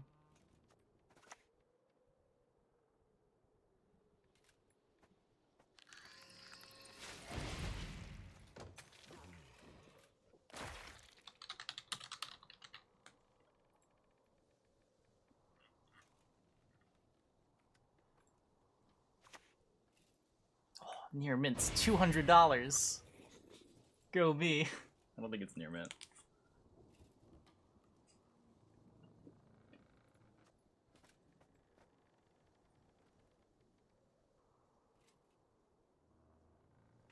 Ah, it's so close. It's so close. No, there's too much front way.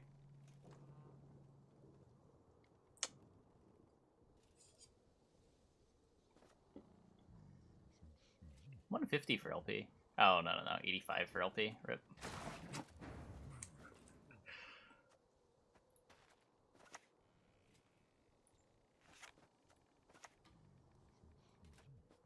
If you believe in any gods, pray to them now.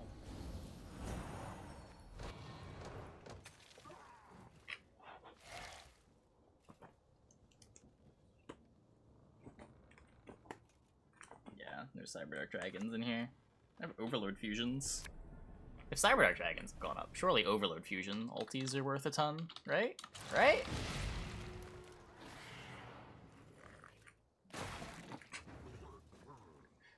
$50.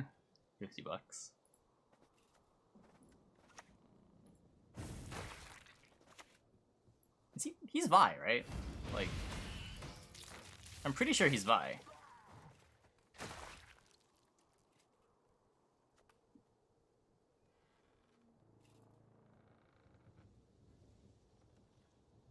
We're gonna have physical cards in the US. You can order them, I think, but I don't know where you would do that.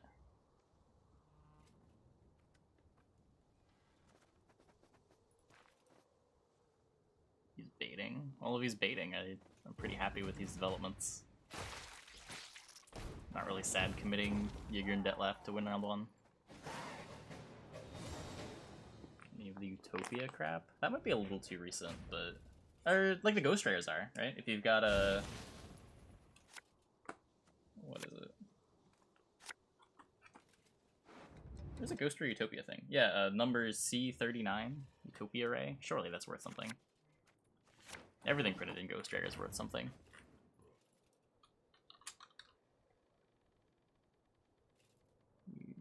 Utopia... Utopia Ray.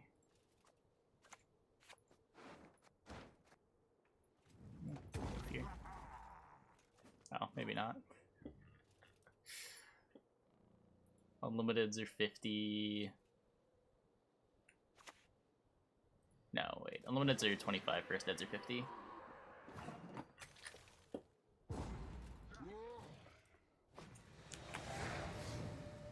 Yeah, generally the older the Ghost Ray, the better. It's one of the cheaper ones.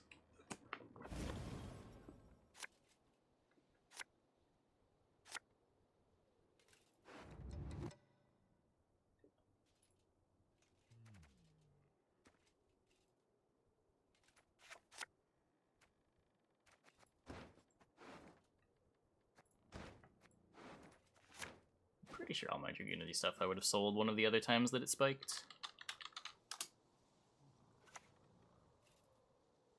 Nah, this isn't even that high.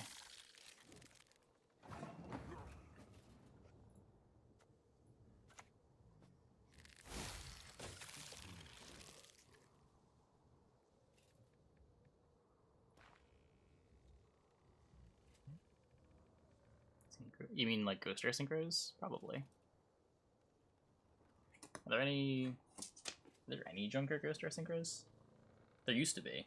Like Majestic Reds were worthless, but I think those have gone up. Junk Berserker, I think, is pretty junk. Junk Berserker, Star Eater.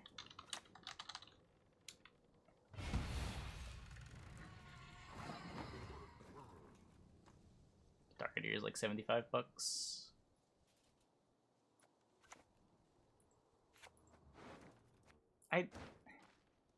If it's Vi, I don't want to pull the trigger. And there's still a chance that it's Vi. It's not like it's that good of a heat wave.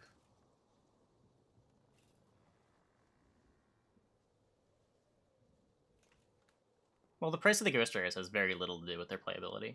The Ghost Rares are collector's stuff. Like, I'm pretty sure Ancient Fairy Dragon is still worth a ton, and it's banned, right? With, like, no hope of ever coming off the ban list.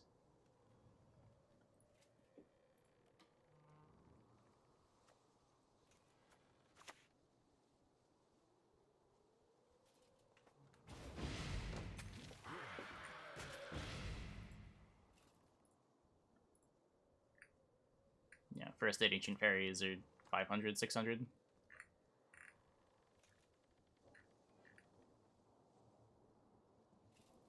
They've actually gone up since they were banned. I think when they were banned, they were like 300, 400.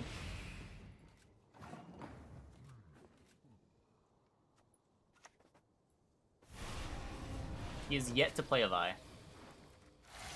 The only gold card that he has played so far has been a Neuromancy and then Haunt.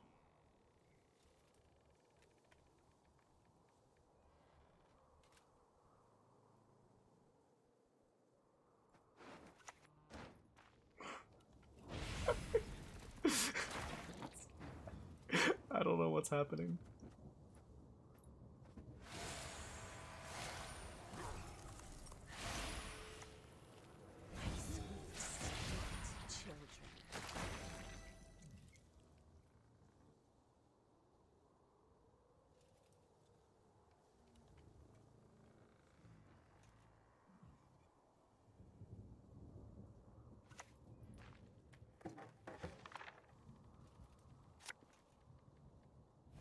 Ooh, are the Monarch Structures up? I think I sold all of mine. I had a couple display cases that I bought as speculation, and I ended up selling them just for slightly over retail a year later. I don't think I have any anymore.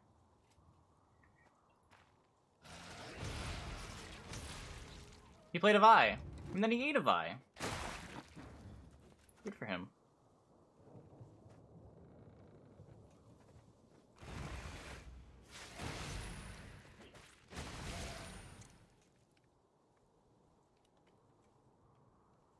Structures got reprinted too. Oh, spooky. That used to not happen, like, ever. Q&A stream video is a good idea. Isn't that just what the stream is? Maybe for like YouTube, but I don't know Be gone. what the format of that would be like. Like, it's basically just my live stream. We go off on a lot of tangents. Blood will warm my bones.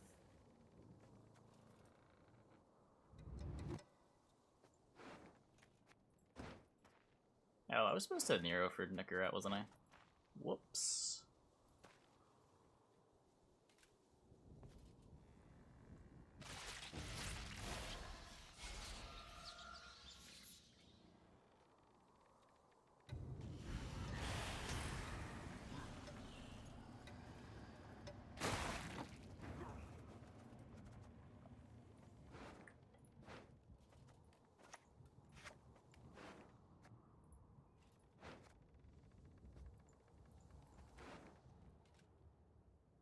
Just like a Nero for...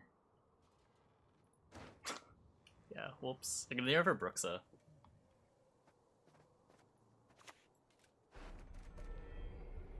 Feels kind of bad.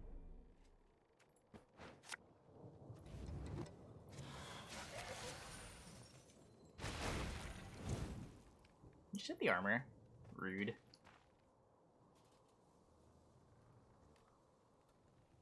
I guess like any of these just consumes this lizard. A king faces difficult choices. You invest in? I don't have any crazy plays right now. AMCX worked out pretty well for me. Mankind is a virus, a plague.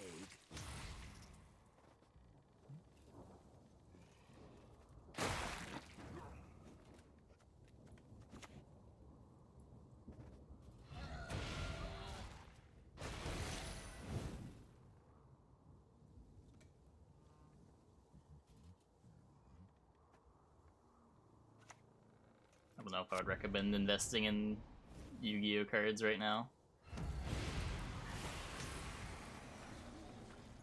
Chaos Emperor, Dragon of Armageddon. That is a lot of text. I have seen that before, though.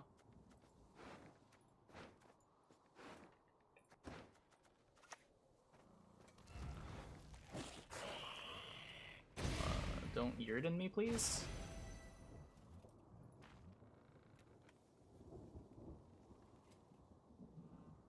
Annual 20 Vitality? Yeah. It's just what the card does.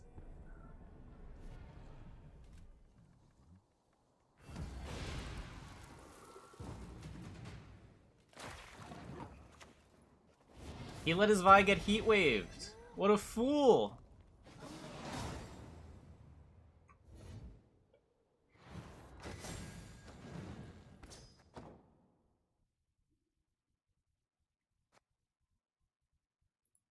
That was a weird game.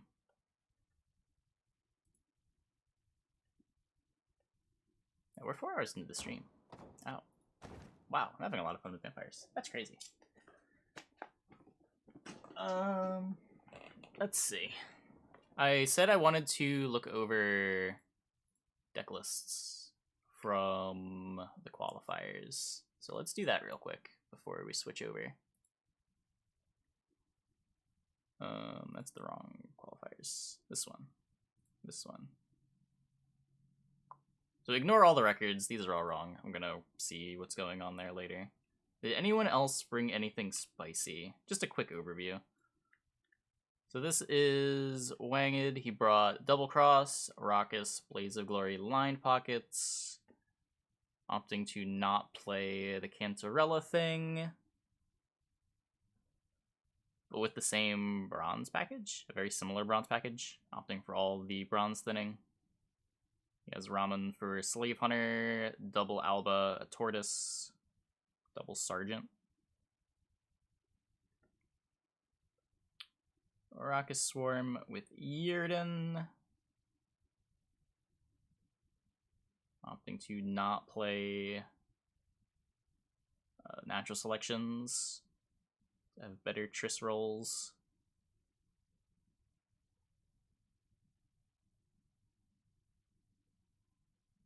Blaze of Glory. 1 War of Clans. Yoda and double greatsword. And the Bear Witcher.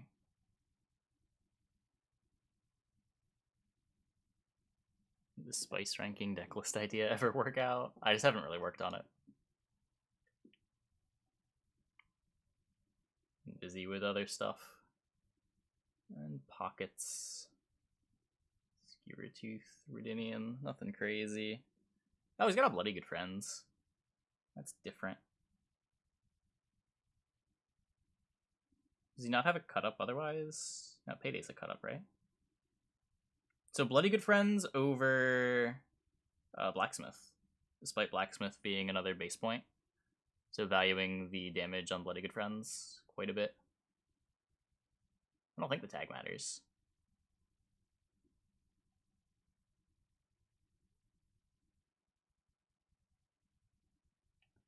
Yeah, nothing that I would call spicy, but solid lists. We looked at Pai already, we looked at Redrim already. What did Shaggy do? Blaze. Sure. No War of Clans. Yoda, no great swords. Pockets with Skewertooth. Pickpocket. Playing the Blacksmith. Just to have another spender that you can get off of Justice. Where's Tailbot? He won last season, so he couldn't play in this.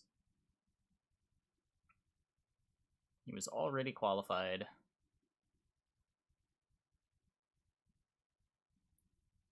Arrakis playing the Doldalok. I don't know, this... There's times when Doldalok is the nuts, and there's times where Doldalok is like, man, this is worse than a bronze, I have to mulligan this in round 3.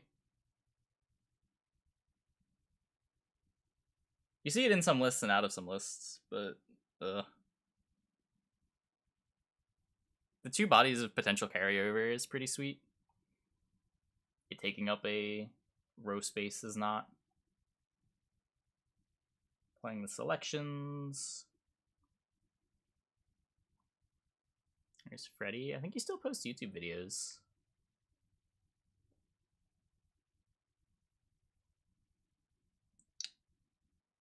Opting for Gorther Kanta. Brigades and Pack. Yep. That's a ball deck. How about Mr. Dark Kevin? Gorther Kanta. Only hunting pack for bronze thinnings. Bog. Greatsword, you get a double Bear Witcher instead of double Greatsword. No, 1 War of Clans.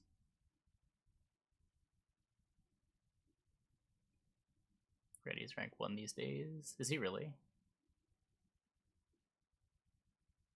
There are dozens of us. Dozens!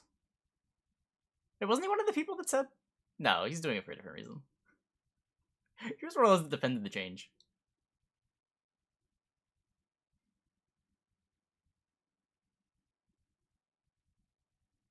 Also, no... Not playing the natural selections here either.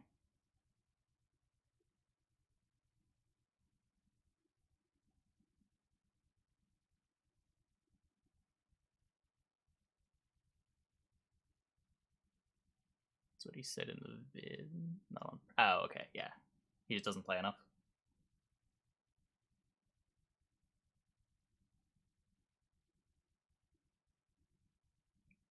Safe crackers, eavesdrop. Yep.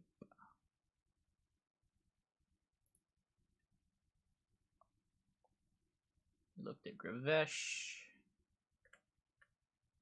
How do you pronounce this? Zor?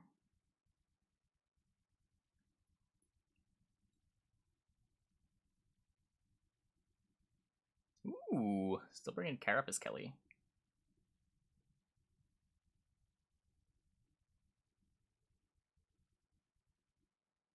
Yeah, this deck's fallen out of favor a lot.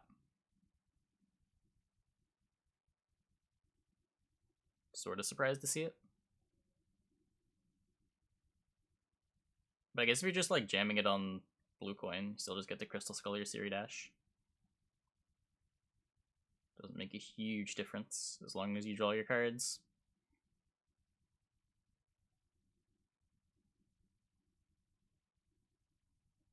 Assault Pickpocket, worse than Smuggle, Eavesdrop. I don't know. They're all fine cards.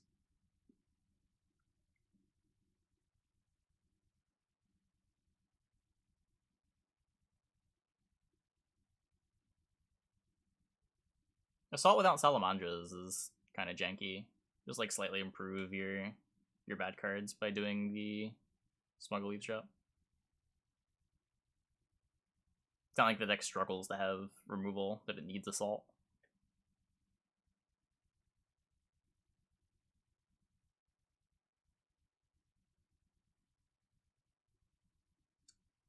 Blaze. Yeah, just the same. Not the same list. So not playing Yitta here. Opting double Greatsword. Making the room for Gerd.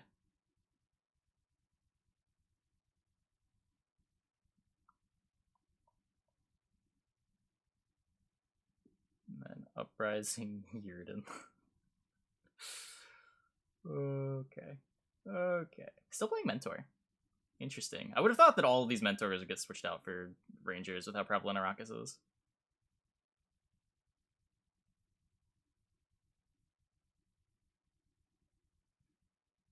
Against SK, maybe? Maybe against SK you get pretty good Rangers now. Playing Smoke them out. I think Philippa is better than Siggy? Wait, is that ever the swap? You always play Philippa, I thought. It's usually Karathi Heatwave versus Siggy. It just depends what you're trying to beat.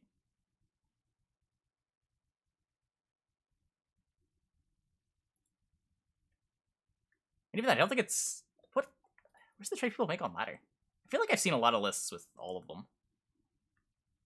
Are they not playing Boat? Might be Boat. The people cut.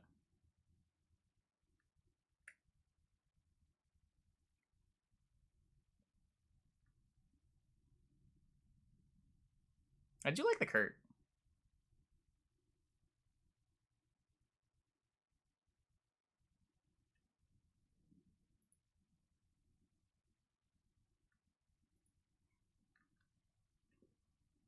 What about the Mayamon piles? What did Mayamon bring? Yeah, Boat is good. Turns out there's a lot of good cards competing for slots. So here's the Bork deck that we played yesterday. This deck was kind of good.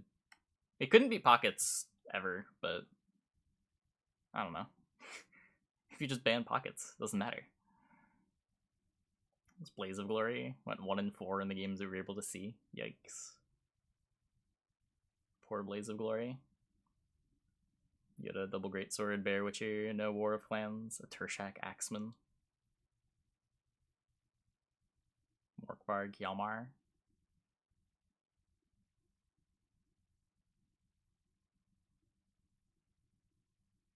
Wait, what is he? What's the cut for the Morkvarg? Oh, Turkby. Of course, Mayamon playing Tavern Brawl. No surprises here. There's only spice in this list, though.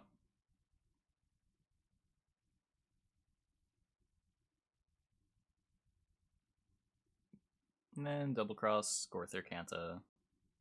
Double Thinning Bronze. Syndicate.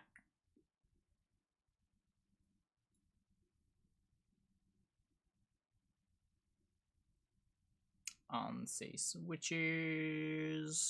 Mentor over Ranger.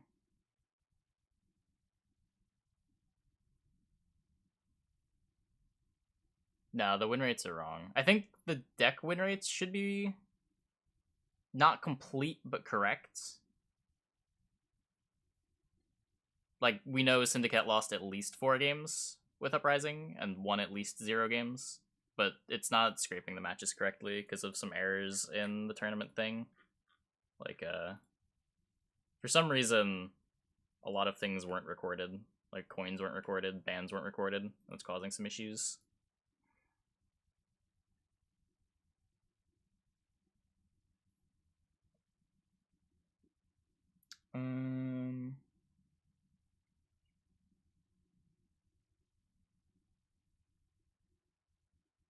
One great sword, yet a double bear witcher, sure.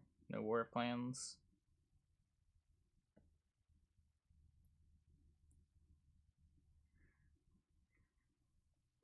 Made an artist deck, shed a single tear knowing that it sucked. Is Kurt too? Oh yeah, there's Kurt here too.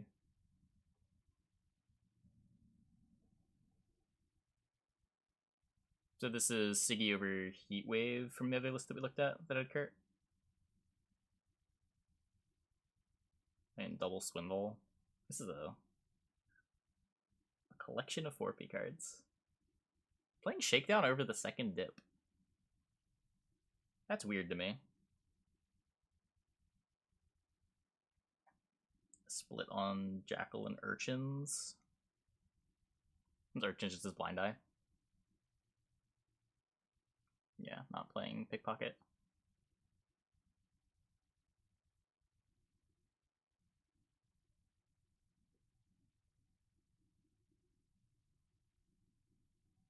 Yeah, the last patch is pretty big.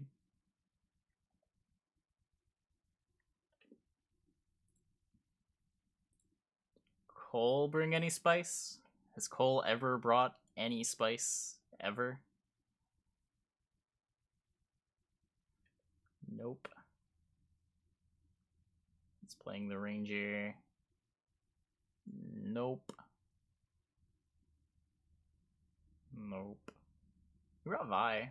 Does Vi count as spice, chat? I don't think Vi counts as spice.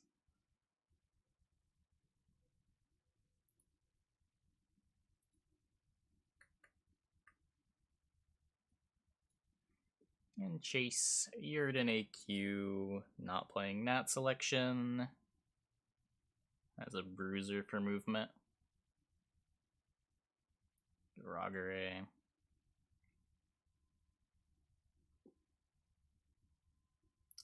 Uprising. Playing the Ranger. Good Wendy Knight.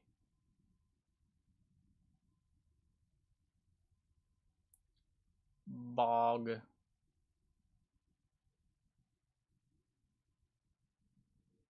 Greatsword Bear Witcher Yitta. He's playing Demons.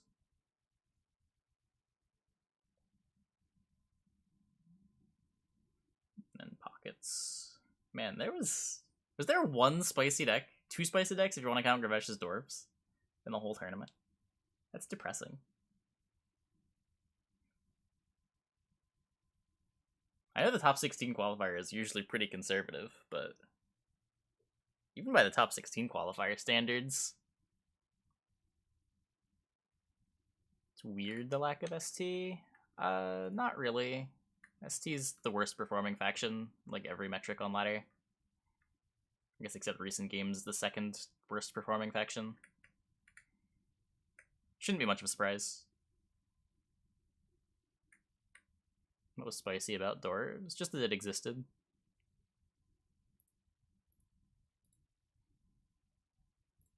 Gravesh brought it.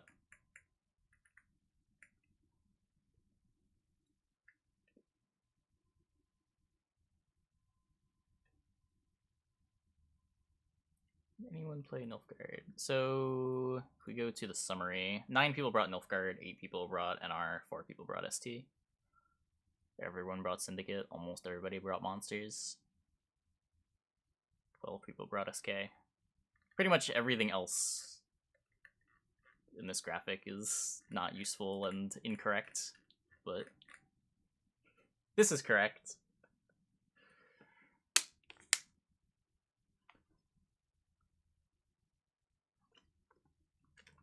Only 12 SK. Yeah. SK was Red Dream's fourth faction. No, SK is not the best deck right now. SK is very middling.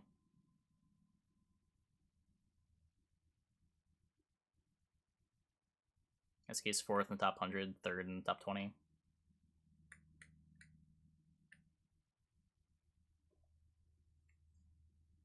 Rid of that with correct stats? Yeah, I'm sure there is. I don't know how in-depth it goes. I'll fix it later.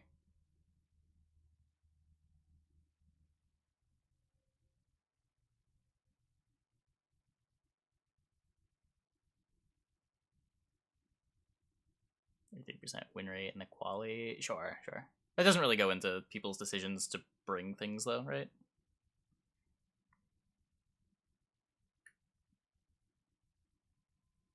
You can look at that after the fact. I know Payaball and Red Dream are both talking about soft targeting SK too. It's just very beatable. Got OP Eldain, yeah. Things people like to complain about.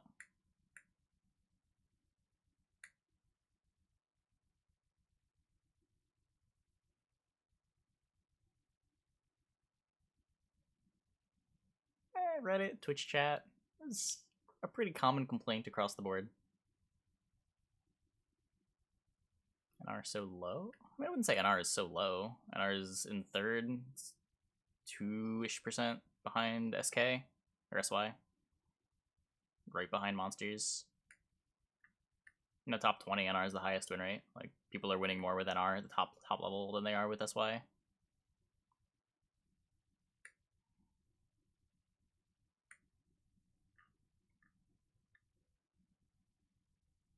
Top 100 recent is always a bit of a crapshoot. This moves around all the time, but yeah, the highest win rate is currently NR overall. What's this guy's? So here, and pro ladder. Where is he at?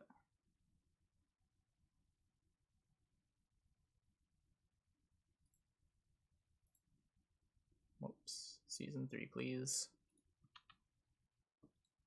He's at 15th right now. I could have just scrolled. I would have found it.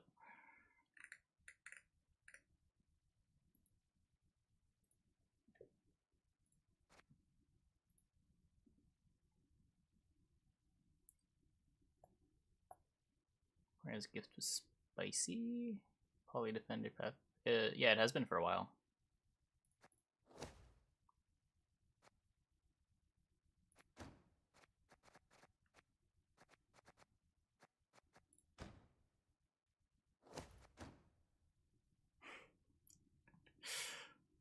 Was that 88% win rate placements? That's what that looks like.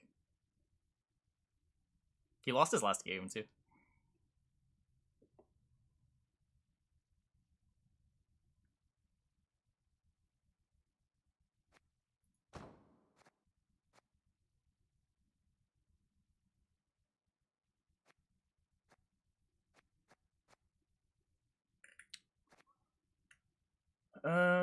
Yeah. So I guess that's our dive into win rates and stats for the day. I think we're going to switch over to some Hand of Fate now.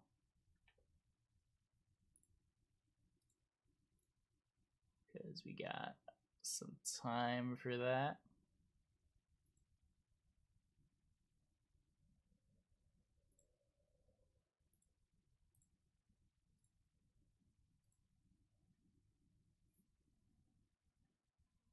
Stats always exciting. Always happy to see some new stats.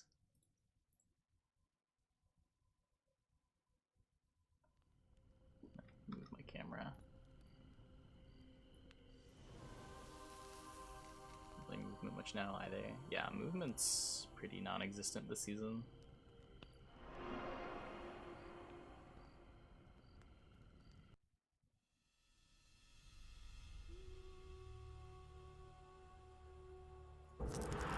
I have clawed my way back, beyond the 13 gates, to this mortal realm.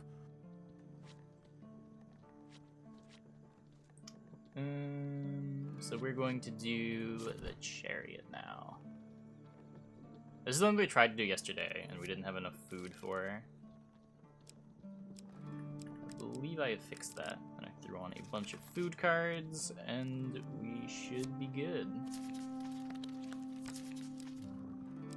I've got my axe, I've got my healing spirits. I guess I might as well just have 5 food instead of the healing spirits. Sort of the same thing.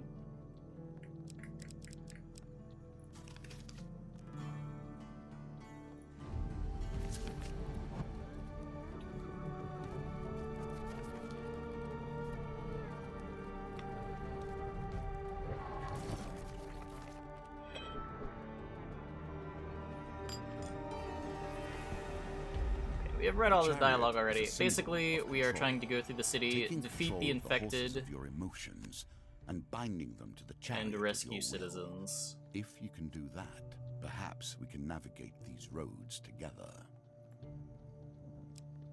So let's go down.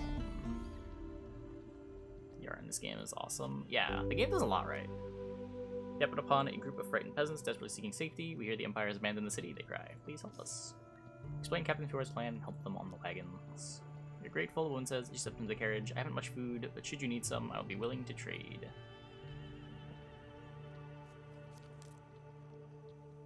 I started Hand of... I didn't play Hand of Fate 1, so I don't know. I was told that it didn't really matter. And Hand of Fate 2 just looked more polished, so I just went with this one. We dash through the labyrinth of slum streets in the city center. We pass through without incident. In the street, you can see other paths.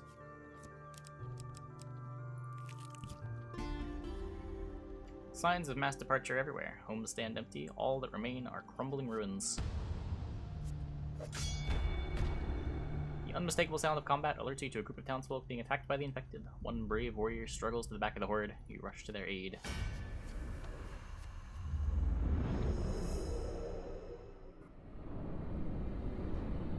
Yeah, the combat's pretty bad. The combat's pretty bad. Don't let them hit me! I'm too handsome for violence.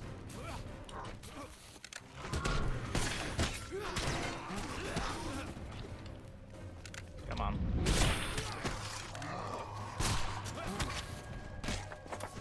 Yeah, the combat's pretty bad.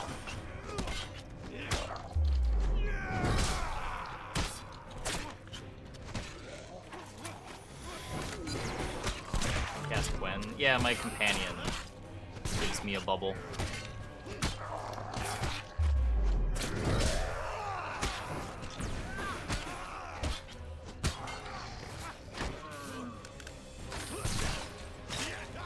Take him out.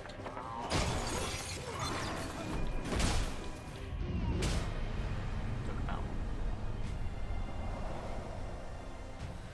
I can't do tortoise cam while in this.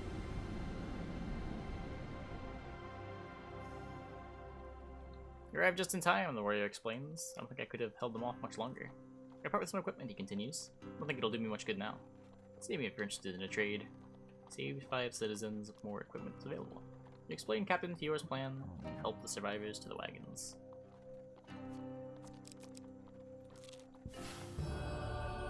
Raiders have destroyed our village, the elder explains in a harsh voice. They're searching for this. He draws a weapon from his cloak and hands it to you. The dealer draws a platinum equipment card. With what confidence you choose your tools and faith in your powers. You may not have the will yet to bear this gift, but in time, I trust you'll come to find its truth, he continues. May this weapon bring you better fortune than it did our people, and may their sacrifice be your gain. Gain 8 fame. Tall buildings line the streets, their lower windows boarded up with planks of wood on imperial order, a futile attempt to hinder the spread of the plague. Ambush the corrupted. You know, we don't always have to fight everything we see. Malekith's whispers. You July Rep and prepare to take the group by surprise. Let's see. The pendulum swings like a scythe, bearing hope or Can failure. Fuck.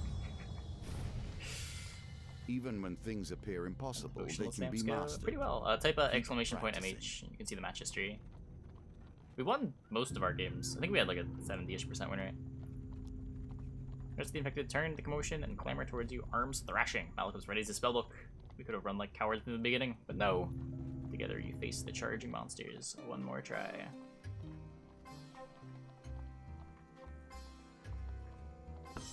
Darn.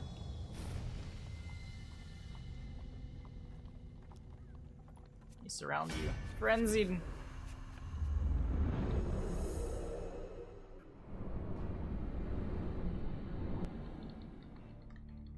The greed. Yeah, I mean, I want to save as much time as possible. I don't know. These fights are I hope this works. a bit of a chore. It's not like I'm going to lose any health in this fight.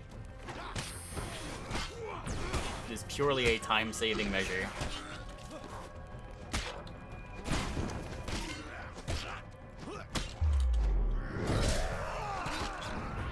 F.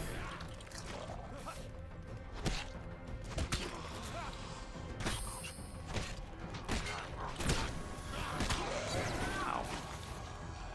Find me? No? Okay, that's fine.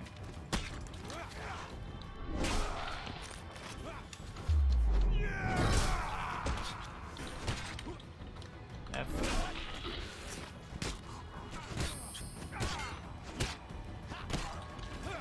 What? Malaglyphs, what are you doing getting hit?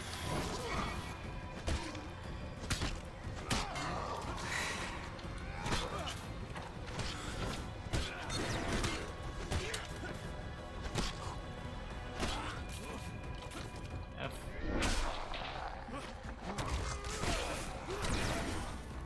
Just take the silver, but that's no fun. No, I had the F. F.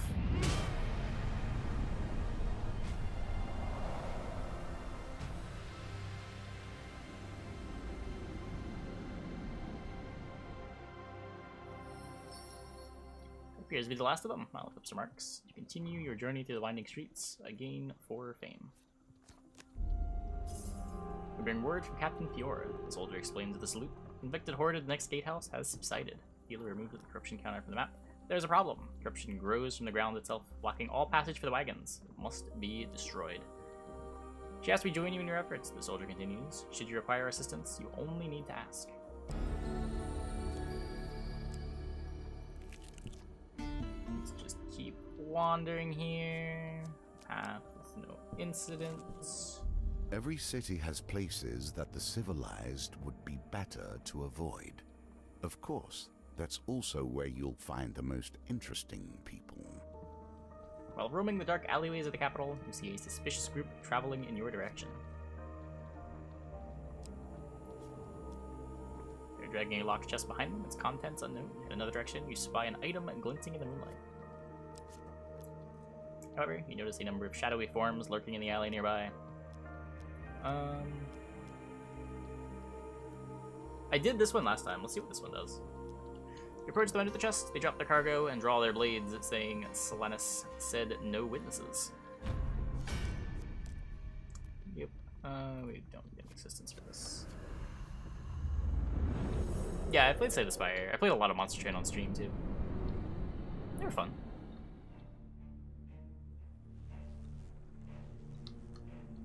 We could have simply walked away, but no. No.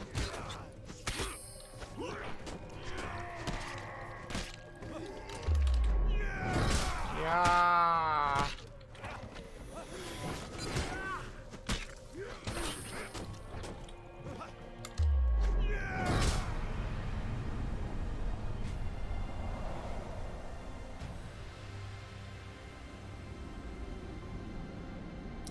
Take him down.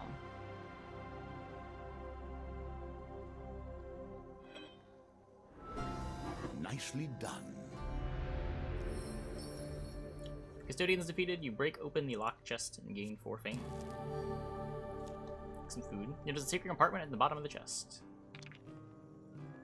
But I noticed it. Why do I have to roll for it? Games within games within games. Find some equipment hidden in the secret compartment. A bloodletting vial. Spray bomb that deals 150 damage to corrupted in an area. Sure. Guess we'll equip it and never use it.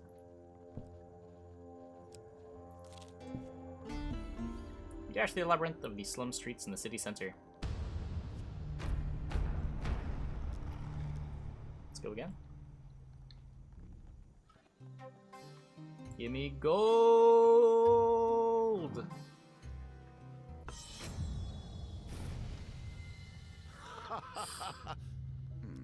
What an unfortunate time for your skills to leave you.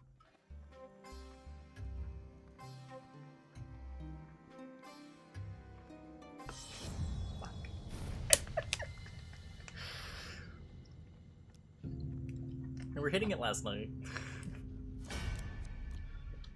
Oh yeah, sure, it'll make the fight go faster.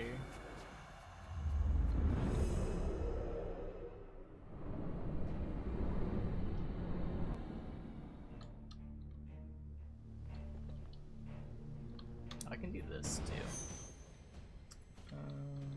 Oh, I need them to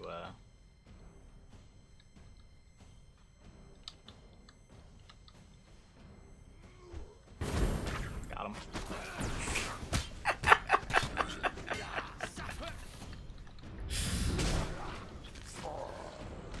Bubble me. I see it, son! Fated fame!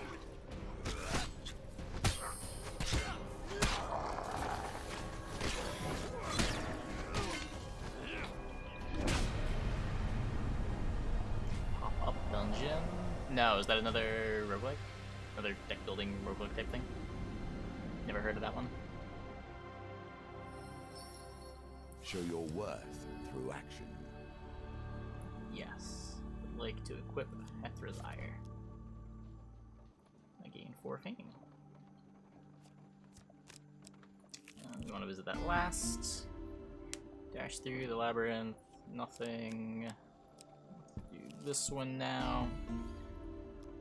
Nothing. Can you reach the end of this challenge before you starve to death? Time will tell.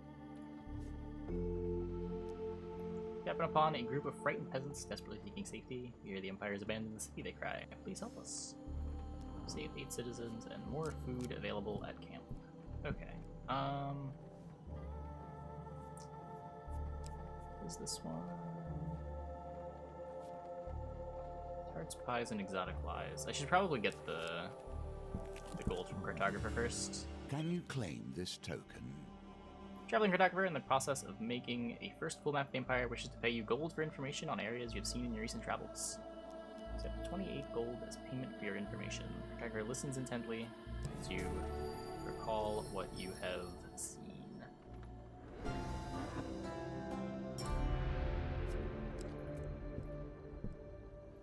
We go here and we get food back. Let's buy some pies.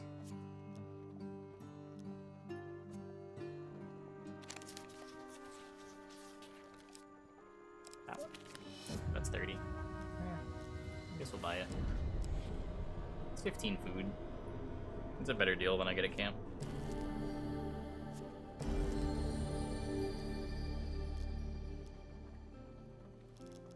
Can't buy anything else with 8 gold.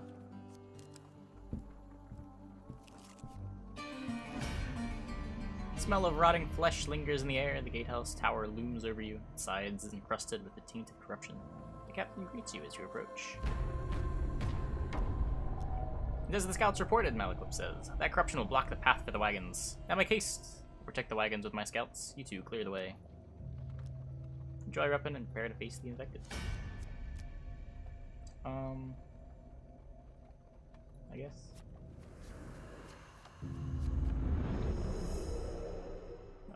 I did. I was one of the people that did it with Mr. Outlaw.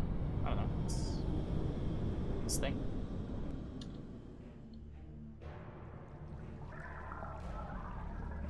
thing to do once.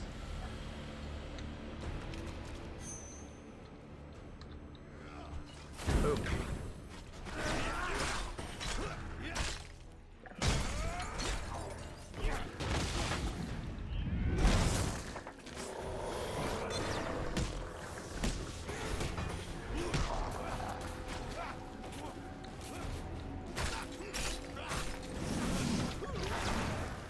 I got hit.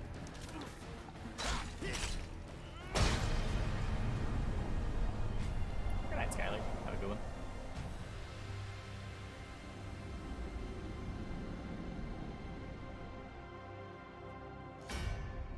Captain Pure addresses you. You have a steady swing. Excellent, soldier. It will only be more difficult from here on.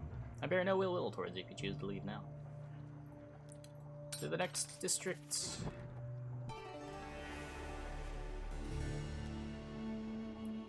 The tower provides a commanding view over the once impressive city. You pause as you catch your breath. You watch the last of the sun's rays disappear over the horizon. Malekuth shakes your shoulder and points over to the battlements in the south.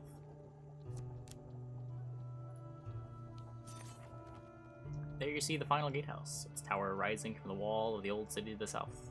Healer adds a corruption counter to the map. As you continue to look, a small glow appears on the horizon beyond the city perimeter. First one, then another, and another. The Empire, Malekuth cries. They are preparing to burn the city. Let's get people to safety. Let's hope we are not too late.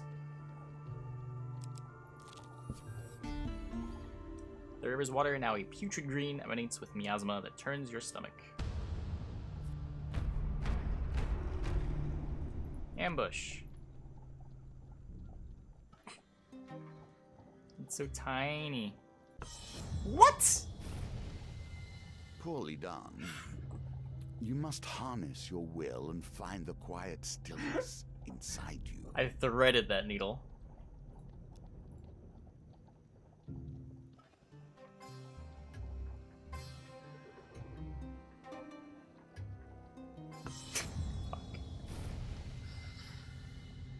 Okay, well, here we go. Here we go. We'll get some assistance, I suppose.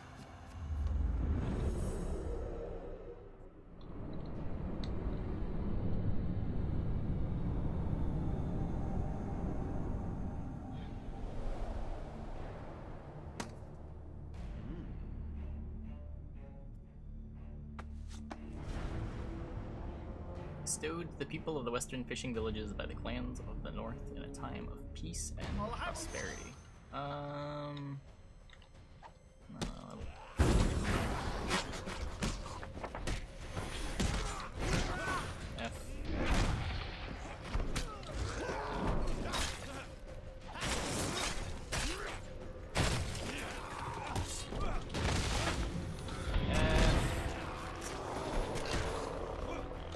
F. And then F. Oh, wait, nope. He got up.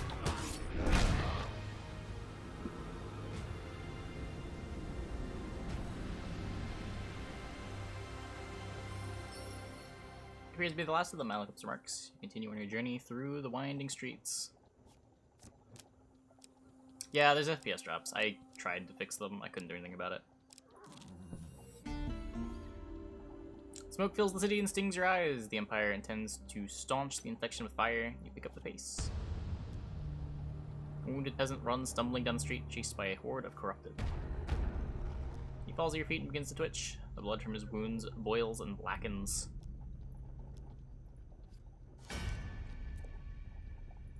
Your artifact is empty now and will be of little use to you here. Just try to make the combat encounters as quick as possible. I think the FPS only drops during the combat. Keep them away from me!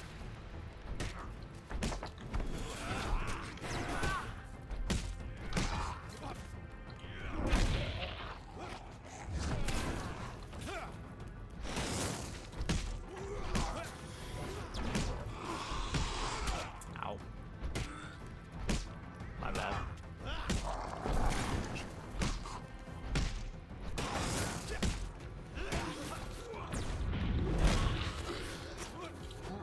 I hope this works! Take him out.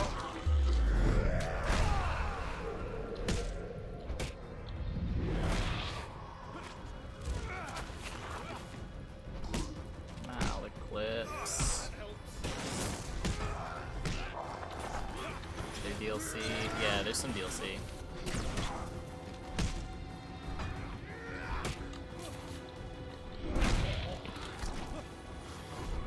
Not sure exactly what the DLCs do. I know there's some companions that are DLC only, and I think there's a couple of missions.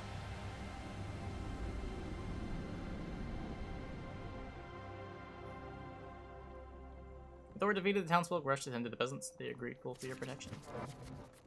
I'm not a vain man. You must appreciate that the game, this game, has been my focus for more years than I can count. I have a certain pride regarding its twists and turns. Sure. 20 health, whatever. Excellent. A wise decision. You saved 5 citizens and gained 4 fame. What was that one? Arm wrestling. Do I have gold? No. Should wait until I have gold. Dead bodies litter the streets while rats scurry in search of a feast. Burning rubble forces me back. How about this way? There was water, now a putrid green. Okay, this one again. More enemies. I'm going to hit the gold. I can't. Fuck!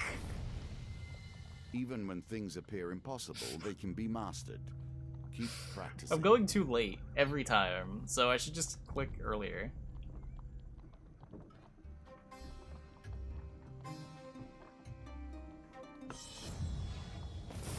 There was no point where that was gonna work. Well.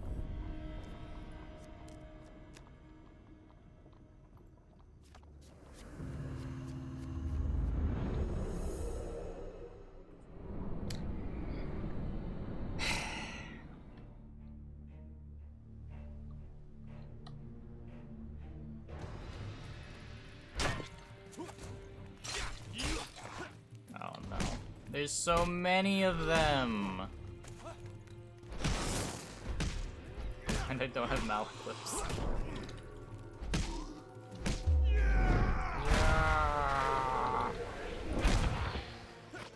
Do I just get to mash F now? Oh, I only get to actually hit one of them with it. Okay.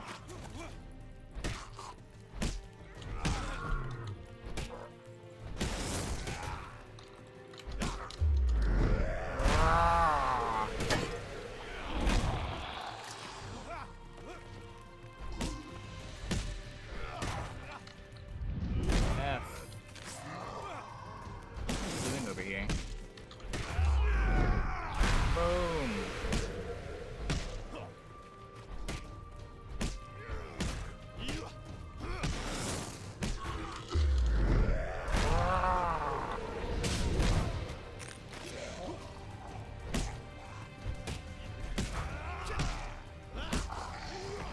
Almost done, almost done. Only a few more.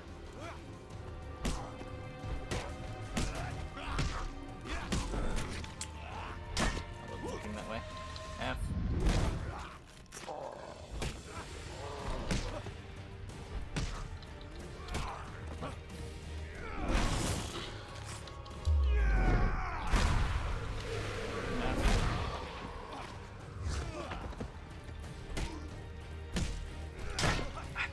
Stop changing targets.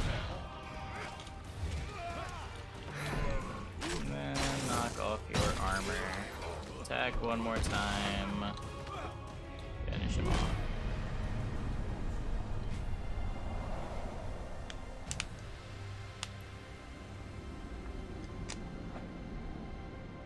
Got it twice. Disgusting. Thor decimated, resume your journey.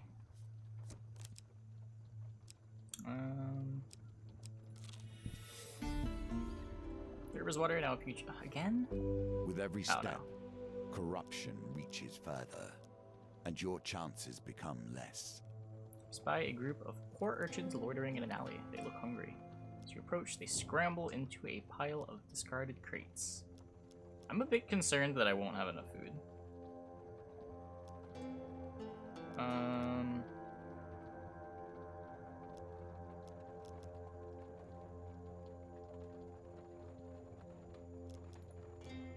How do we know you're not one of them? One cries. How do we know you're not sick like those monsters, says another. They remain huddled behind the crates. Malchus worked to herd the children together. Okay, what if I don't go for the gold? Nicely timed. Instead, just take a success. Successfully grabs from the children before they make their escape. You load them onto the wagons and assure them of their safety. The remaining urchins remain unreachable. There's no use. Maybe some food coax them out of hiding. Now it's only 4 food. I can probably afford to give them 4 food. Save some more citizens. Need gold. Spread of the plague has rendered the district a blackened maze. Pass without incident.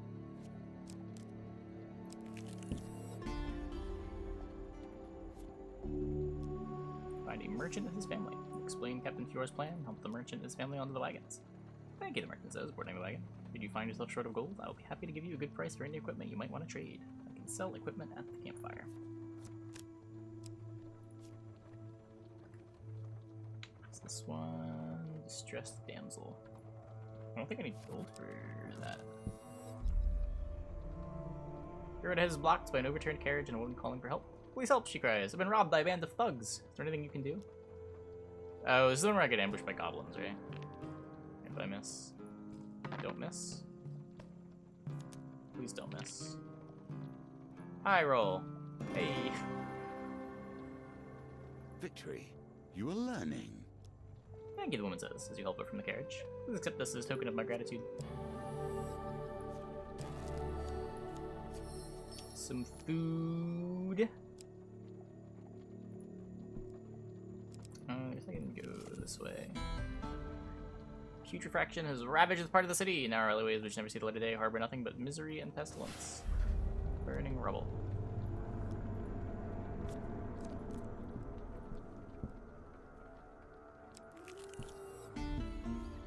Dead bodies, burning rubble. Oh my god. No new paths discovered. I could see...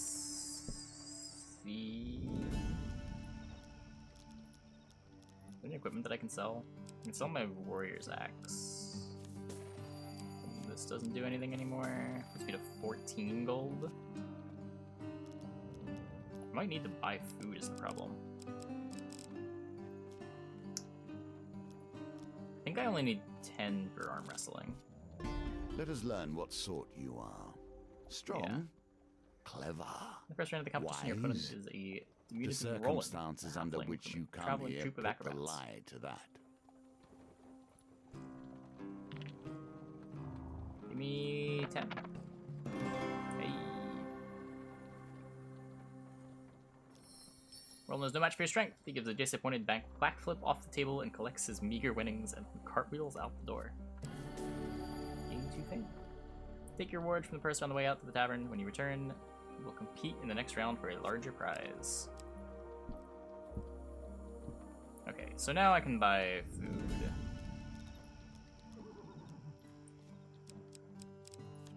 I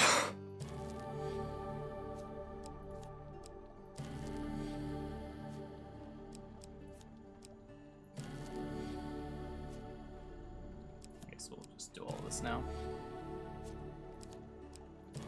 Interesting. Yeah, the game's cool. My only complaint is that the combat's kind of dull.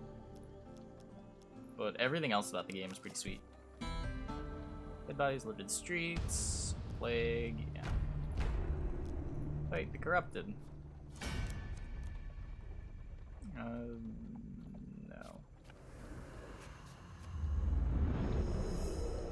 And we've got Malaclips back.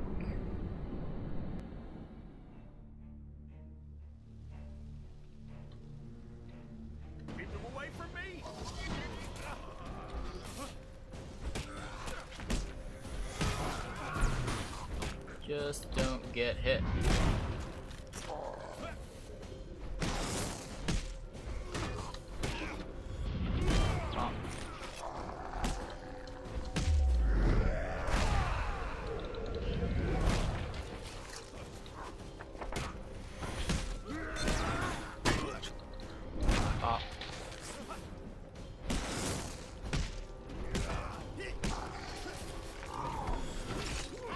Yeah, there's literal combat. There is literal combat.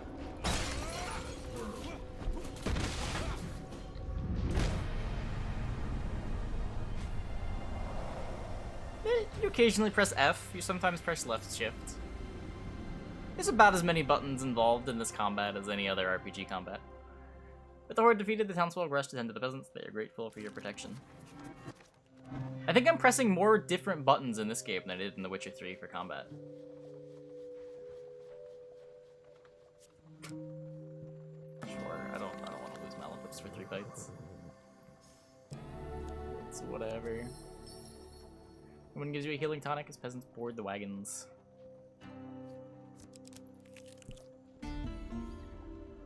The river's water now have putrid green eminence with miasma that turns your stomach. Burning rubble. Interactions is ravage this part of the city. Grateful hero. The unmistakable sound of combat alerts you to a group of townsfolk being attacked by the infected. One brave warrior struggles to hold back the horde. You rush to their aid.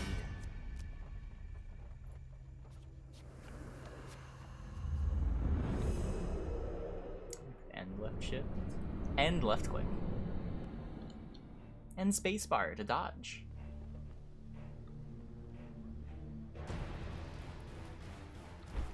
So many buttons. I feel so engaged.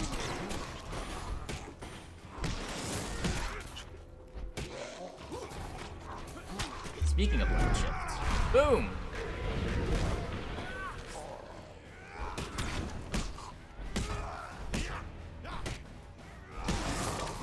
Left shift. By sea and sun, fate and fame. I just got hit there. Whoops.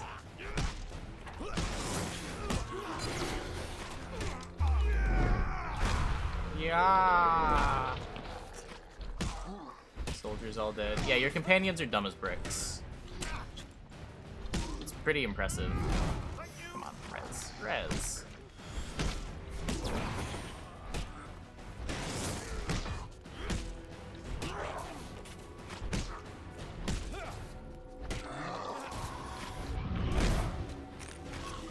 F. Oh. F.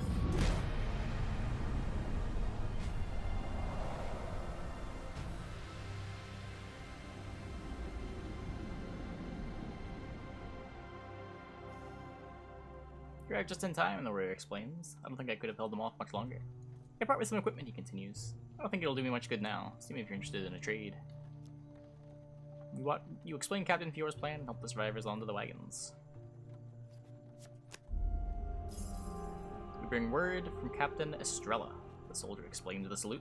The infected horde of the gatehouse has subsided. It is as before. The gate is blocked by more layers of corruption. The wagons cannot get through and must be destroyed. Connect the scouts and assure them you'll head to the gatehouse in due course. I need to save more citizens. Future faction is ravaged. Yeah. Grudge of corruption. Hooray! Ambush. I believe, chat. The pendulum is ever changing. I believe. And the challenges it presents change too.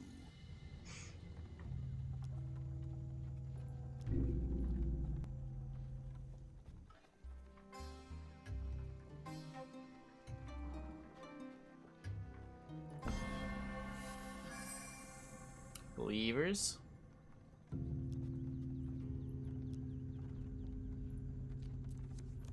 I did lose Malekiths, but that's okay. I don't need a bubble. Repetitive combat is definitely very repetitive.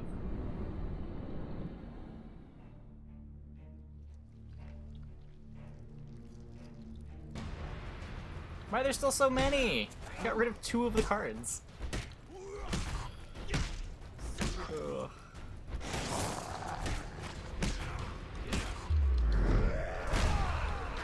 Get shifted.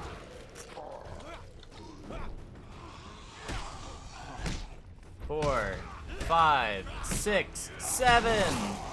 Whoops. 1, 2, 3, 4. Oh, F. 7.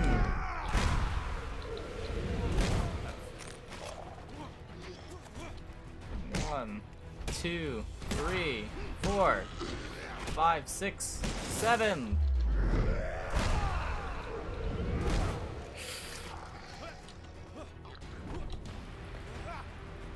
Pow, pow, pow. No. F. It is kind of nonsense that it changes targets on you when you need to F something.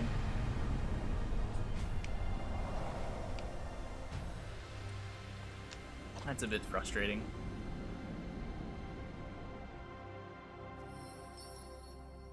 Though we're decimated, you resume your journey through the winding streets. You gain 4 fame. You can find more citizens. Pass without incidents. What's that one? Remarkable fishing. This gets me food, right? While strolling the docks of the capital, you spy Rana loading up her sloop.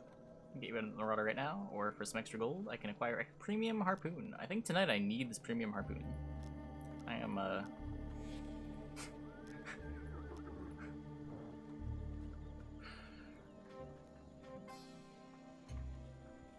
Okay, this is a little too slow, maybe.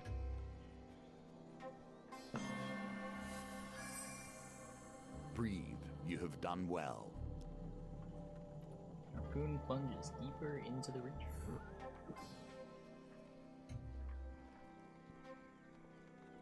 Come on.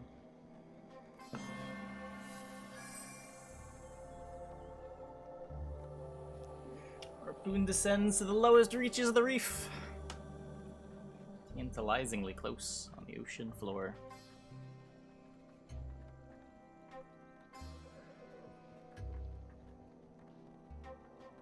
Come on. Come on. That will set you in good stead from here. Harpoon buries itself in something solid. Rana hauls your catch up to the deck. A tool of life and of death. Dead man's hand. A spell that deals 50 damage to the first enemy it hits. Causes more damage when your life is low. Max 500 damage. Cool, I guess. Among the coins and confused sea urchins, you spy a curious gauntlet. It hums with arcane powers, you slide it over your hand. Wait, I wanted food! The sun hangs low on the horizon.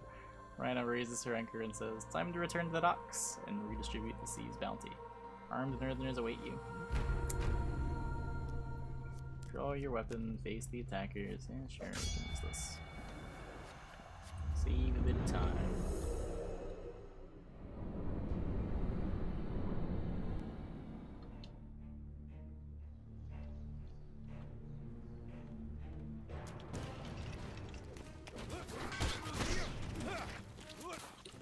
Let me get back so I can do... What the... Can I aim at his head? I want to click heads!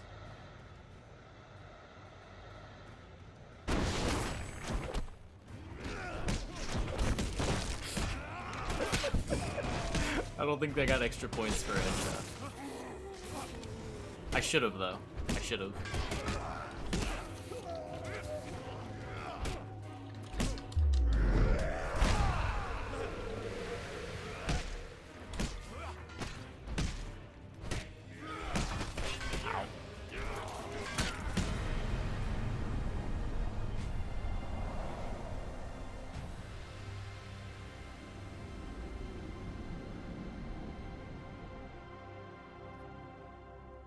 Nice work protecting the cargo, says Rana, as she rolls one of the northerners off the pier.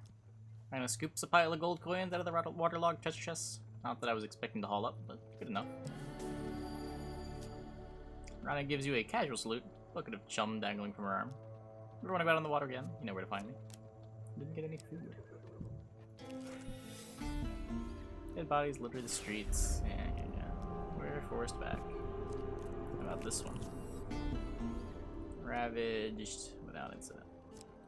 This one? Smoke. Oh, that wasn't fire.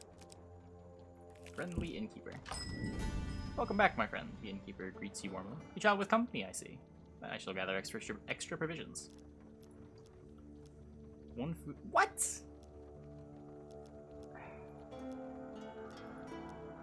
Innkeeper, discuss local points of interest.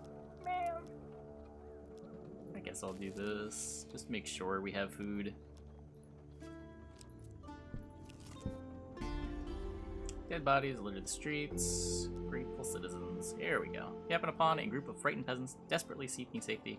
Here the Empire's abandoned the city, they cry. Please help us. Save all 60 citizens that I need to save. Endless dark deeds have been done in the name of the Empire. May you set that ledger right, at least in part. At long last, you arrive at the gatehouse, the exit out of the old city. You usher the frightened citizens through the gate and to their escape. My thanks to you, she says with a smile. I doubt we could have done anything more for the people of the old city. Halt! Shouts a voice from beyond the gate. You turn to see a troop of Empire soldiers marching through the gatehouse. By decree of the Emperor, none are permitted to leave the old city. Captain Fior, you are to return to the Imperial City at once to report. The captain commands. It's Captain Fior scoffs, calling to the young captain, blocking the gate. These people bear no mark of corruption. All they want is safe passage. Emperor decree or no, it is our duty to protect them. What good is a soldier who cannot follow commands? What is an empire without order? The young captain retorts, proudly. By decree of the Emperor, none are permitted to leave the old city. Captain Fior draws her pistol, standing between the cowering old city refugees and the Emperor's decree. I will not stand down.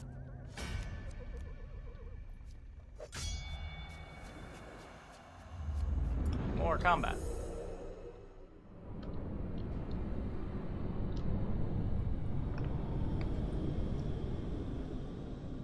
Hooray for not standing down. Here's the pleas from the old city. Does not weep.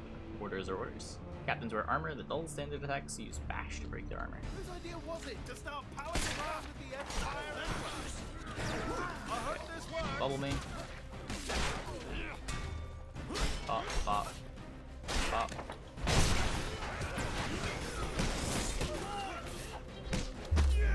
Ship's time. Ship's time.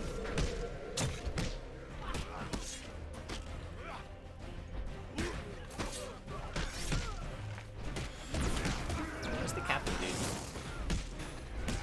I think I lost him.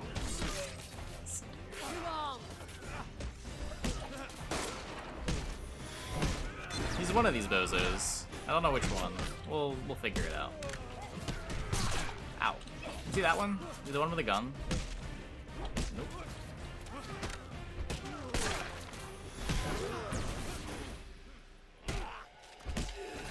Yeah, we've just been dodging this whole time. Okay, I'm all.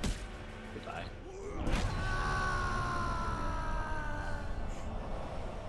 Great new empire with our 60 trusty citizens. Yeah.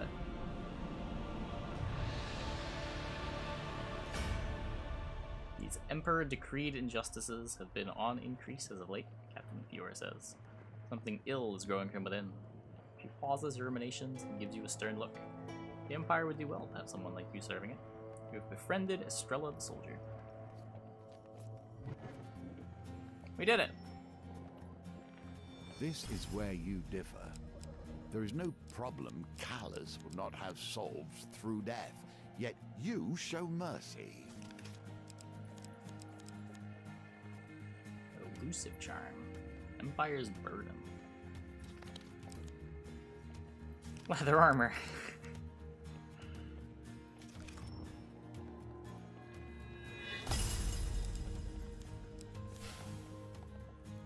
Grifter's companion.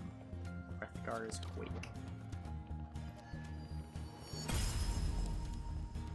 Prowess with the warrior's axe. Chieftain's axe.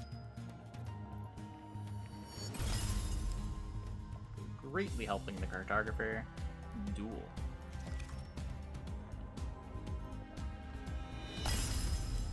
Landing catch of the day. Dead man's hand. Cool.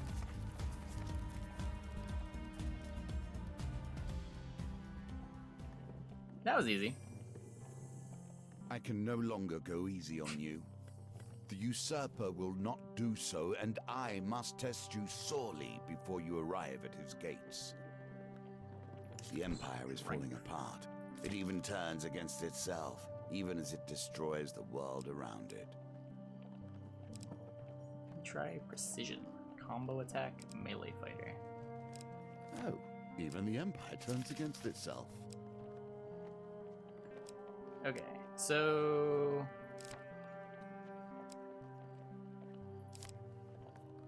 I'll just bring unknown cards, especially unknown cards with tokens.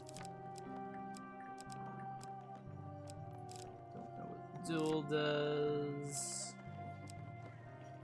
Still haven't gotten the token from this.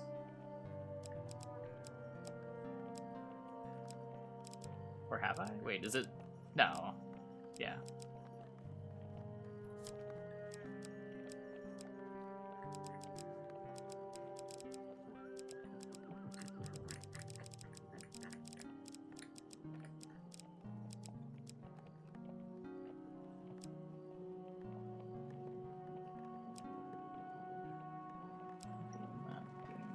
Life. Shard. Wait, shard and token are different things.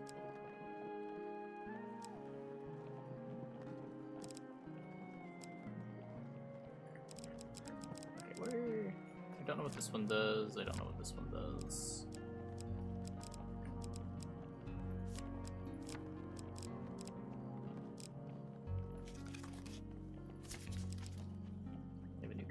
We do.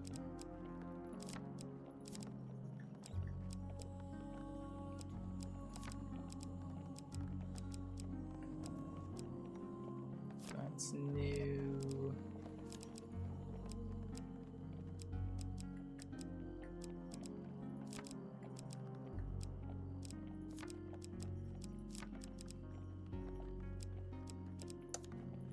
Platinum. Oh, let me drop that desire, I guess. I want to see what this does.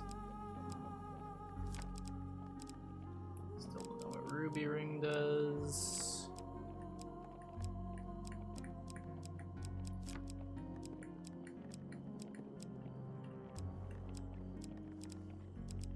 Okay. Just really close in. Multiple shards makes it so. Okay. Chieftain's Axe. Just an upgrade on the other axe. I'll take it. I'll take it.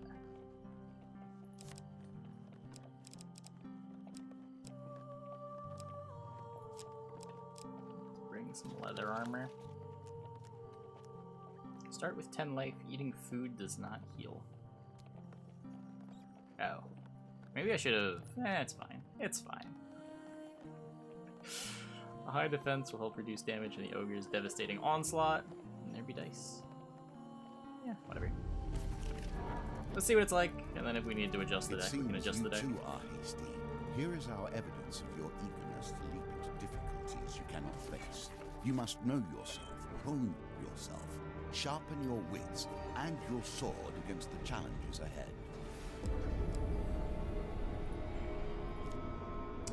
Bitter taste of blood is the first indicator that you're still alive. Blind and disoriented, you make out a voice calling to you. A pair of hands shake you upright. As you open your eyes, you see Estrella leaning over you, looking worse for wear.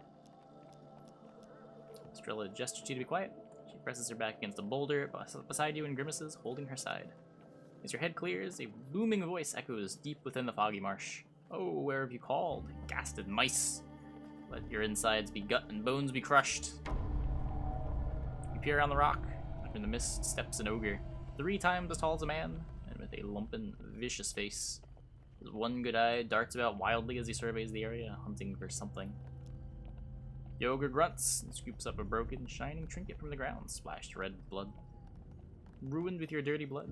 Wretched cut purses, riven in two. His great, hideous face turns red. Though listen, here, I will find the twin, and I will eat thine eyes. The ogre lifts his club and smashes a tree trunk in anger. The tree creaks and crashes into the ground as Draknar the ogre turns and disappears back into the mist. Estrella grimaces as she holds her side, attempting to hide the severity of her injuries. Here, they're injured. She throws you a medicinal herb bun. Weak to your bones, you gratefully take a bite. And the bread turns to ash in your mouth. You consume one food, food does not heal. Estrella scoffs, one of her eyes closed with blood. That wretched relic we sought. I believe there's a curse on it. With a sinking realization, you pull the other half of the ogre's trinket from your pack. Sure enough, you feel a wrongness emanating from it. Holding only half food does not restore life. Card cannot be described. Okay.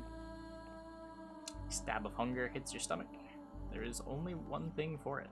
You must steal back the other half from the ogre that almost killed you. The closest town is Dryper, Estrella whispers hoarsely. We cannot hope to defeat an ogre now. Summoning your remaining strength, you lift yourself to your feet and stagger to town. So what does this do? Stun Corrupted, Armor Breaker, Heavy. I admire that you have other skills beyond violence.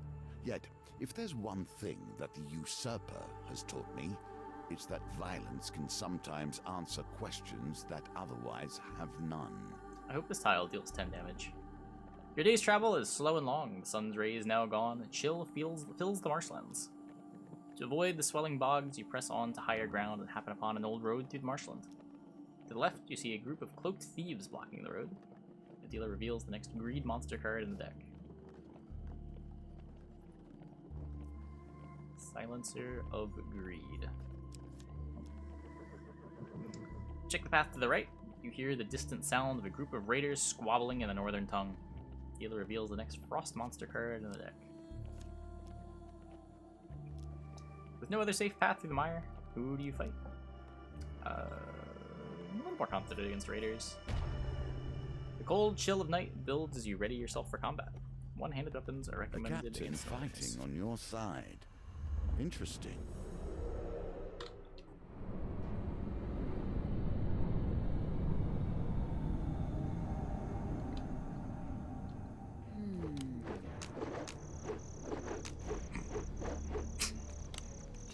Fancy. Having only ever known military life, Estrella's high rank and fame were justly earned. When activated, Estrella performs powerful attacks and causes knockdowns. Stay close to charge her ability faster. Now we fight for honor. On my mark.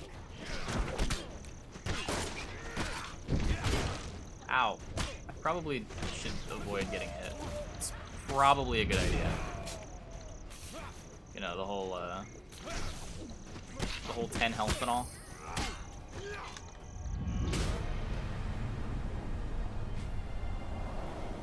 Probably don't want to die.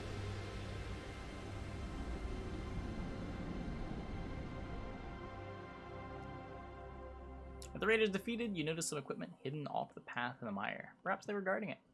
You slide down the bank to the treasure. Still have the health regen. I don't have it equipped. So.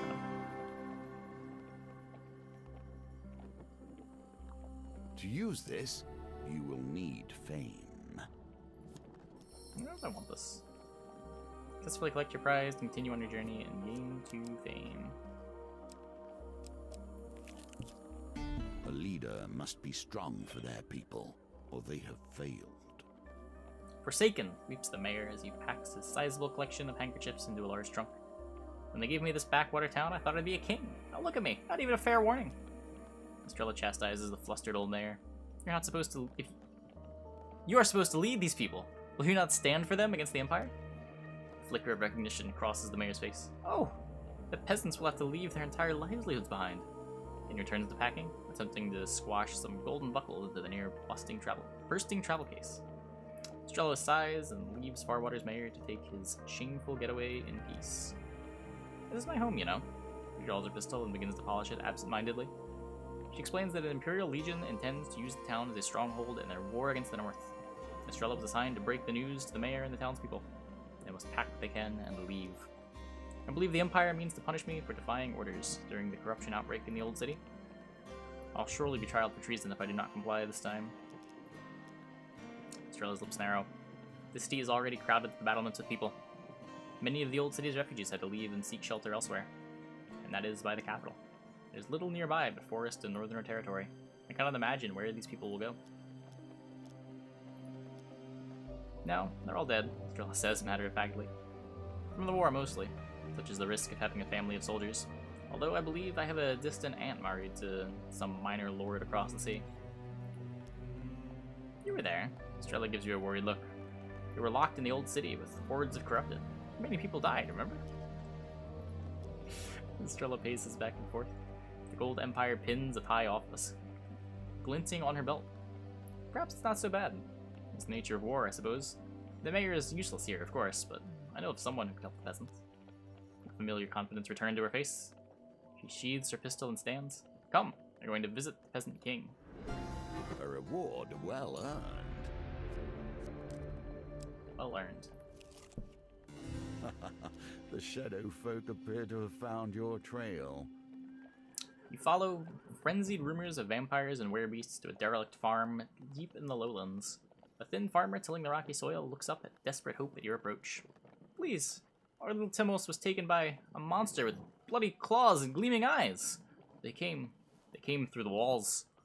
He points a shaking finger at the hills. Sure enough, you find the boy huddled at the back of a menacing cave. As you draw near, hulking, cloaked figures emerge from the shadows to surround you. Hero, one of the beasts hiss. We knew we'll take this simple bait. Now relinquish your power. You draw your weapon. Shadows can counterattack. Light weapons are recommended. Okay. Sure. Let's, Oh, I can't equip the... I have weathered blades? Where did these come from? Oh, is it just like the starter light weapon? Well, let's try to not die. I don't know what counterattack means, but we have 2 health.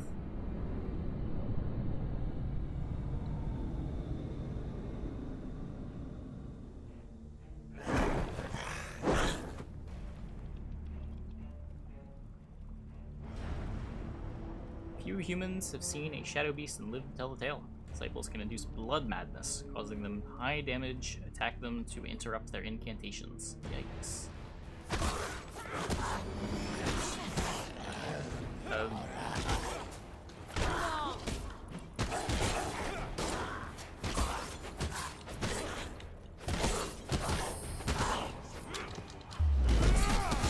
Wait, F! No, don't. Interrupt incantation.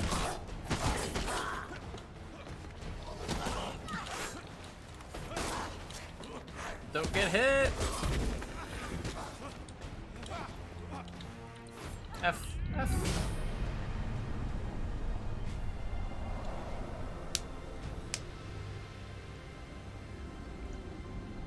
Counterattack is what you do after a block. You can block?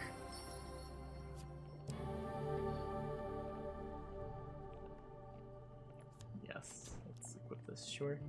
Weeping, the peasant falls to embrace his son. Thank the gods, Timos, thank the gods. Small family gathers a dusty bundle of what they can in gratitude.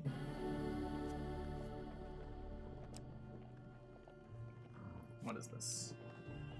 When skeletons reanimate, they drain life from enemies around them. 1 failure card glows red during the shuffle. Oh, that's cool.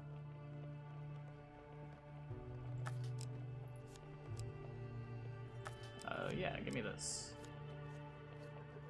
Nothing like carrying an aura of purity unearned to give the game away. Okay, I want to keep the axe on for now.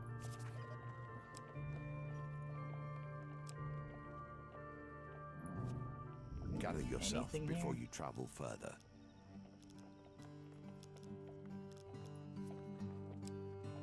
Dark Thirst. Let's see what this does now, at least.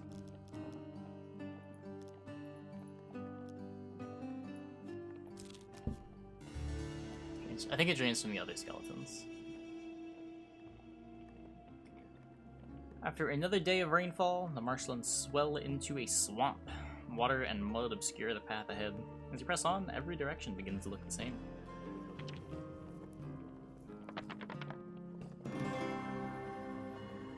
We high rolling tonight. Achievement unlocked, gambler. With some luck, you find your way to higher and drier ground. Back on the path, continue your journey. Just a die roll to not Push get screwed. forward towards Okay. your final confrontation. Too many words obscure the actual truth of the matter. Sometimes simple actions tell all. Approaching Dryper's gates, you notice a woman of enormous stature dressed in a blue tunic and leather apron. 3 smithing hammers hang from her waist. The woman rushes forward and embraces you, burying you in her chest. "The gods be praised," she cries. "I thought you'd surely be dead." She releases you and looks up and down. "Look at you," she says before you can get a word in. "That foul beast didn't hold back now, did it?" She whips around to face her companion. "Estrella," she bellows. "You call yourself a captain of the Empire? Letting this poor boy go off to fight an ogre unprepared? You should know better than to steal from an ogre." Estrella adjusts a bloodied bandage and shrugs. He insisted. As she pauses for breath, you seize your chance to interrupt. "Mariadne, the blacksmith's daughter," she says, surprised. "We met at the Black Ale pub the night before you set off to steal Odyssea's charm. I almost broke your wrist arm wrestling, remember?" Ask about Odyssea's charm. She pokes the broken ornament gingerly. "Forgive me if I don't take it. The curse of Odyssea's charm only affects the wielder. If it makes you feel any better, the ogre is probably starving now, too. From looks of the silver work, this is an old relic indeed." Draknar, she says, or Draknar the Mighty, as he is known. He has lived in these parts for an age. Many have tried to fell the beasts before you two misfits, that's for sure, she explains, but few live to tell their tale. The ogre is notorious for ambushing travelers and traders alike. Not even Empire soldiers are safe in these parts. Accumulated a wealth of treasures plucked from his victims, including that cursed relic you have now. Pauses for breath, you seize your chance to interrupt and continue on your journey. Ariadne shakes her head. One blow from... Oh, wait. You won't survive it unless you get a good set of armor on you. Increase your defense to survive the ogre. Listen, I help run a traveling forge. It's currently heading here.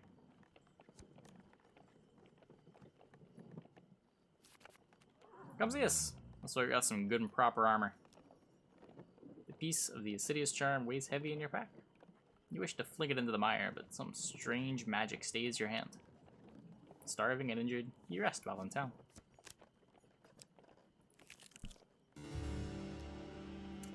After another day of rainfall, the marshlands swell into a swamp. Water and mud obscure the path ahead. As you press on, every direction begins to look the same. Uh-oh. I thought we were high rolling. I thought we were high rolling.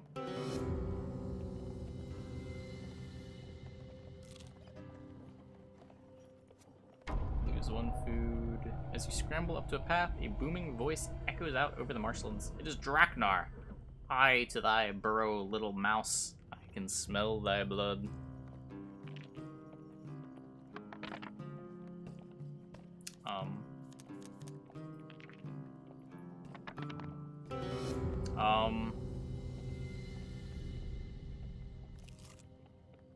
Spend another day avoiding the ogre, and at last find your way back to the path. Okay. Okay. So I have the glove, but not equipped. Yeah, I just didn't think to equip it. It's the artifact, not the glove, right? The vial. The town crier announces the Empire seeks mercenaries to join the battle against corruption. You seek out the watchtower where recruitment is taking place. You arrive in time to hear Sir Malifau's plan to wipe out the Pauper's district. The outbreak began there. We cannot risk sparing any of their lives, he says. Sir Malifau the Green leads the mercenaries to the Pauper district, where poor and sick have walled off from the rest of the city. As you hear the wailing of the corrupted, Sir Malifau gives his command to charge. We can't just kill everybody. Your refusal does not sit well with the Imperial soldiers. "Traitor!" one of the soldiers shouts. Imperial soldiers surround you, shackles at the ready. Draw your weapons and prepare for their wrath. May have made the wrong decision. Probably easier to fight corrupted without taking damage.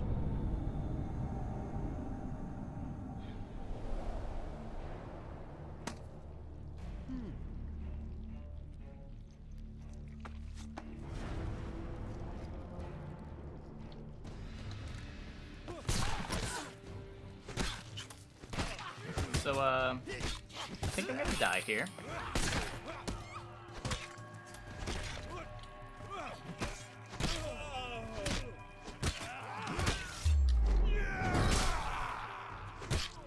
On my mark.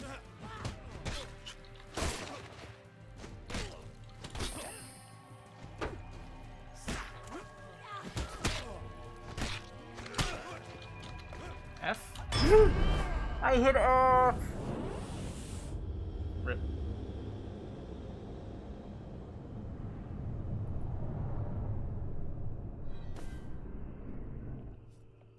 Now death comes to you.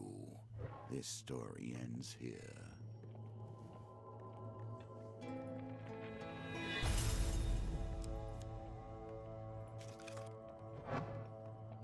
Think. Do not continue to fail me. I have need of your greatest efforts. I'd like to enable apprentice. What? No. The fuck? Rude.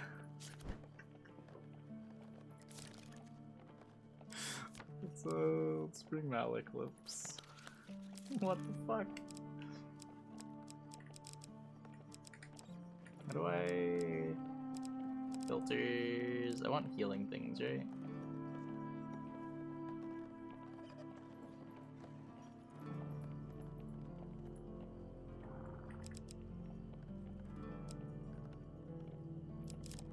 Just throw that on. Let's do... Keep the leather armor. I don't really want to get rid of this, but... Swap that out for the healing spirits.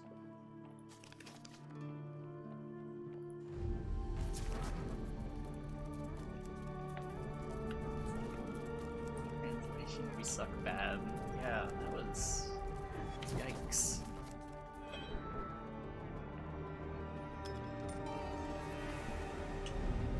This last century has been, for me, a blessed relief.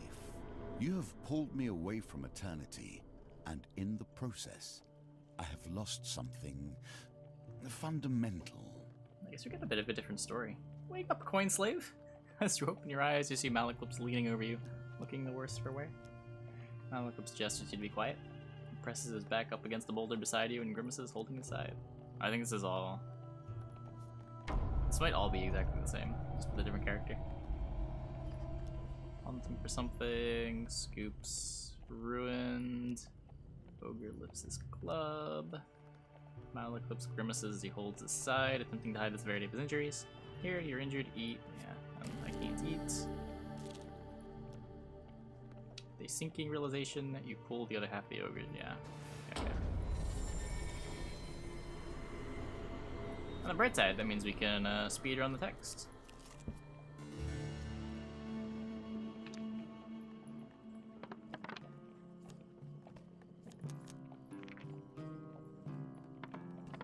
Hey.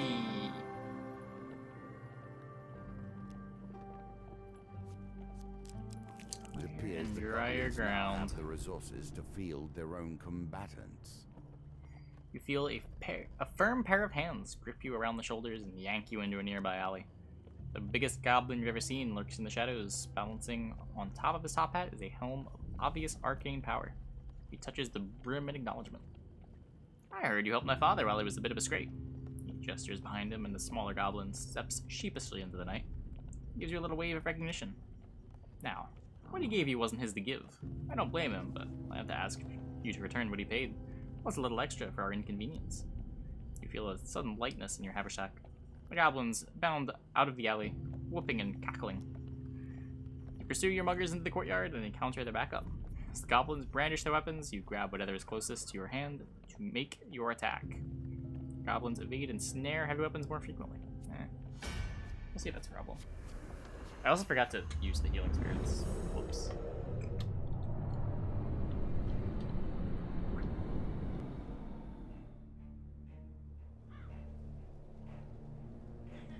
I'm no happier to be here than you lot.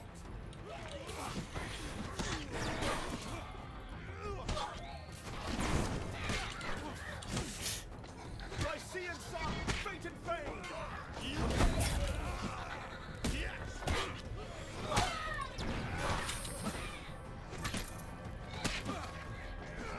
I'm a little scared. I don't know what was red targeting me, but something was. Malaclips, what are you doing?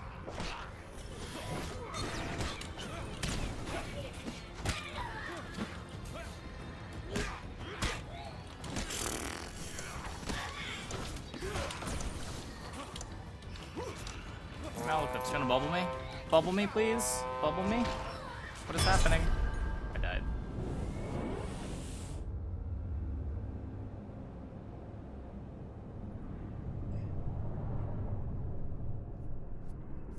Perhaps different arms would find you faring better. Shut up, or game. more skills. Shut up. Shut up.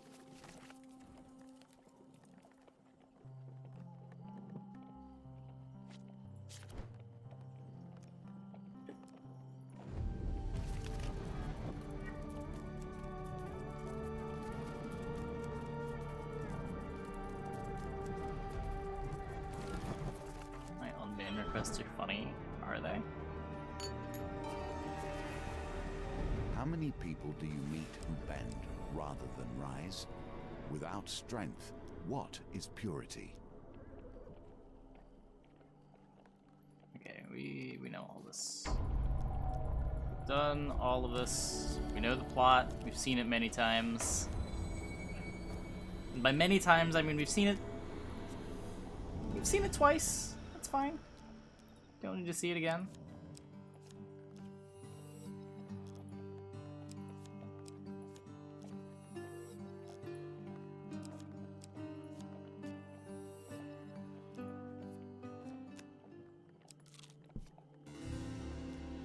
Okay, just roll some dice. Easy navigation.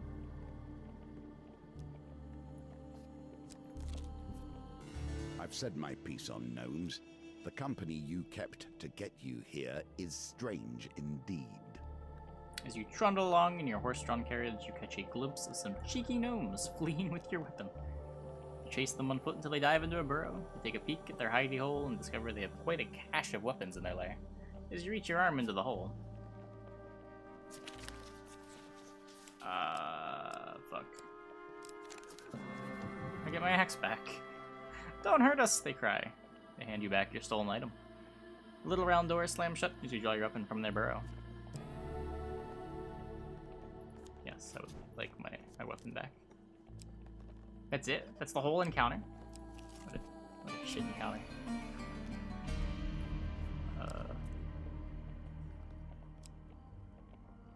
I should probably just go.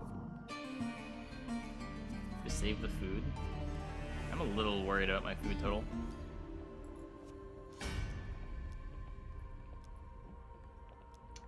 We know this one. Just ask everything.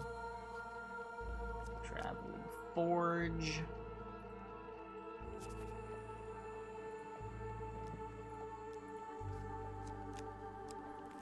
Yeah, let's just gun it. I have 5 food. I'm a little concerned.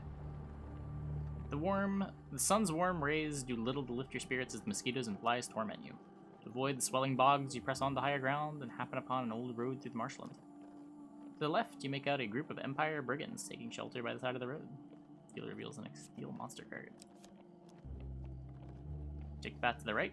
Hear the distant sound of a group of raiders squabbling in the northern tongue. No other safe path through the mire. Who do you... Why do we have to fight? Why can't we just all be friends and get along? Why's it always gotta be a fight?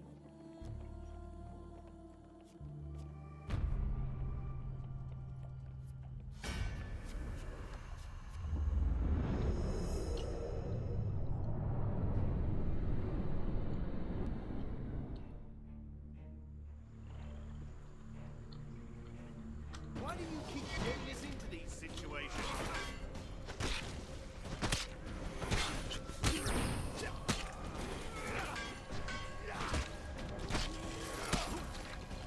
Wait, F. It's like partway through the F ability, you have invincibility, but it's not immediate. Oh, I should probably shit. Same thing with shifts. Like, there's a window right after you start the animation that you can get hit, but once you're like halfway through. With the raiders defeated, you notice some equipment hidden off the path. Perhaps they were guarding it. I lose 5 gold, I lose 1 food. Wait, why do I lose 5 gold? I slide down the bank to their treasure.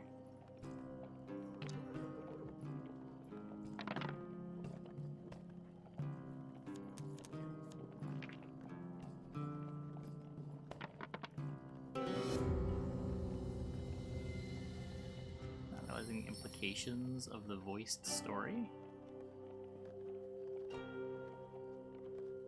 Oh, maybe. You mean the combats? You lose your balance as you slide, knocking the item into the bog and losing it forever. Disappointed, you scramble up the bank to continue your journey. You follow frenzied rumors of vampires and werebeasts to a derelict farm deep in the lowlands. A thin farmer tilling the rocky soil looks up at you in desperate hope at your approach. Please, our little Timos was taken by a monster with bloody claws and gleaming eyes. They came through the walls.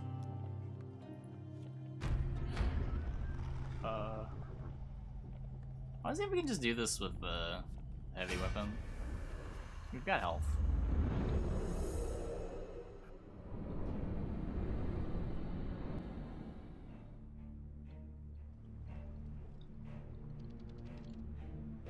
I hope this works. Yeah, it's...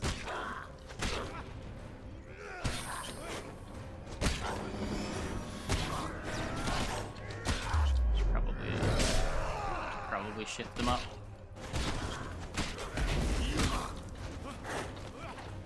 Yeah, I don't know what's wrong with heavy weapons in this fight. It seems fine.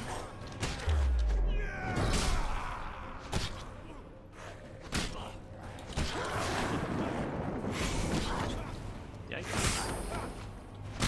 Oh, that's what happens. When they finish their incantation, they go, like, berserk. Okay.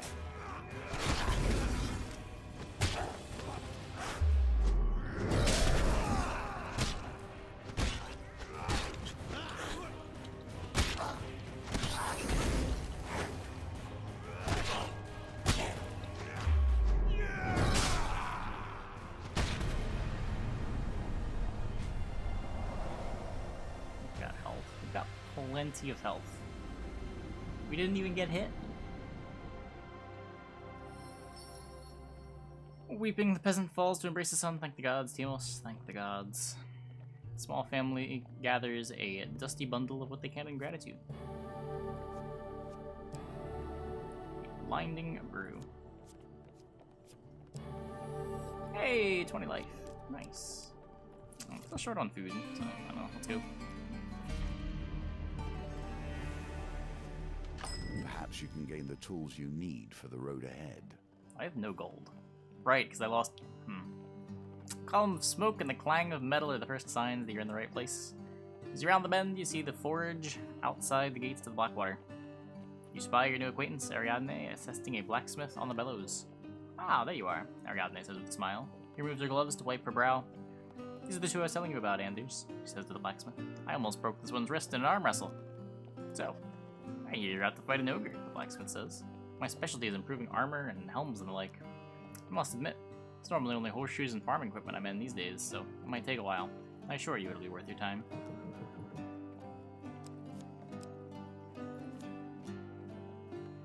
You unsmith your armor, and he begins to examine the item thoroughly, inspecting every joint and seam. Yes, I can certainly improve this, but it'll take several days.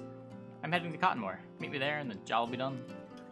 Oh, you bring another item to me there. I'll see if I can improve that one as well. Thank Anders and continue on your way.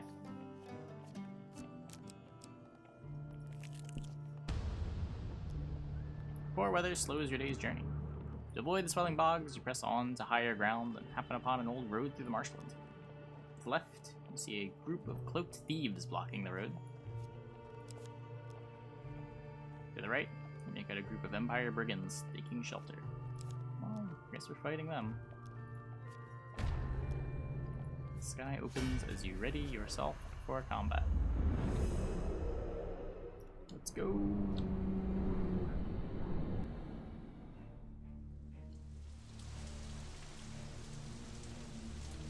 By sea and sun, fate and fame! Take him out! Oh.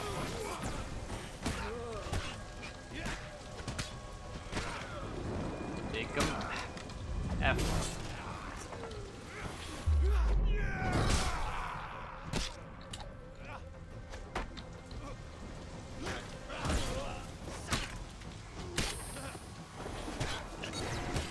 Probably should make sure I don't get hit.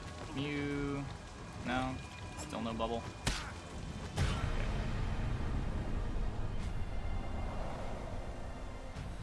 This game would be awesome if the fighting was scrapped altogether. Yeah, if the fighting was just like replaced with another minigame, I could see that. But you have to rework a lot of the systems. Like all the equipment stuff is based on the combat. The brigands defeated, you notice they were guarding some equipment hidden off the path in the mire. You slide down the bank to the treasure. Oh, I could see that. Yeah, maybe. Back to the Maybe. bones. I hope you have learned to be their master.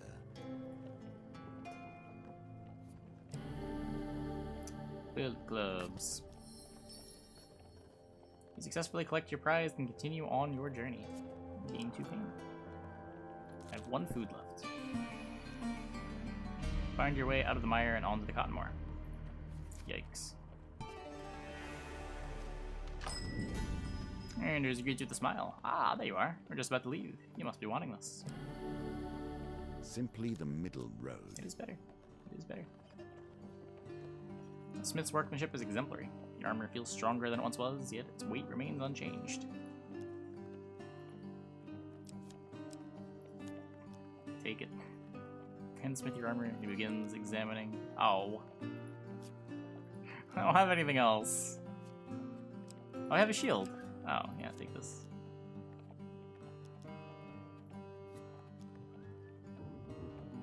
Even there's a lot of uniqueness now with fighting. Yeah, I don't know. Find another item, see if I can improve that one as well. You think, and just continue on the way. It definitely needs something to replace the fighting if you were to get rid of it. Like, you can't just remove it. There would need to be something else. Restart. Yeah, we have to restart the mission from the beginning when we die. The damage taken from starvation is more than the healing delivered by eating. As with many things, we find ourselves sliding further and further into hardship. A slight rustling in the reeds is all the warning that you get that your life is in grave danger.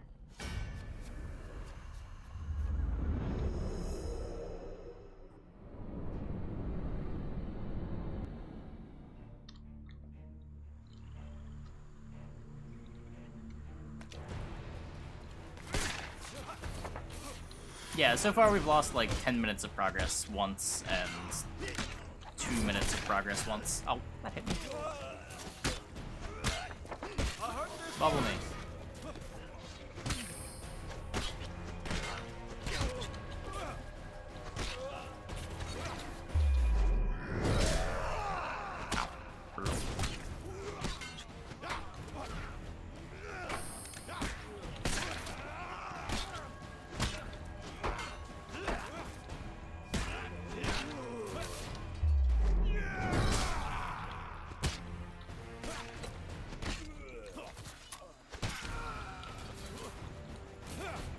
Come on.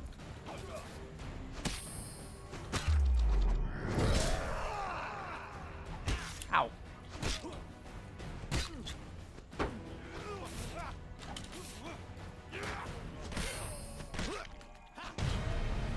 I got hit twice. Disgusting.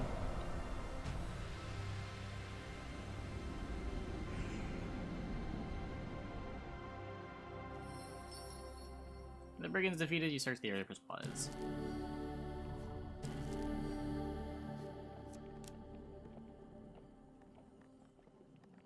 It's supposed to be easy to complete the mission, but it gets harder to get the gold. Ah. Can I buy food? I don't have any gold. Let's see. I can sell this. I don't really need this. I can sell my... Nothing left of that. I can sell the billy clubs. Okay. Buy food. Oh wait, I just got food. Never mind. We're good. We're good. We're good. Welcome back, my friend. The innkeeper greets you warmly. You travel with company, I see. Next I'll gather extra provisions. 10 gold for healing. Draw 1 life gain card. Oh, give me something good. Nice. It's the high roll, right?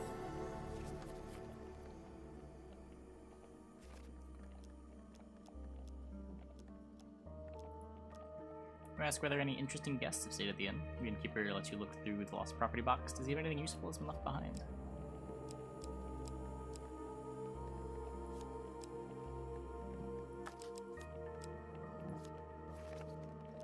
There's nothing possible without healing. You and I Get a must free item. heal more than ourselves. This thing's crazy. We must heal this world. One food, heal 0 life. Leave the inn. So I can sell stuff at camp before I go to this, and then I can get it back for free. And if it's an artifact, then I get my charges back too. Broken. Look at that. Back on life. Brawling on the street for money. These are actions I'd expect of the usurper, but from you, I had hoped to see better. One day you come across a bare knuckle competition in an alley. An old man with few remaining teeth notes your interest. When choosing your opponent, he wheezes. Remember, your purse. If you survive will depend on how quickly you beat them. Northerners then. You gesture to a group of northern captives. One-handed weapons are recommended. Okay, let's get our shifts and our Fs ready.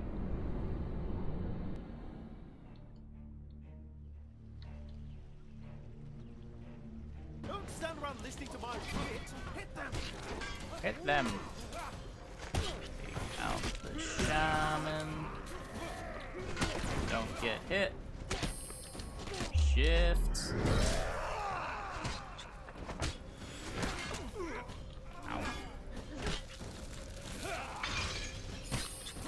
What? How did you go down? Okay, healer down. Now we just clean up the rest of the rabble.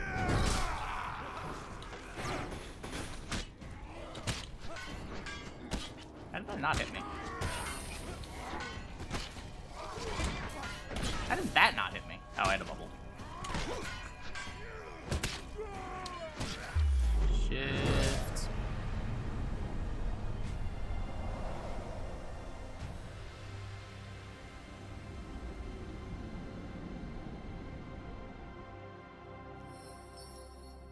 Or what to be reckoned with? The organizer comments as he brings forward a chest and gain 4 ping.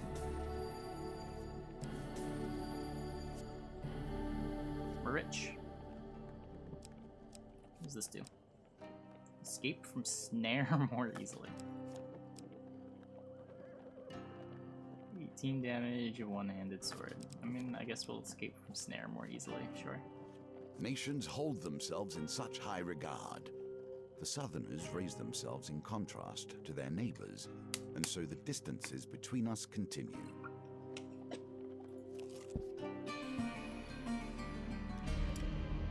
I need more defense. Let's see what this last card is. I have the food. Platinum equipment card. Rifter's Every Companion. game comes down to finding an edge. That's cool, I guess. The elder's eyes widen. Yeah. Innate fame.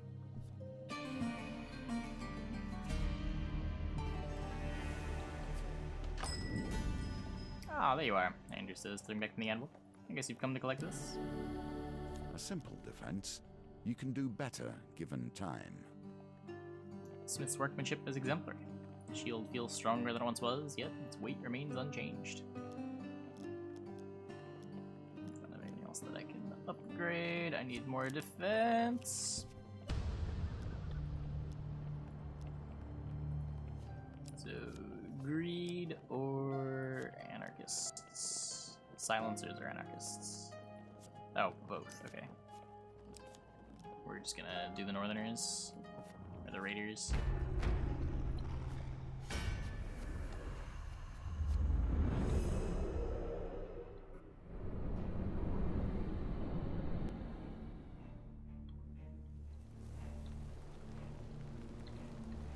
luck, hardly worth our time.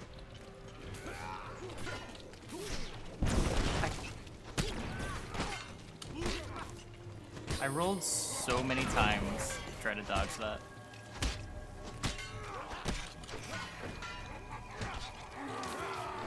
Shift. Oh. Ah, Eclipse.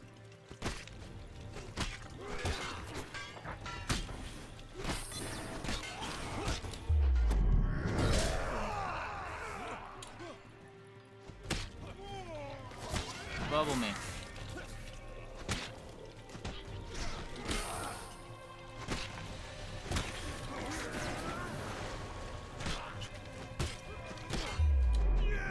Boom.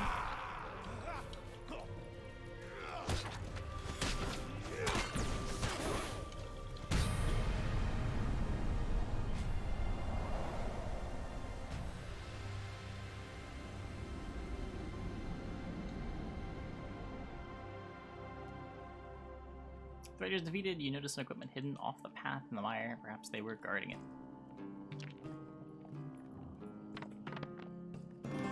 Hey!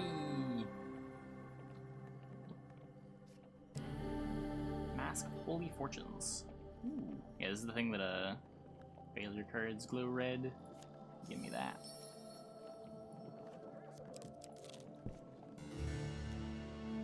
Another day of rainfall, the marshlands swell into the swamp. Water and mud obscure the path ahead. Roll to not get lost.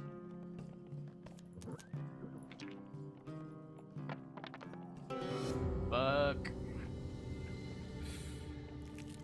Lose a food, and then Ogre makes me roll again. Okay. Only one food lost. Go blacksmith and upgrade helm. I don't think... Can I? I can go back. Oh, I can upgrade that one. Cool.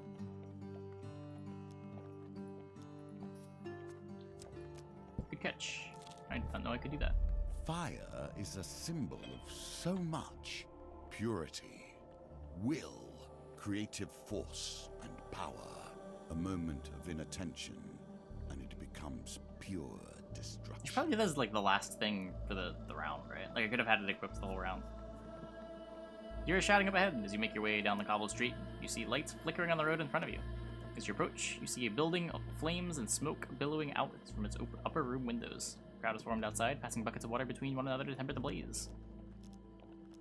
Can we just let Malaclips do it? Malaclips can do it. We can't just let them die? Malaclips casts a ward of protection. With fear in his eyes, enters the burning building. Yikes. This one's kind of hard. No! I don't want a huge failure.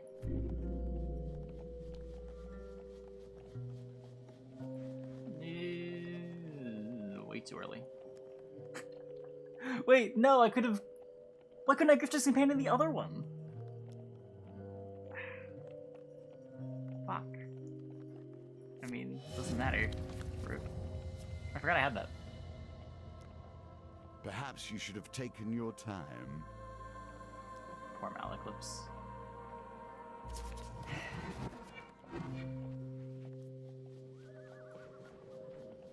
Oh my god. Thank you, Grifter's Companion.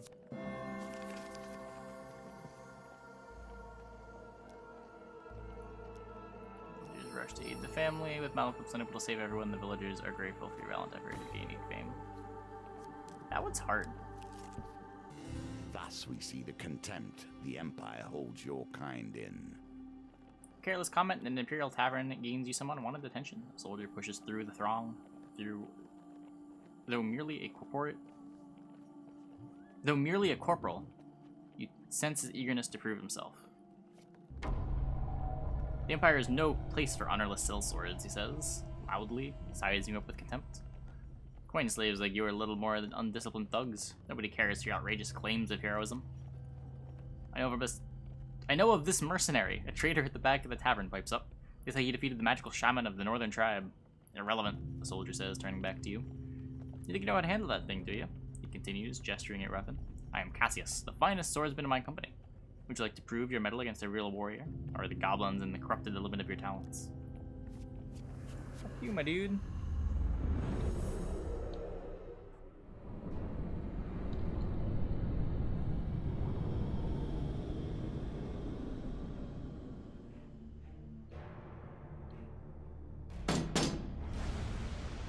Very drunk.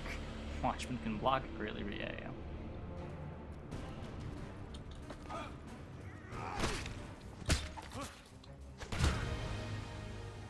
Got him.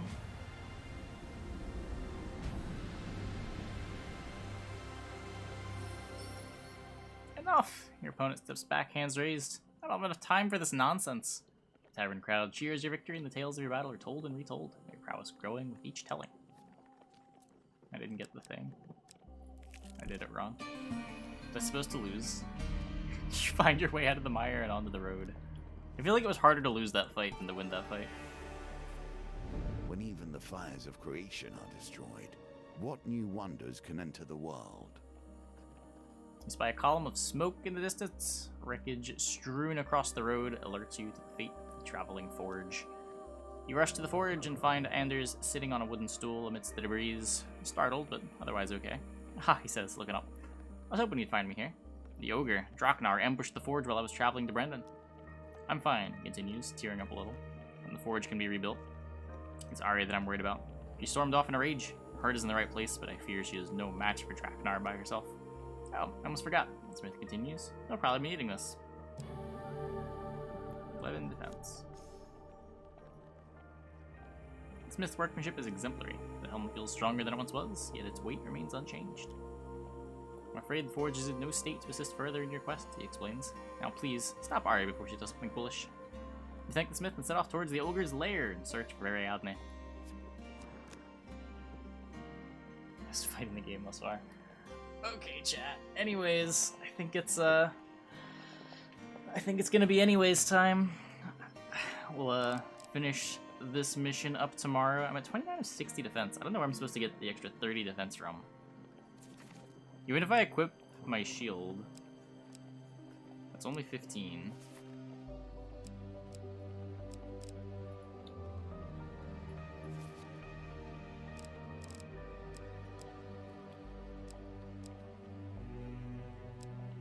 Yeah, I don't know.